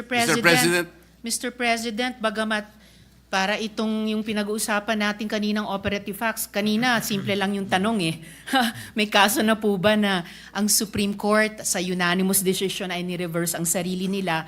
Ngayon may dinadagdag na tanong. Pero sige po, yung League of Cities of the Philippines versus COMELEC, the Supreme Court in its original decision in 2008 unanimously declared the cityhood laws unconstitutional. I will have to get more information po on the ISAA reversal of unanimous decision. Pero malinaw na mga sagot na po ito dun sa original na tanong. So the original assertion na hindi po natin alam kung na-reverse na ng Supreme Court ang sarili nila sa original na unanimous decision, has fallen by the wayside. Kasi the Supreme Court, as I said already earlier, has reversed a unanimous decision en banc in a lot of instances before. Yun lamang naman po, Mr. President. Noted and entered Salamat into po. the records. Majority Floor Leader. Yes, Mr. President, may I move that we recognize the next interpellator, the gentleman from Pampanga, Senator Kiko Pangilinan. Yes, So Mr. moved, Mr. President. Senator Pangilinan is recognized and may proceed. Should the gentleman, sorry, sir. Yes, Mr. President. Yes, Mr. President, this is not an interpellation, but with the permission of the gentleman from Tarlac, we will just make a manifestation. The gentleman may proceed. Thank you, Mr. President. Mr. President, marahil marami ang nagtataka o nagtatanong ano nga ba ang pinakapunot dulo o debate na pinag-uusapan dito sa Senado. Tatlong sa probisyon ng saligang batas. Tatlong kapangyarihan ng tatlong sangay o tatlong governmental entities. Yung kapangyarihan ng judicial review ng Korte Suprema, yung sole power ng House of Representatives to initiate impeachment proceedings, at yung sole power ng Senate bilang impeachment court para litisin at pagpasyahan ang isang impeachment case. Narito tayo ngayon, nagdedebate dahil yung judicial review power ng Supreme Court ay pinawalang bisa ang sole power ng House of Representatives para ito ay mag-initiate ng impeachment proceeding, at pinawalang bisa rin ang kapangyarihan ng Senado bilang sole having the sole power to try and decide impeachment cases. Dahil dito, saan tayo tutuloy? Merong na ring mga ruling ang Korte Suprema kung paano natin iha-harmonize o ihahambing ang mga nagtatalong probisyon ng saligang batas. Sinabi ng Korte Suprema sa kaso ng Civil Liberties Union versus the Executive Secretary, pati na rin sa Francisco case versus HOR, the Constitution is to be interpreted as a whole, and one section is not to be allowed to defeat another. In this case, the judicial review should not be defeated. The sole power of the House to initiate should not be defeated. And the sole power of the Senate to try and decide cases. All mandates, all duties, all constitutional powers that do not belong to us, that was given to us not by any whim, but by the Constitution, all of whom here sworn to uphold and defend. Kaya ano ang way forward? Sabi nga, may mga minungkahi, si Justice Ascuna, hayaan sa MR, payagan sa motion for reconsideration, payagan na magkaroon ng operative facts doctrine para yung anuman ang pinagpasya ng Korte Suprema sa kasong ito should apply prospectively, number one. Pangalawa ay sa pamamagitan ng MR pa rin ay mabigyan ang House of Representatives na maituloy ang kanyang kapangyarihan to initiate, and at the same time, mabigyan ang kapangyarihan ng Senado to try and decide the case. Kaya habang naririyan ang MR, baka sakali, at nangyari na nga, na the Supreme Court has reversed itself, even in a unanimous decision. But even assuming it does not reverse itself in this case, the Supreme Court may modify its ruling. And therefore, if it modifies the ruling, assuming that it modifies but does not reverse itself, should we not await the resolution of the motion for reconsideration before we vote today. We hold it in abeyance or we table it. Mr. President, if I may add, the SC, the Supreme Court, hindi niya binanggit. Binanggit niya nawalan ng jurisdiction ang Senate Impeachment Court. Pero ang ibig sabihin nun ay pinawalang bisa, ginawang void ab initio ang mga kilos at pasya ng Impeachment Court. The convening of the Impeachment Court was voided. The majority decision to remand the complaint to the HOR was voided. The summons by the Impeachment Court were all voided. Which brings us to the question, who now is deciding the impeachment case? Now that all the decisions of the Impeachment Court have been voided. It's a tricky question, Mr. President. But if I were to be an impeachment court judge, I would argue that we have to, in the MR, in the motion for reconsideration, intervene and uphold the impeachment court's exclusive power to try and decide the case. Why? Because it is the constitutional duty to do so. It is the order of the Constitution. We are not defying the judicial review powers. We are upholding the sole power of the Senate to try and decide impeachment cases. But, having said that, sabi nga, it is our view, and this is shared precisely by former Supreme Court Chief Justice Pangilinan, former Chief Justice Puno, former Constitutional Commissioner and Justice Ascuna. They have seen, or they have read their decision, and they too have said that the Supreme Court erred on a matter of facts. And if the Supreme Court erred on a matter of facts, how can you be right with the law if you are wrong with the facts?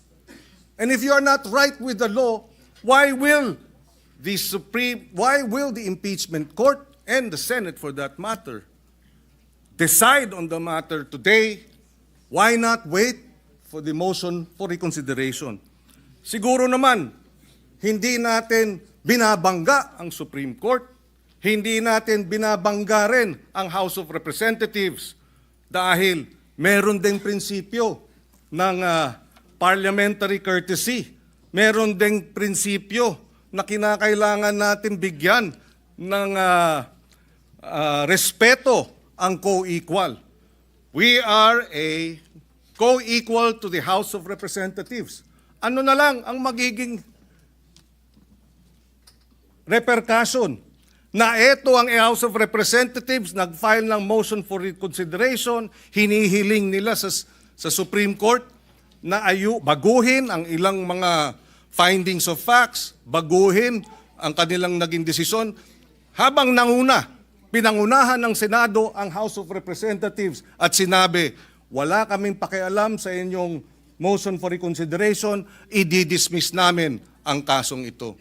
I think, out of courtesy for a co-equal, we should respect the House of Representatives. In the same way, if the Senate would, at a future time, file a case before the Supreme Court and seeks a motion for reconsideration in a matter that involves the House, we would like to think that the House will not act to have the case dismissed pending the MR out of respect for a co-equal. Sana, pag-aralan natin ng husto ang pagpasya ngayong hapon. Sabi ko nga, the findings of grave abuse by the Supreme Court, thereby removing or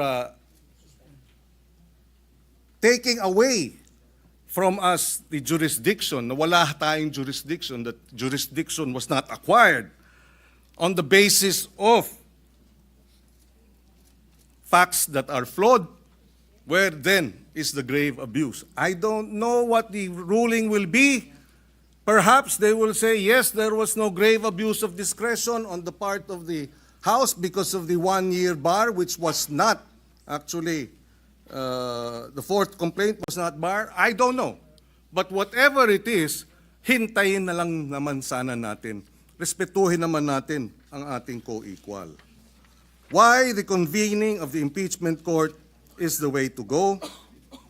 Dahil pag tayo ay bumoto ngayong hapon o ngayong gabi na i-dismiss ito, aksyonan ang impeachment complaint, we will be acting beyond, without legal authority, dahil wala naman sa atin yung impeachment complaint.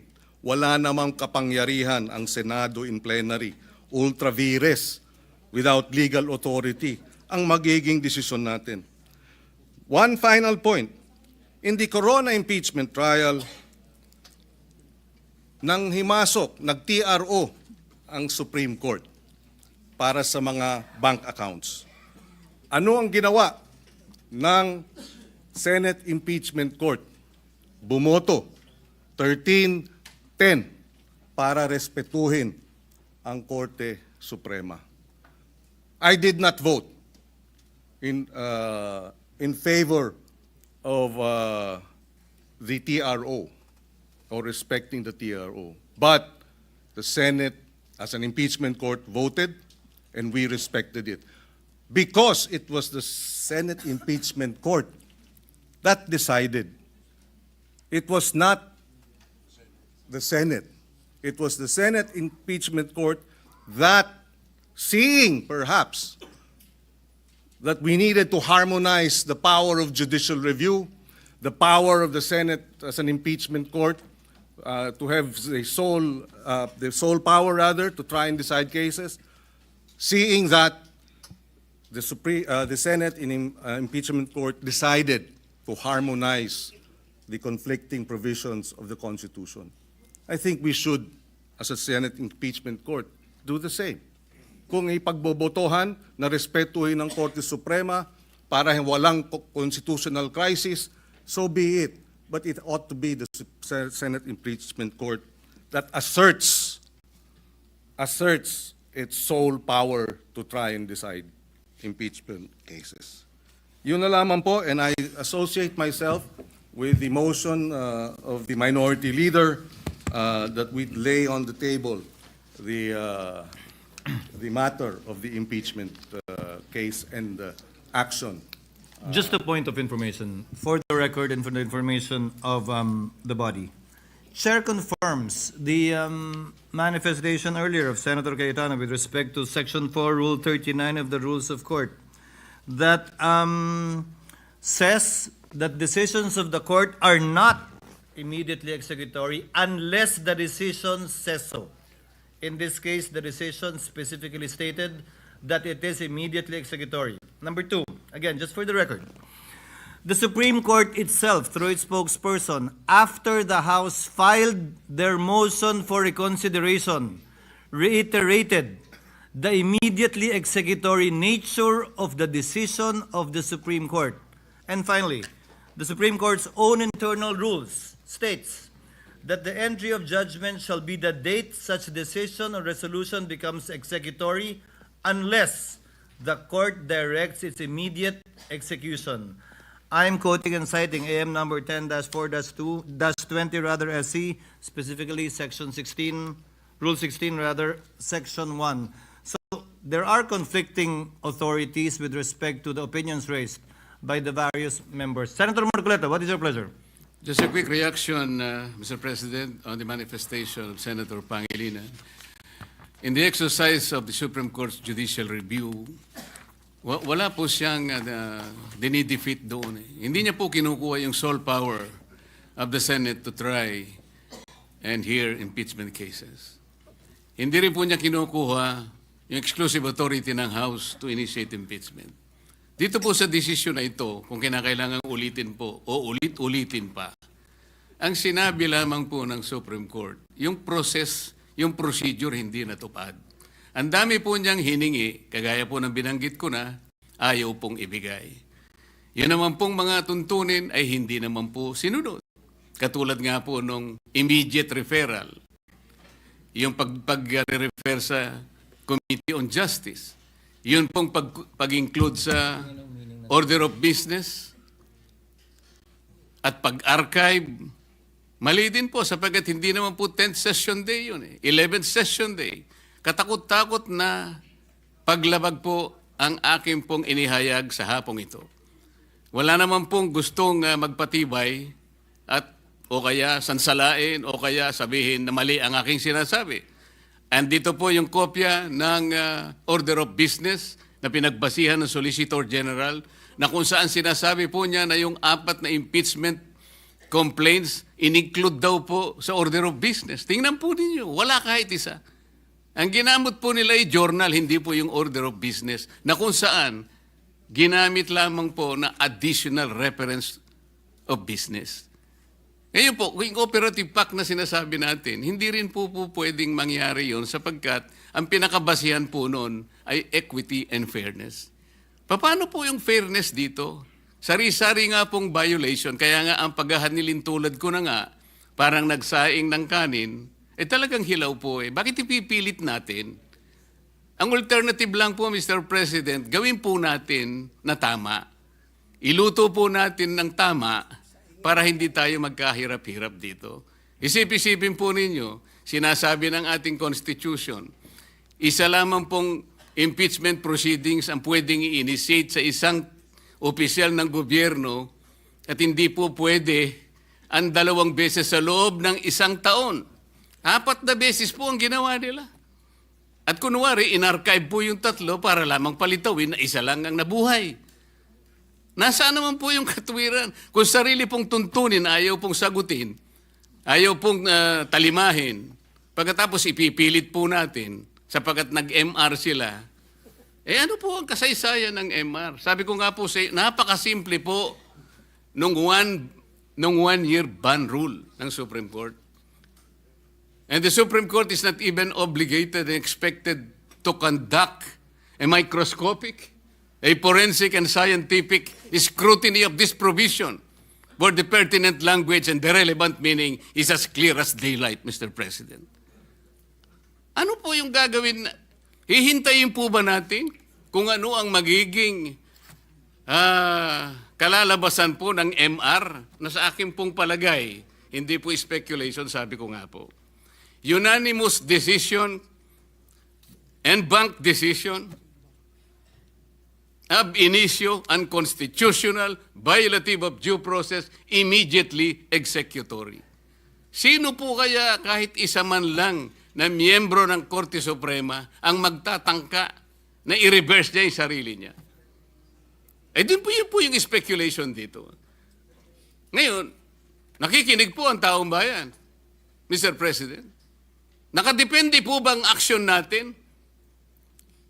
Doon po ba nakahang ang gagawin natin sa isang motion for reconsideration na sa aking palagay, matibay po ang aking palagay sapagkat this is borne out by my experience of more than 20 years of legal practice, Mr. President.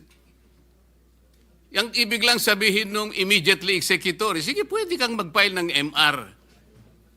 But you are wishing for the moon. Sumusuntok ka sa hangin. Yun po ba ang basihan natin? Kaya hindi tayo makapag-desisyon, Mr. President? Sana mayroong mas matibay sanang desisyon. Meron sanang mas matibay na katuwiran. Hindi yung pong nakasalig po sa hangin. Nakasalig po kung puputok ang bulkan o hindi. Hindi po yata gano'n. Ang gawain ng Senado, Mr. President. Tinangka ko na nga pong i-amend. Kung ayaw po ninyo yung motion to dismiss any other language that will put to rest this issue in obedience and in complete respect to the last word of the Supreme Court, it being immediately executory, Mr. President. What is the pleasure of Senator Aquino? I saw him raising his hand earlier.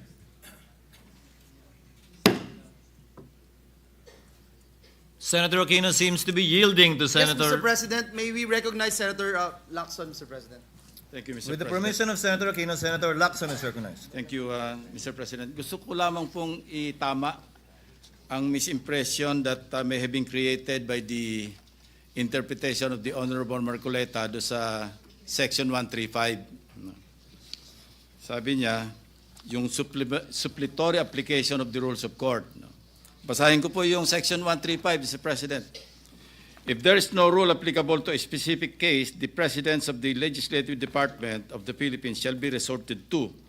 And as supplement to this, the rules contained in Jefferson's Manual, Riddick's Precedents and Practices, and Hines Precedents. Wala naman po ako nakita doon sa enumeration na rules of court. Di ba po sabi ng mga abogado, di ba, yung expressio unius est exclusio alterius. What is expressly included excludes all others. So wala naman pong rules of court. Kaya gusto ko pong itama yung medyo hilaw pong interpretation ng ating Honorable Marcoleta. Maraming salamat po, Mr. President. Noted. Mr. President, may we recognize Senator Bam Aquino has been waiting for his turn to interpolate the gentleman from Tarlac. Senator So moved, Aquino Mr. is President. recognized and may proceed. Maraming Should salamat. the gentleman allow it? Maraming salamat, Mr. President. This is a manifestation, not an interpolation, Mr. President. At kanina pa ako nakikinig. The gentleman may proceed. Marami po sa mga puntong nabanggit na ng mga kapwa nating senador ay sumasang-ayon po tayo at tama, no? Napag-usapan na po ang independence ng Senado, kung gaano kahalaga ang papel na ginagampanan natin sa ating bansa, sa checks and balances ng ating gobyerno.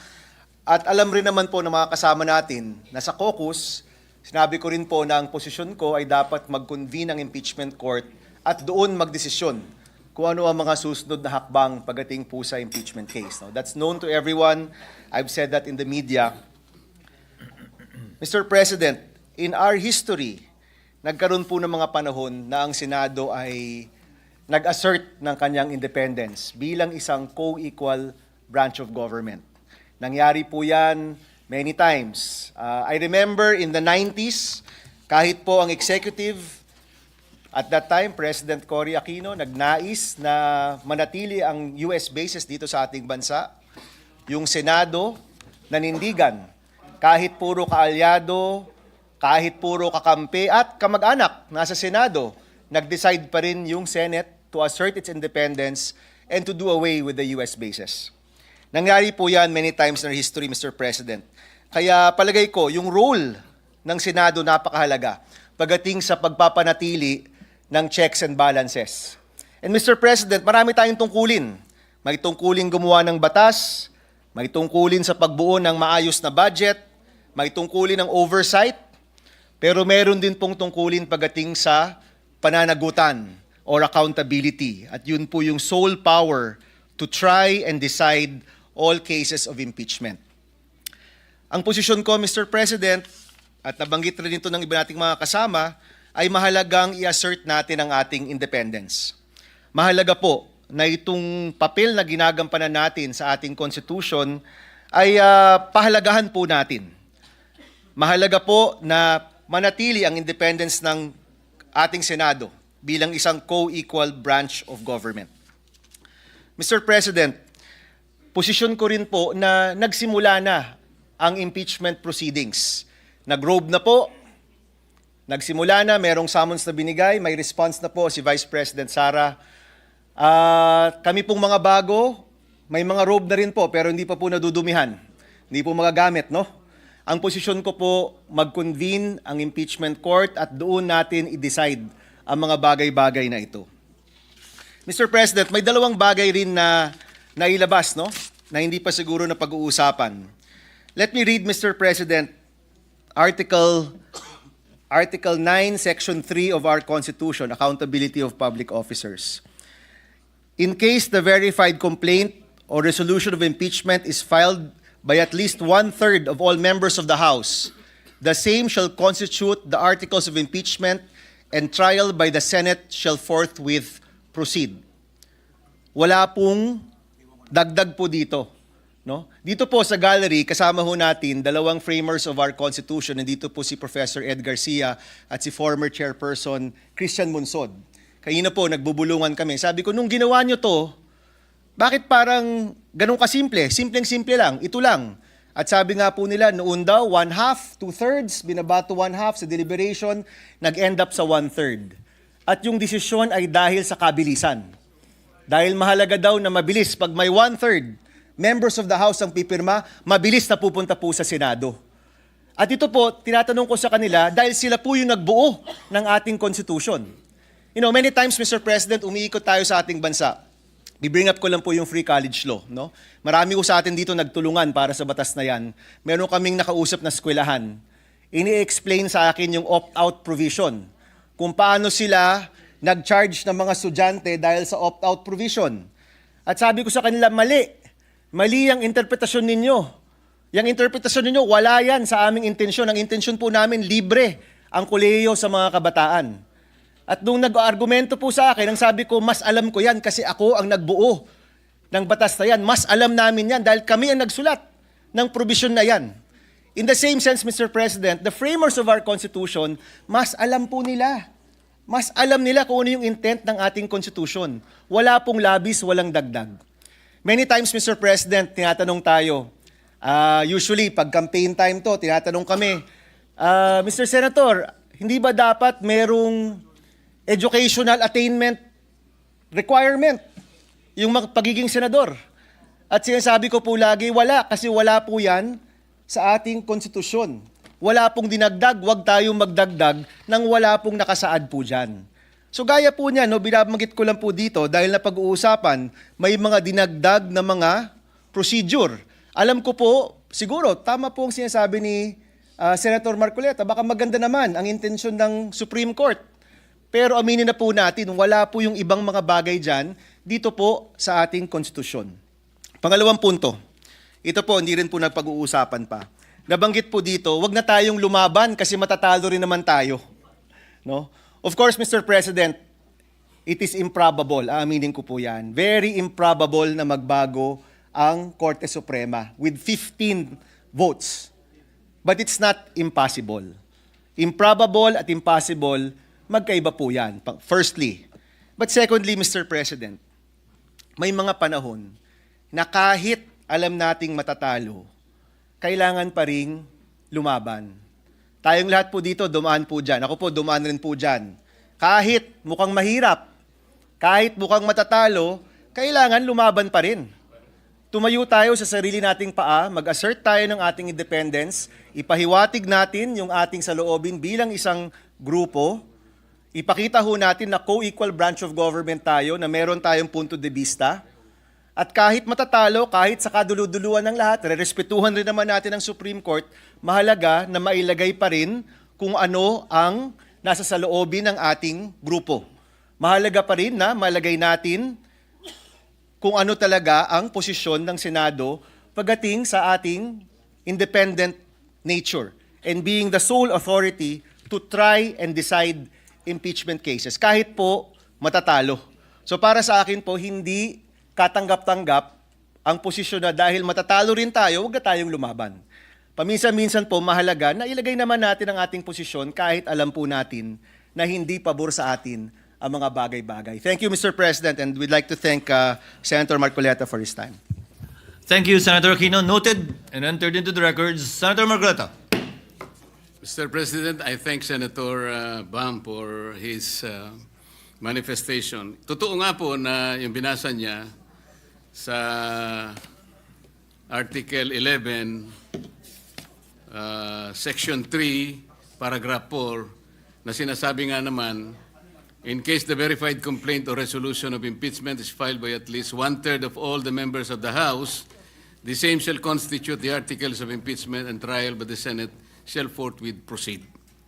Ngunit, Mr. President, this cannot be applied in isolation of Paragraph 8 na nandito rin po sa the same Section 3, Article 11. Ang sinasabi po sa Paragraph 8, the Congress shall promulgate its rules on impeachment to effectively carry out the purpose of this section. Kaya po ang sinusunod ng House dapat, yung rules of procedures in impeachment proceedings. Pero kagaya po na sinabi ko, imbes na sundin po nila, sila po yung gumawa nun eh. Eh hindi naman po nila sinunod. Kaya po ang nangyari, pinagsabihin ng Korte Suprema, ganito ang pag-file. Nagbigay nga po ng guidelines. Pangalawa po, yung kanyang sinabi na nakapag-umpisa na po kayo eh.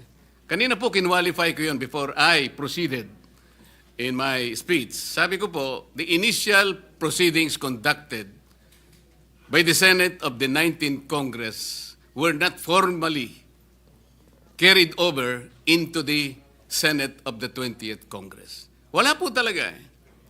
I cannot recall, sabi ko nga, and there is no action taken by this chamber, Mr. President, sapagkat ang alam ko, all these proceedings were already deemed terminated at the expiration of the 19th Congress at noon of June 30, 2025. And they cannot be miraculously bring forth to life in this Congress where both of us now belong because this Congress is of different composition. Yun lamang po ang qualification doon, Mr. President. Quick rejoinder, Mr. President. Senator Aquino is recognized. Yes, Mr. President. Babanggitin ko lang po yung isang na banggit ni my co-gentleman from Tarlac, Senator Marleta. Mr. President, may Section 4, may Section 8. Di ba? Ito po ba'y meant to reflect each other or not? Maganda pong matanong yung mga framers of the Constitution. Sila po yung nandoon nung nabuo po ito. At malalaman natin yan kung meron pong oral arguments. Kung ibubukas po ang mga argumento sa publiko, pwede po magsalita yung framers of the Constitution, at doon po, sa posisyong yon, malalaman natin ano ba talaga ang intensyon ng mga gumawa ng ating Constitution. And Mr. President, pwede pong mangyari yon if we are able to table this matter and allow for these oral arguments to happen. Mr. President, hindi po ba maganda rin kung ang Senado mismo magsama-sama at magsabi sa Supreme Court, baka magandang magkaroon ng oral arguments dito po sa kasong ito. Yun lang po, Mr. President. Thank you. So we can continue, Mr. President, with the list of senators wanting to interpolate and make a manifestation. At this juncture, Mr. President, may we recognize the distinguished gentleman from Isabela and Davao, Senator Rafi Tulfo, for his manifestation. So move, Mr. Senator President. Tulfo is recognized for his manifestation. Thank you, Mr. President. This is not an interpellation, but a short, very short manifestation. In line with what Senator Pia Cayetano said earlier, that we can be creative in our motion today, and correct me if I'm wrong, if I've heard it right, what Senator Pangilinan from the minority said, that we are not defying the decision of the Supreme Court. So may I propose that instead of dismissal, we just dissolve this impeachment court? Because in the first place, per the decision of the Supreme Court, sinasabi na wala naman talaga tayong jurisdiction over dito sa Articles of Impeachment. So mas maganda siguro, i-dissolve na lang natin to para we're still in line with what the Supreme Court said. Thank you, Mr. President. Noted and entered into the records. Mr. President, Majority Leader. next and last but not the least to interpolate the distinguished gentleman from Tarlac is the lady from Taguig and Pateros, no other than Senator Pia Cayetano. I move that she be recognized, Mr. President. Senator Pia Cayetano is recognized for interjections and/or manifestation. You may proceed, ma'am, if the gentleman will so allow it. Yes, Mr. President.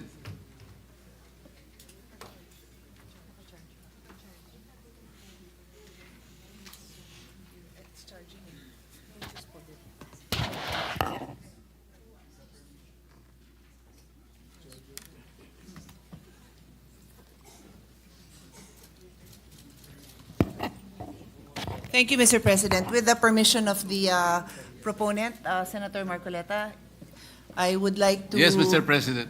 make a few observations and then perhaps ask His Honor's opinion on these matters. Please. Thank you. So, Mr. President, I'm reading directly from the case Duterte versus House of Representatives. Page 95.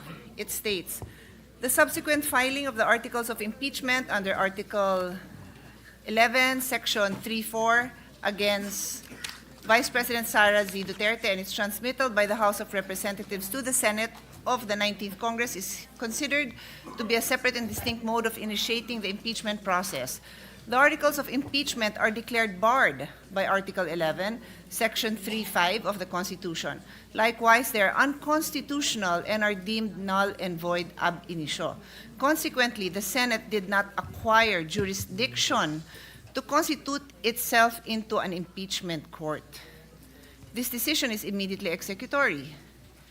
It shall be deemed served on petitioner and released upon publication the Supreme Court website and receipt of the parties of their digital copy in accordance with AM number 250516 SC, or the guidelines on the transition to electronic filing in the Supreme Court. So, I read this into the record, Mr. President, because I'd like to emphasize a few key phrases. The Senate did not acquire jurisdiction to constitute itself into an impeachment court.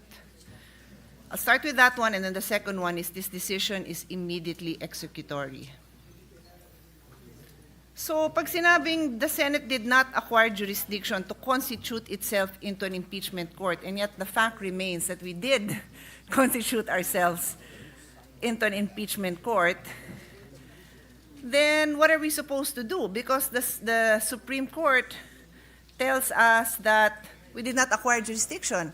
As most lawyers, well, all lawyers should know, when the Supreme Court tells another body, usually it's the lower court, or sometimes it's a government agency, and the case was by our accepted rules elevated to the Supreme Court. They tell them you have no jurisdiction.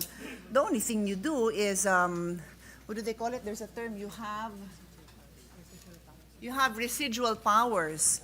And those residual powers basically simply allow you to dispose of the case as per instructions of the Supreme Court.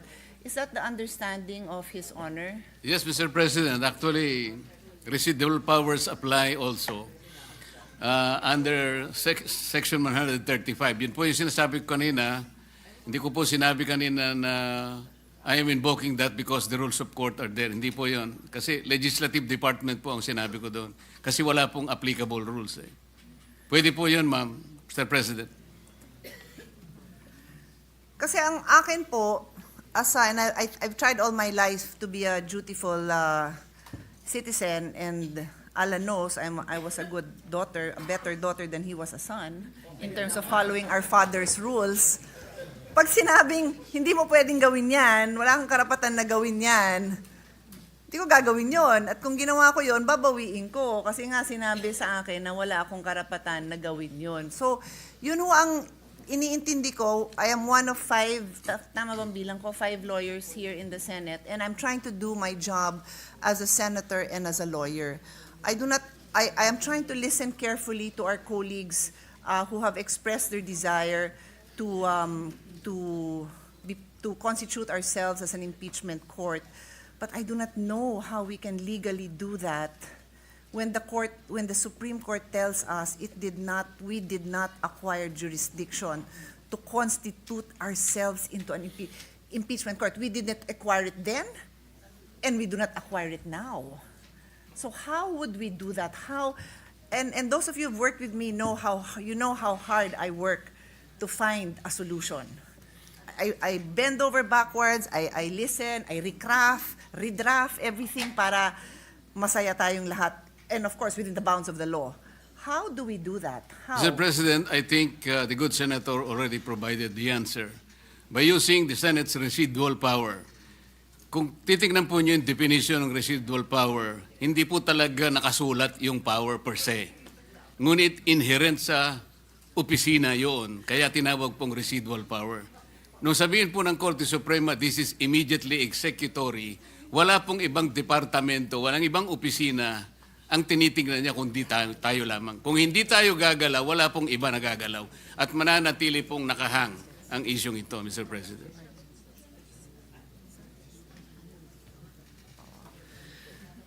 So, yun yung first point, Mr. President, that I wanted to raise, and thank you for your response, Senator from Tarlac. And then with respect to the second phrase that I wanted to dive into immediately executory. So sinabi to dun sa desisyon, and then I think the Senate President mentioned it also, that in their press briefing just yesterday, the Supreme Court stated that, to recall, on July 25, 2025, the Supreme Court granted the petition to dismiss the fourth impeachment complaint against Vice President Duterte. In a 13-02 decision with the justices present voting unanimously, and Associate Alfred Benjamin Caguiwa inhibiting, and Associate Justice Maria Filomena Singh on leave, the Supreme Court en banc ruled that the impeachment complaint was void for violating the one-year ban and due process requirements. This decision is immediately executory. Inulit pa nila sa press briefing nila. So sa akin lang po, parang nahihirapan ako as a lawyer and a lawyer in the Senate to say that they did not intend it to be immediately executory, because they said this knowing that there already was a motion for recon, and knowing that we are going to have this discussion today, because we made this date public, that on this day we will have this discussion.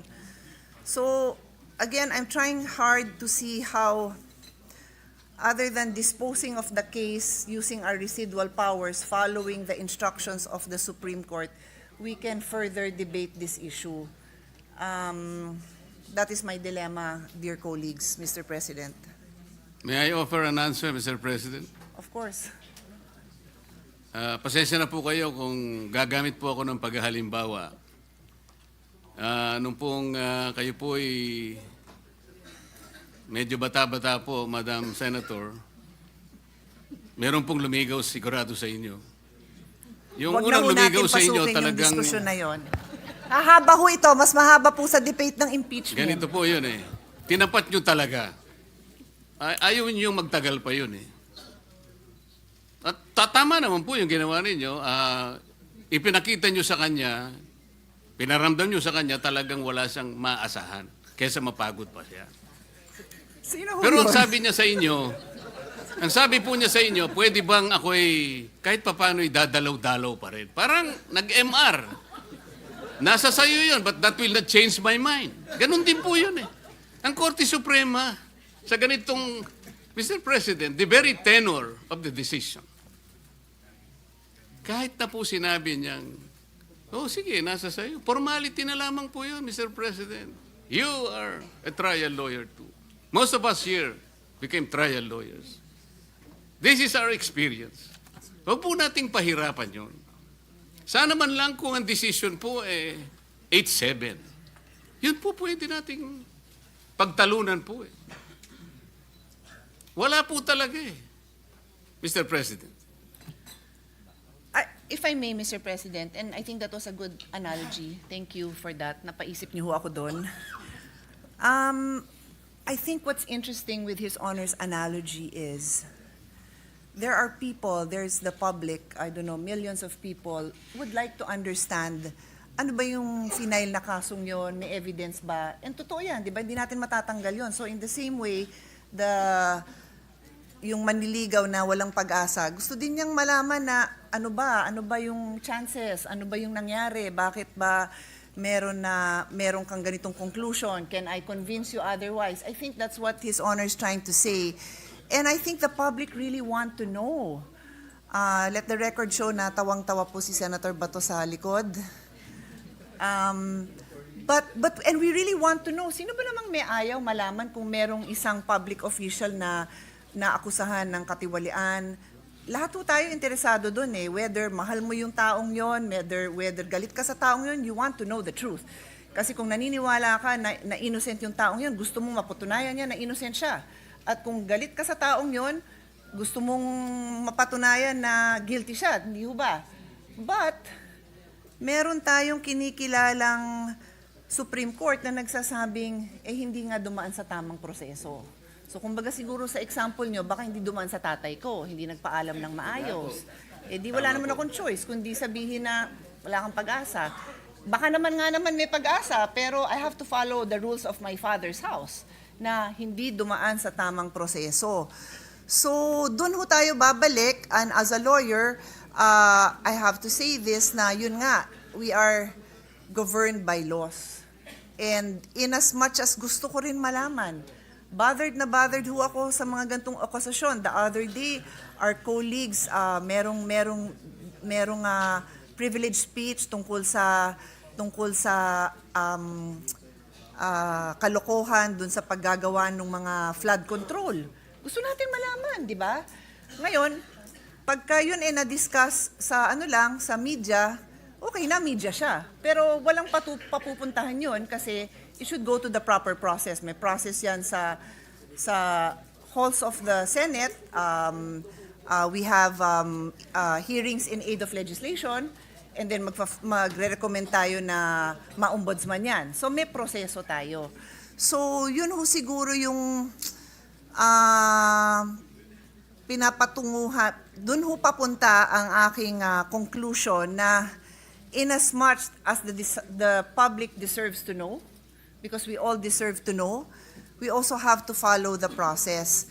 And I share this with everyone kasi ang hirap lang talaga ng sitwasyon natin kung hindi tayo makikinig sa Supreme Court. Meron tayo in the Senate, Congress, we have our duties as co-equal bodies. Ang duties po namin kasama ang pagsiyasat ng budget ng lahat ng agency. So pati Supreme Court, budget niya, tinitingnan. Lahat ng Regional Trial Court, tinitingnan natin ang budget. That's our job as a co-equal. Sila naman, may job din sila na pagka may grave abuse of discretion, they have to also say it. They also have to make their position known, which they have. And I will repeat, ang sabi ng desisyon ng Korte Suprema, the Senate did not acquire jurisdiction, and this decision is immediately executory. So, I'm happy to listen. I don't know kung may magsasalita pa, pero I shared my views on this in the hope na marinig ko din yung views ng proponent. Nakikinig po ako sa mga kasamahan natin para ma-enlighten din po ako. But I'm guided also by my practice as a lawyer and my duty as a lawyer to also, I can disagree with the court. Wala tayong problema doon. We know that we have that personal right to disagree with the court. But we also have to, in the end, follow the court's orders, whether we agree with them or not. Very quickly, Thank you, Mr. President. With the permission of Senators Marcoleta and... What is the pleasure of Senator Pangilinan? Just a quick interjection. The gentleman may proceed. Maybe to add to either the enlightenment or additional bewilderment of Senator Pia Cayetano. Yes, the Supreme Court ruled that we did not have jurisdiction. Yes, the Supreme Court ruled that it is immediately executory, but it makes you wonder why the Supreme Court did not issue a writ of injunction. So Did not, sorry, I didn't hear that. It makes did you not wonder issue- why. Did not enjoin us, did not issue a writ. It could have, but it did not. So, yeah, your guess is as good as mine, because if they really wanted us to end this, then why didn't they enjoin us?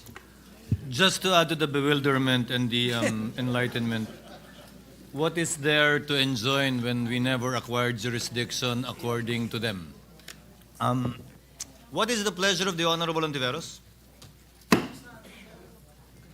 Thank you, Mr. President. Dalawang dagdag na punto lang para sa diskusyon natin.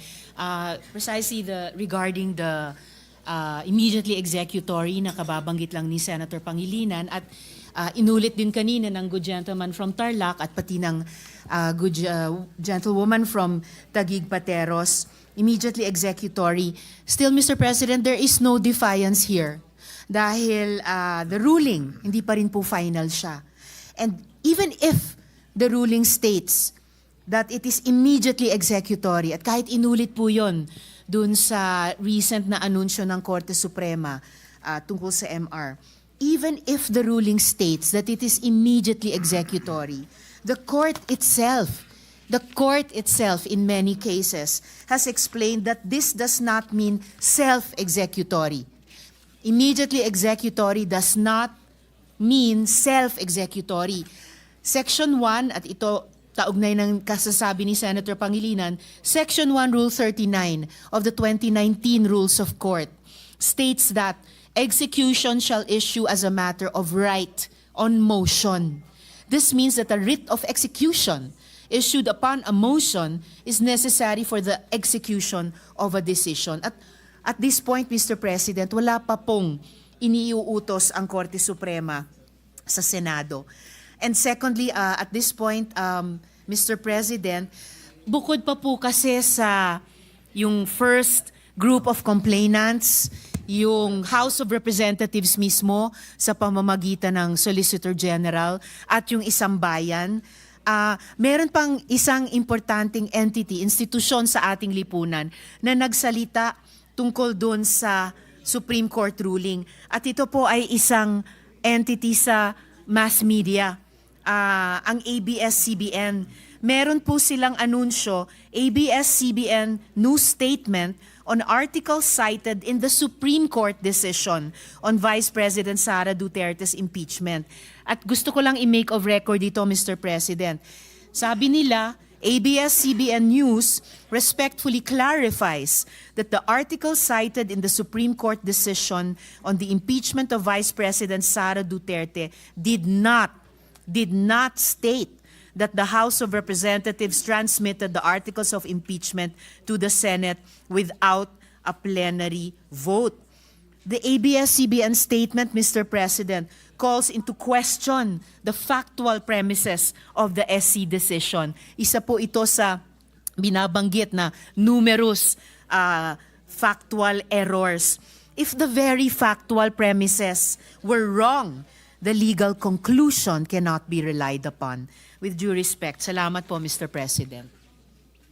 Majority Floor Leader. Yes, Mr. President, last but not the least is a quick manifestation from the distinguished gentleman from Palawan, Senator Irwin Tulfo. I move that he be recognized, Mr. President. Senator Irwin Tulfo is recognized. You may proceed, sir, if the gentleman will so yield.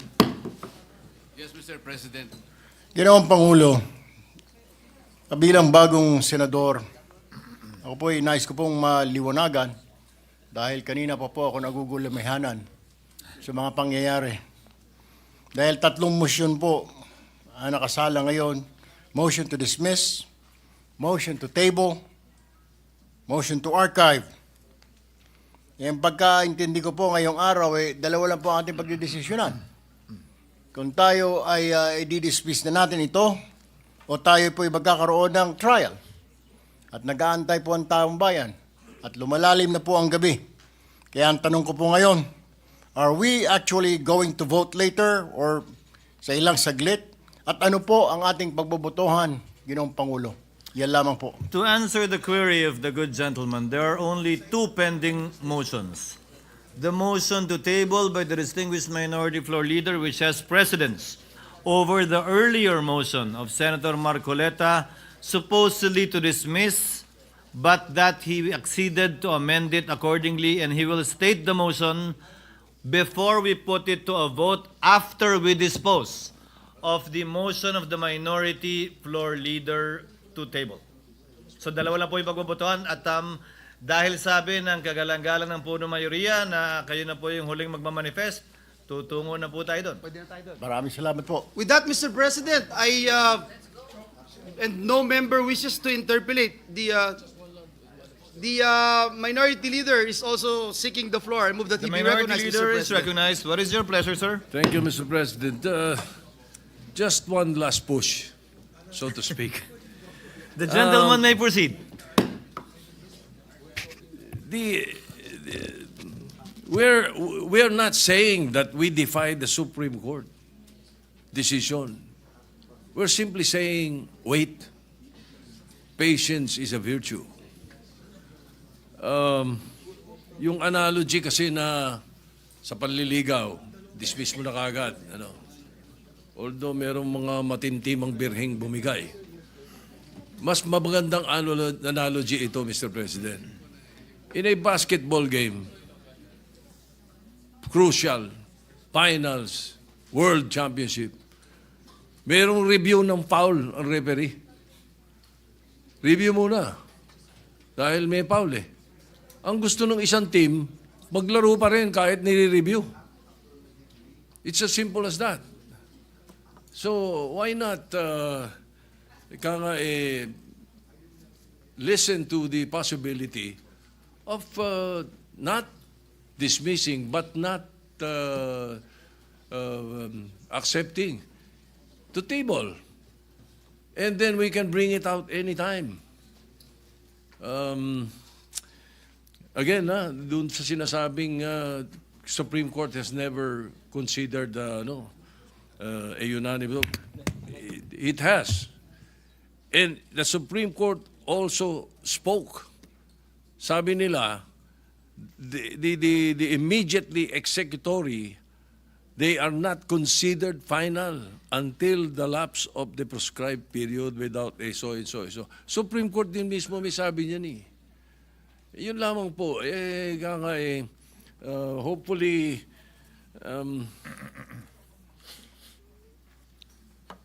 kung speculation ang pinag-uusapan natin, stating that the Supreme Court will not reverse its unanimous decision is also speculative. So, pagbigyan natin to, Mr. President, sunod tayo, pero ilagay naman natin sa lugar.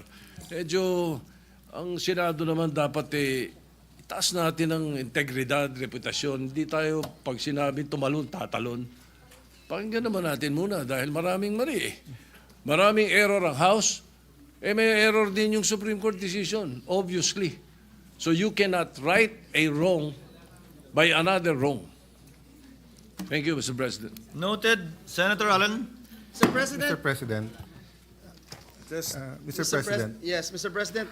So, I'm discussing with the minority leader, trying to pursue a wording that will articulate our collective intent of the Senate. May I just mention and have a few, maybe 2 minutes with what Senator Risa, the esteemed senator, said. Yung spirit kasi ng Constitution, once ka lang pwede ma-impeach sa 1 taon. At very clear po, pati po yung esteemed, I do recognize our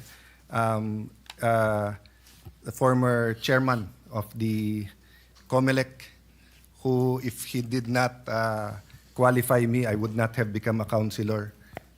Christian Munsod, our esteemed legal luminaries are here po. Alam niyo po, in all the books nakalagay doon, bakit may 1-year ban? Kasi nga, hindi daw dapat guluhin ng guluhin yung impeachable officer all throughout the year. Dapat isa lang. So yung spirit ng decision, nung sinabi ng BARD na, bigyan mo siya hanggang 1 year, hanggang February 6. Pero lumabas tayo sa legal.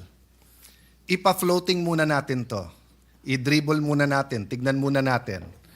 When is the soonest that the Supreme Court can decide? The next 15, 30 days? By September 1, simula na ng budget hearing sa House. By late September, simula na tayo sa Senate.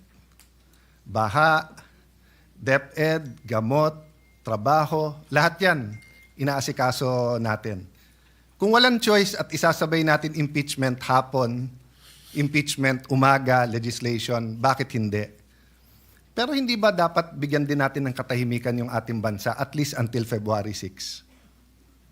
Na sinabi na ng Supreme Court, barred, mali ang proseso, tuldukan na rin natin sa Senado. So, ang isa na lang po ang pinag-uusapan natin, which I want to give honor and thank the minority leader na, pero may appeal. So, whether or not the Senate says tuldukan na natin, nandun pa rin sa Supreme Court yung appeal. Would it be acceptable both to Senator Marcoleta and to the minority? What if we word the motion that we move to adhere to the decision of the Supreme Court in Duterte versus period? Huwag na natin ilagay sa dulo kung dismiss, area. Merely adhering. Kasi nasa decision naman, nasa loob na naman decision na void ab initio and executory right away. So I don't know if that's acceptable. No? I'm trying to think of a word. Adhere, even obey kasi baka ma-misinterpret na Because some of us say na wala tayong choice to obey, some think na wag tayo subservient, di ba? But adhere might be a good word. Senator Marcoleta, are we getting closer or medyo lumayo? I think, Mr. President, we're getting closer, except that we should put some operative words there that would indicate the closure of this very issue. Mr. President, what if it's we move to for the Senate to adhere to the Senate to the Supreme Court decision in Duterte versus House of Representatives and hereby terminate whatever unless or until certain time na may Mr. President, may I ask the good sponsor, can we mention the appeal? I don't think so, Mr. President. Yes. I think we can only Because adhere. it's immediately executory. I think in obedience to the decision of the Supreme Court, the Senate adheres to it and put to rest. Let me put it another way, Mr. President. If a motion is approved to act upon the decision and to adhere to the decision, am I correct, Mr. President, that that will be the decision, that will be in our journal, and then by operation of administrative process in the Senate, everything that has to do with the impeachment will be sent to the archives? That is correct, Your Honor. That is the I yield to administrative procedure Yes. that will logically follow. I yield to my colleagues, Mr. President. I'm just trying to Senator come up Zubiri with a is consensus. Mr. President, I think the operative word today, if we do decide to act on the matters, to archive, as the precedents with former Ombudsman Gutierrez and former Chief Justice Davide. My No, question is, former President Estrada. former President Estrada, my apologies. Today, one of our Senate resolutions was archived. This is resolution number 35. And it's really simple, a simple amendment to the rules. But my question, Mr. President, is nothing can stop us from pulling it out of the archives and taking it over once again in plenary. Is that correct, Mr. President? That is correct, Your Honor. Besides, although the Supreme Court said that the Senate never acquired jurisdiction and that the articles of impeachment are void, null and void ab initio from the beginning, we cannot deny the fact that the articles of impeachment were in fact sent to the Senate, that the Senate convened and sent out certain orders and summons, and these are all part of the records. So it's but natural, although it was declared unconstitutional and that the Senate never acquired jurisdiction, for us to still include that as part of the records of the Senate, because it is part of the Senate's history. Yes, and precedence tells us that we have done so in the past. That is correct, Your Honor. So, would it be proper to say that it will be archived without prejudice to the decision from the final decision of the Supreme Court from the motion for reconsideration? I mean, it's the same thing, without prejudice. We do that with the bills. We approve it on second reading without prejudice, but each and every one of us here questioning second reading approval, they have 3 days in which we can act upon it. Well, Your Honor, whether you state that or not, we can bring it out of the archives by a majority vote anyway. So it's Yes. it's with the pleasure of the body if Yes. the body will agree to include that phrase or not. But Thank you in for the relation clarity, to Senator Mr. President. Cayetano's suggestion, Senator Marcoleta, if we simply vote in your case, not the motion to table, to adhere, once that decision becomes final, meaning to say after the lapse of the period for a member who voted with the winning side, on the winning side, to seek a reconsideration, the natural effect, without being included in your motion today, would be to archive it. And by virtue of the manifestation of former Senate President Zubiri, if circumstances change, nothing prevents the body, plenary, from making the corresponding motion, putting it to a vote, and reflect the change in circumstances, if any. That will be acceptable, Mr. President. Thank you, Your Honor. Senator Sotto? Mr. President, somehow parallel to what you're discussing. Perhaps we could consider, no, and I would like to call the attention of the original proponent of this position, Senator Alan Cayetano, who was former Speaker of the House, to adhere to the Supreme Court decision upon its final disposition. In meantime, table or archive upon whatever your pleasure would be. At least, maliwanag sa atin na upon its final disposition, na may motion for reconsideration. We're still giving that chance of a motion for reconsideration. If I may, Your Honor, if you will indulge me, if I may state the working motion to adhere to the July 25, 2025 decision of the Supreme Court declaring the Articles of Impeachment null and void ab initio, and that the Senate did not acquire jurisdiction over the same. We can stop there. And then, as I said, after the vote becomes final, on Monday or Tuesday, if no one will seek a reconsideration, to archive it. If there is no change, then it remains in the archives and nothing needs to be done. If the Supreme Court reverses itself, however possible or impossible that may be, then we will entertain a motion to bring it out of the archives. Bring it out of the archives and act accordingly again in obedience to the Supreme Court decision.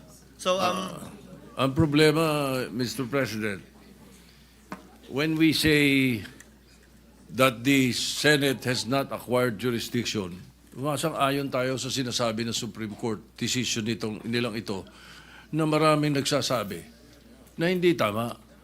Dahil tinawag nyo to ng June 9 nag-oath ang Senate President. Nag-oath yung iba ng June 10, nag-motion, nag-robe pa nga Hindi naman pwedeng pampelikula lang yun, pan-TV lang yung robe na yun. You convened. So hindi pwedeng sabihin ng Supreme Court that you never acquired jurisdiction. February 5, 4:15 p.m., the Senate President's Office and the Senate Secretariat received the Articles of Impeachment. I'm sorry, Minority Leader. Legally, when you say the Senate never acquired jurisdiction, it does not deny the fact that we convened. That is a totally different matter. It says that since the Articles of Impeachment violated the one-year ban, that we never supposedly acquired jurisdiction. Not that we never did when it was not yet barred by the Supreme Court. That factual situation still exists and is part of our records. As I said, that's why the better alternative is to archive it, because it was part of what actually happened, transpired, and it's part of the Senate's history.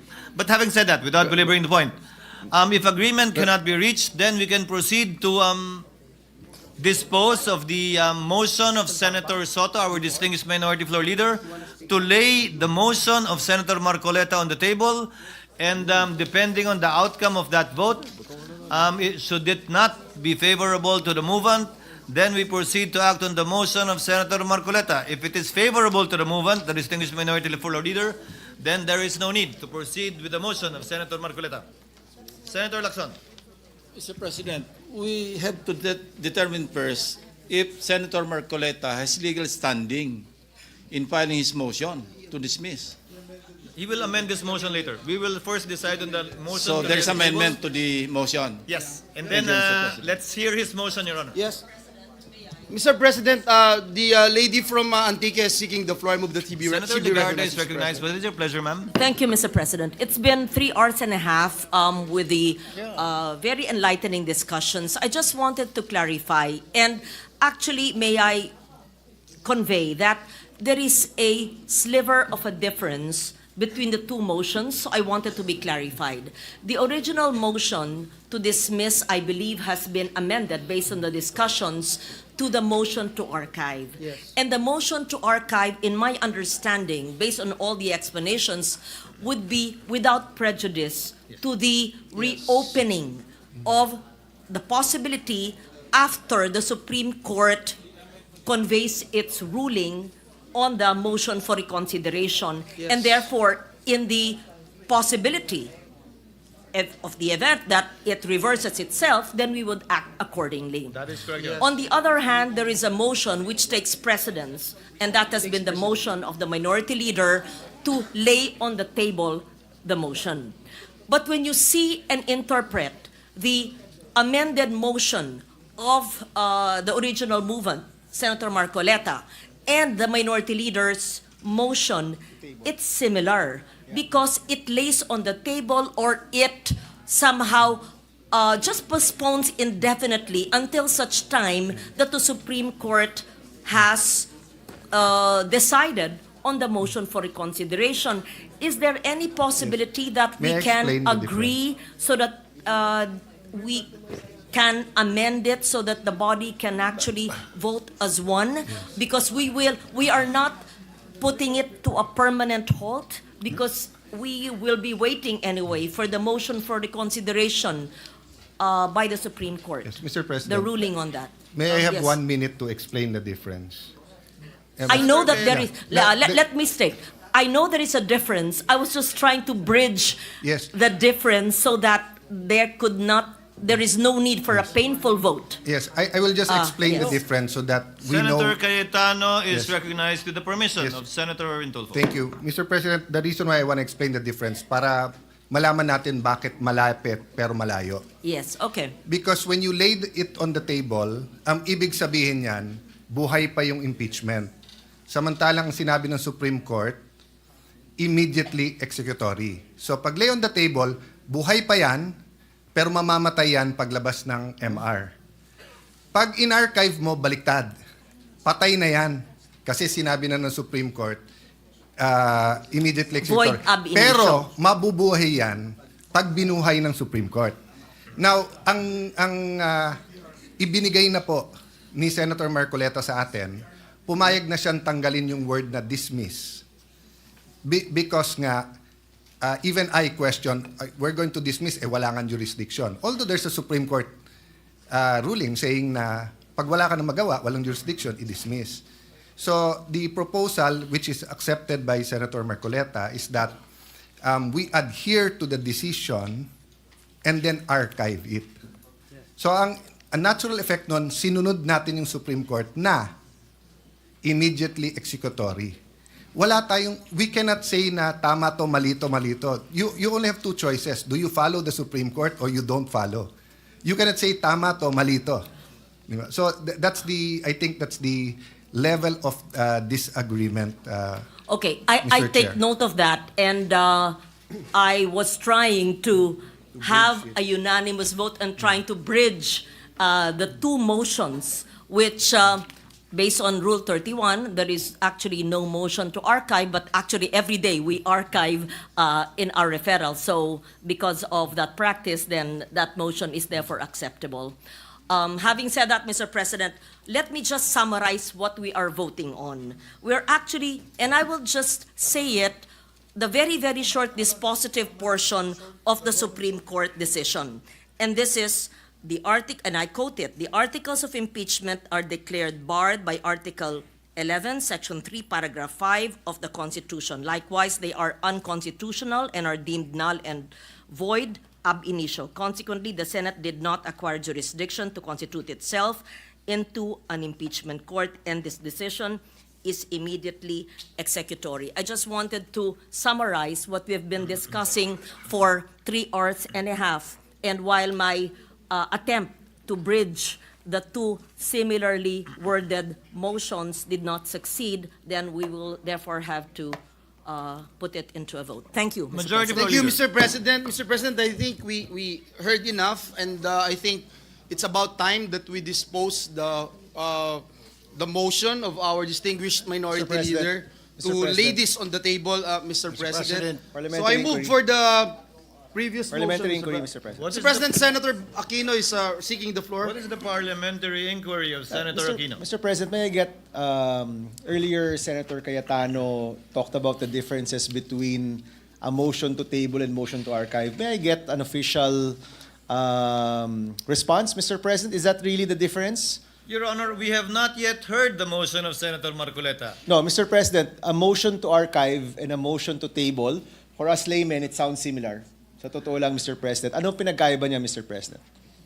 Senator Aquino, I mean, what Senator Sotto, that's why I prefer that we act on the motion. What Senator Sotto is seeking to table is not the articles of impeachment nor the impeachment case, but the motion of Senator Marcoleta, which we haven't heard.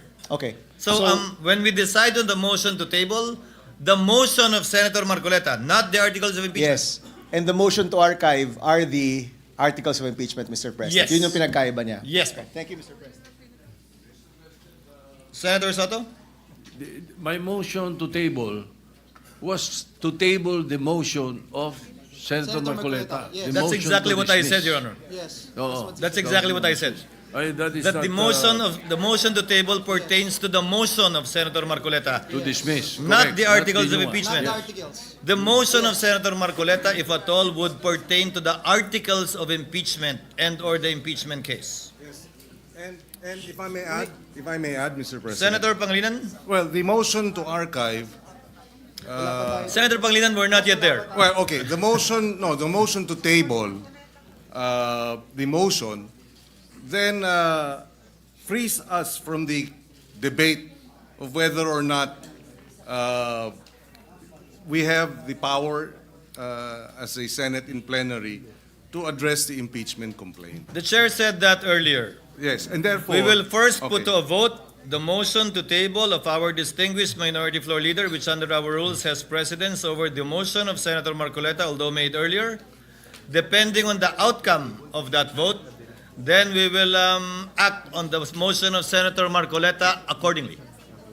Senator Estrada. Mr. President, you have been listening to all the manifestations of almost all senators who stood up.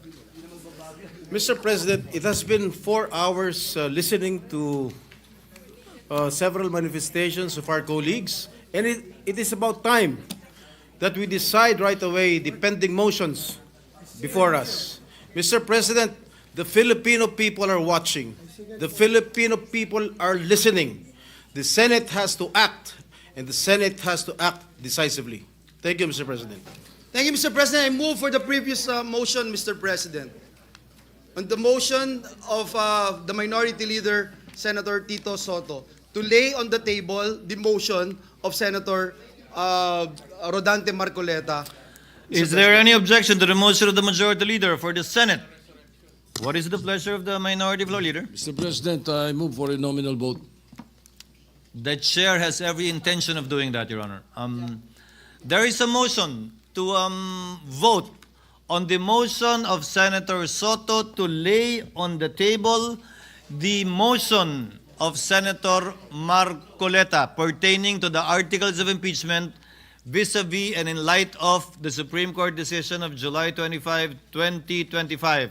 To explain, a yes, affirmative, or aye vote supports the motion of the Honorable Minority Leader, and it therefore means that we will not act on the motion of Senator Marcoleta today. A nay vote, a no vote, means that the motion of Senator Marcoleta will not be laid on the table and that we will act and vote upon it today. Senator Lacson? Later on, we'll know the amendment. Senator Lacson, so that it's on the record, please. So you're only referring, Mr. President, to the motion to dismiss? No, motion to table.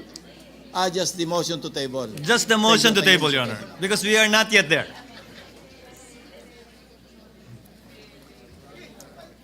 There being no objection, the motion is of the...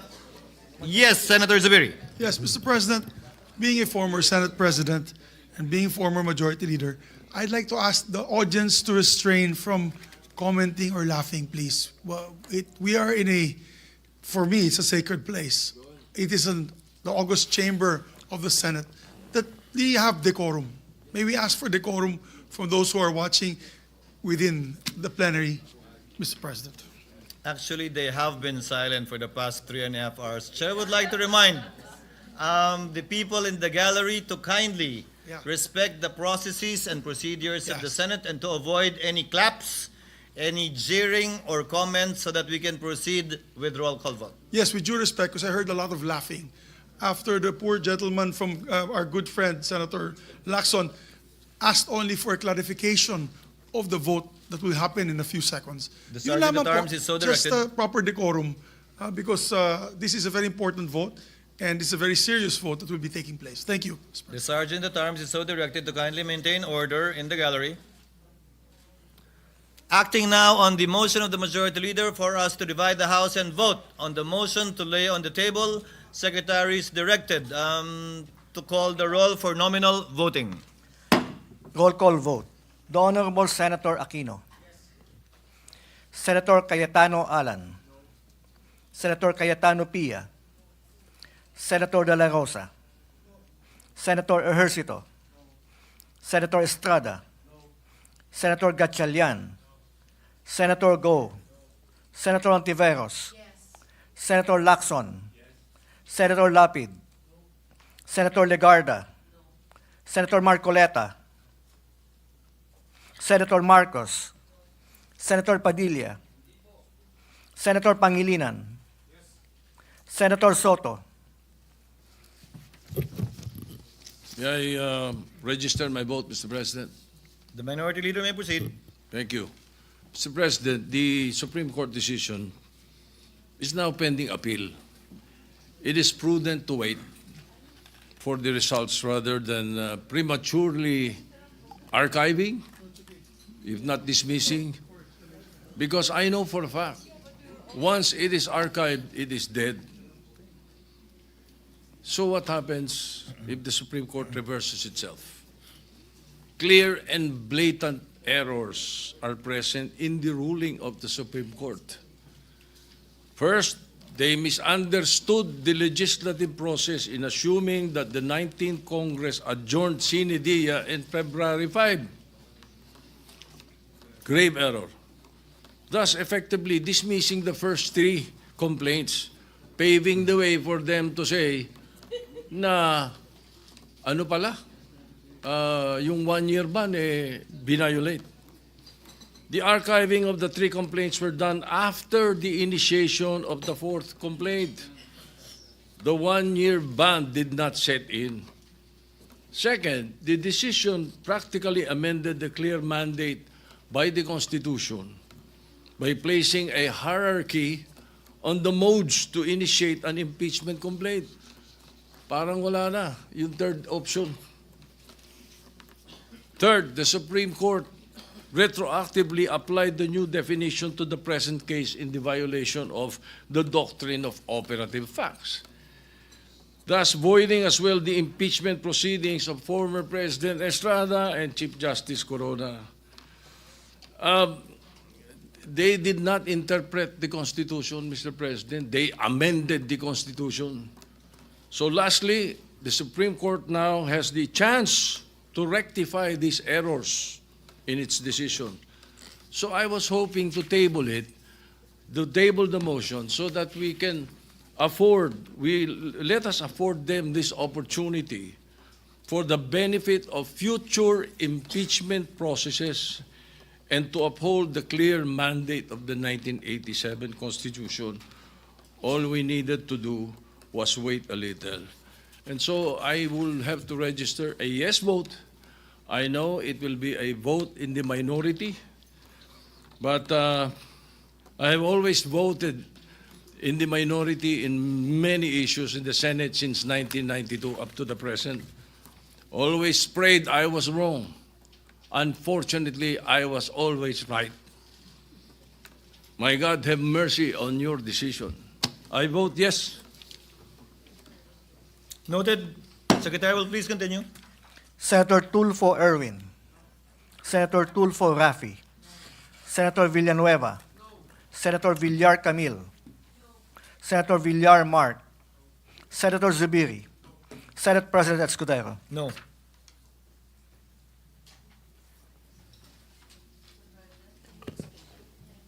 Pwedeng mag-explain ng boto. Before the explanations of vote, Chair would first like to make of record the result. With 5 affirmative votes, 19 negative votes, the motion to table the motion of Senator Marcoleta is lost. Lost. Sotto. Sorry, Senator Sotto is lost. No, he said the motion to table the motion of Senator Marcoleta is lost. Pati tuloy ako, nalito dito sila. Mr. President, Senator Villanueva. If I may, Mr. President, and to go back to the first motion raised by Senator Marcoleta, if I may be allowed, Mr. President, to amend, Mr. President, the motion, Mr. President. The gentleman may proceed with the permission of Senator Marcoleta. Mr. President, adhering to the immediately executory decision rendered by the Supreme Court en banc on July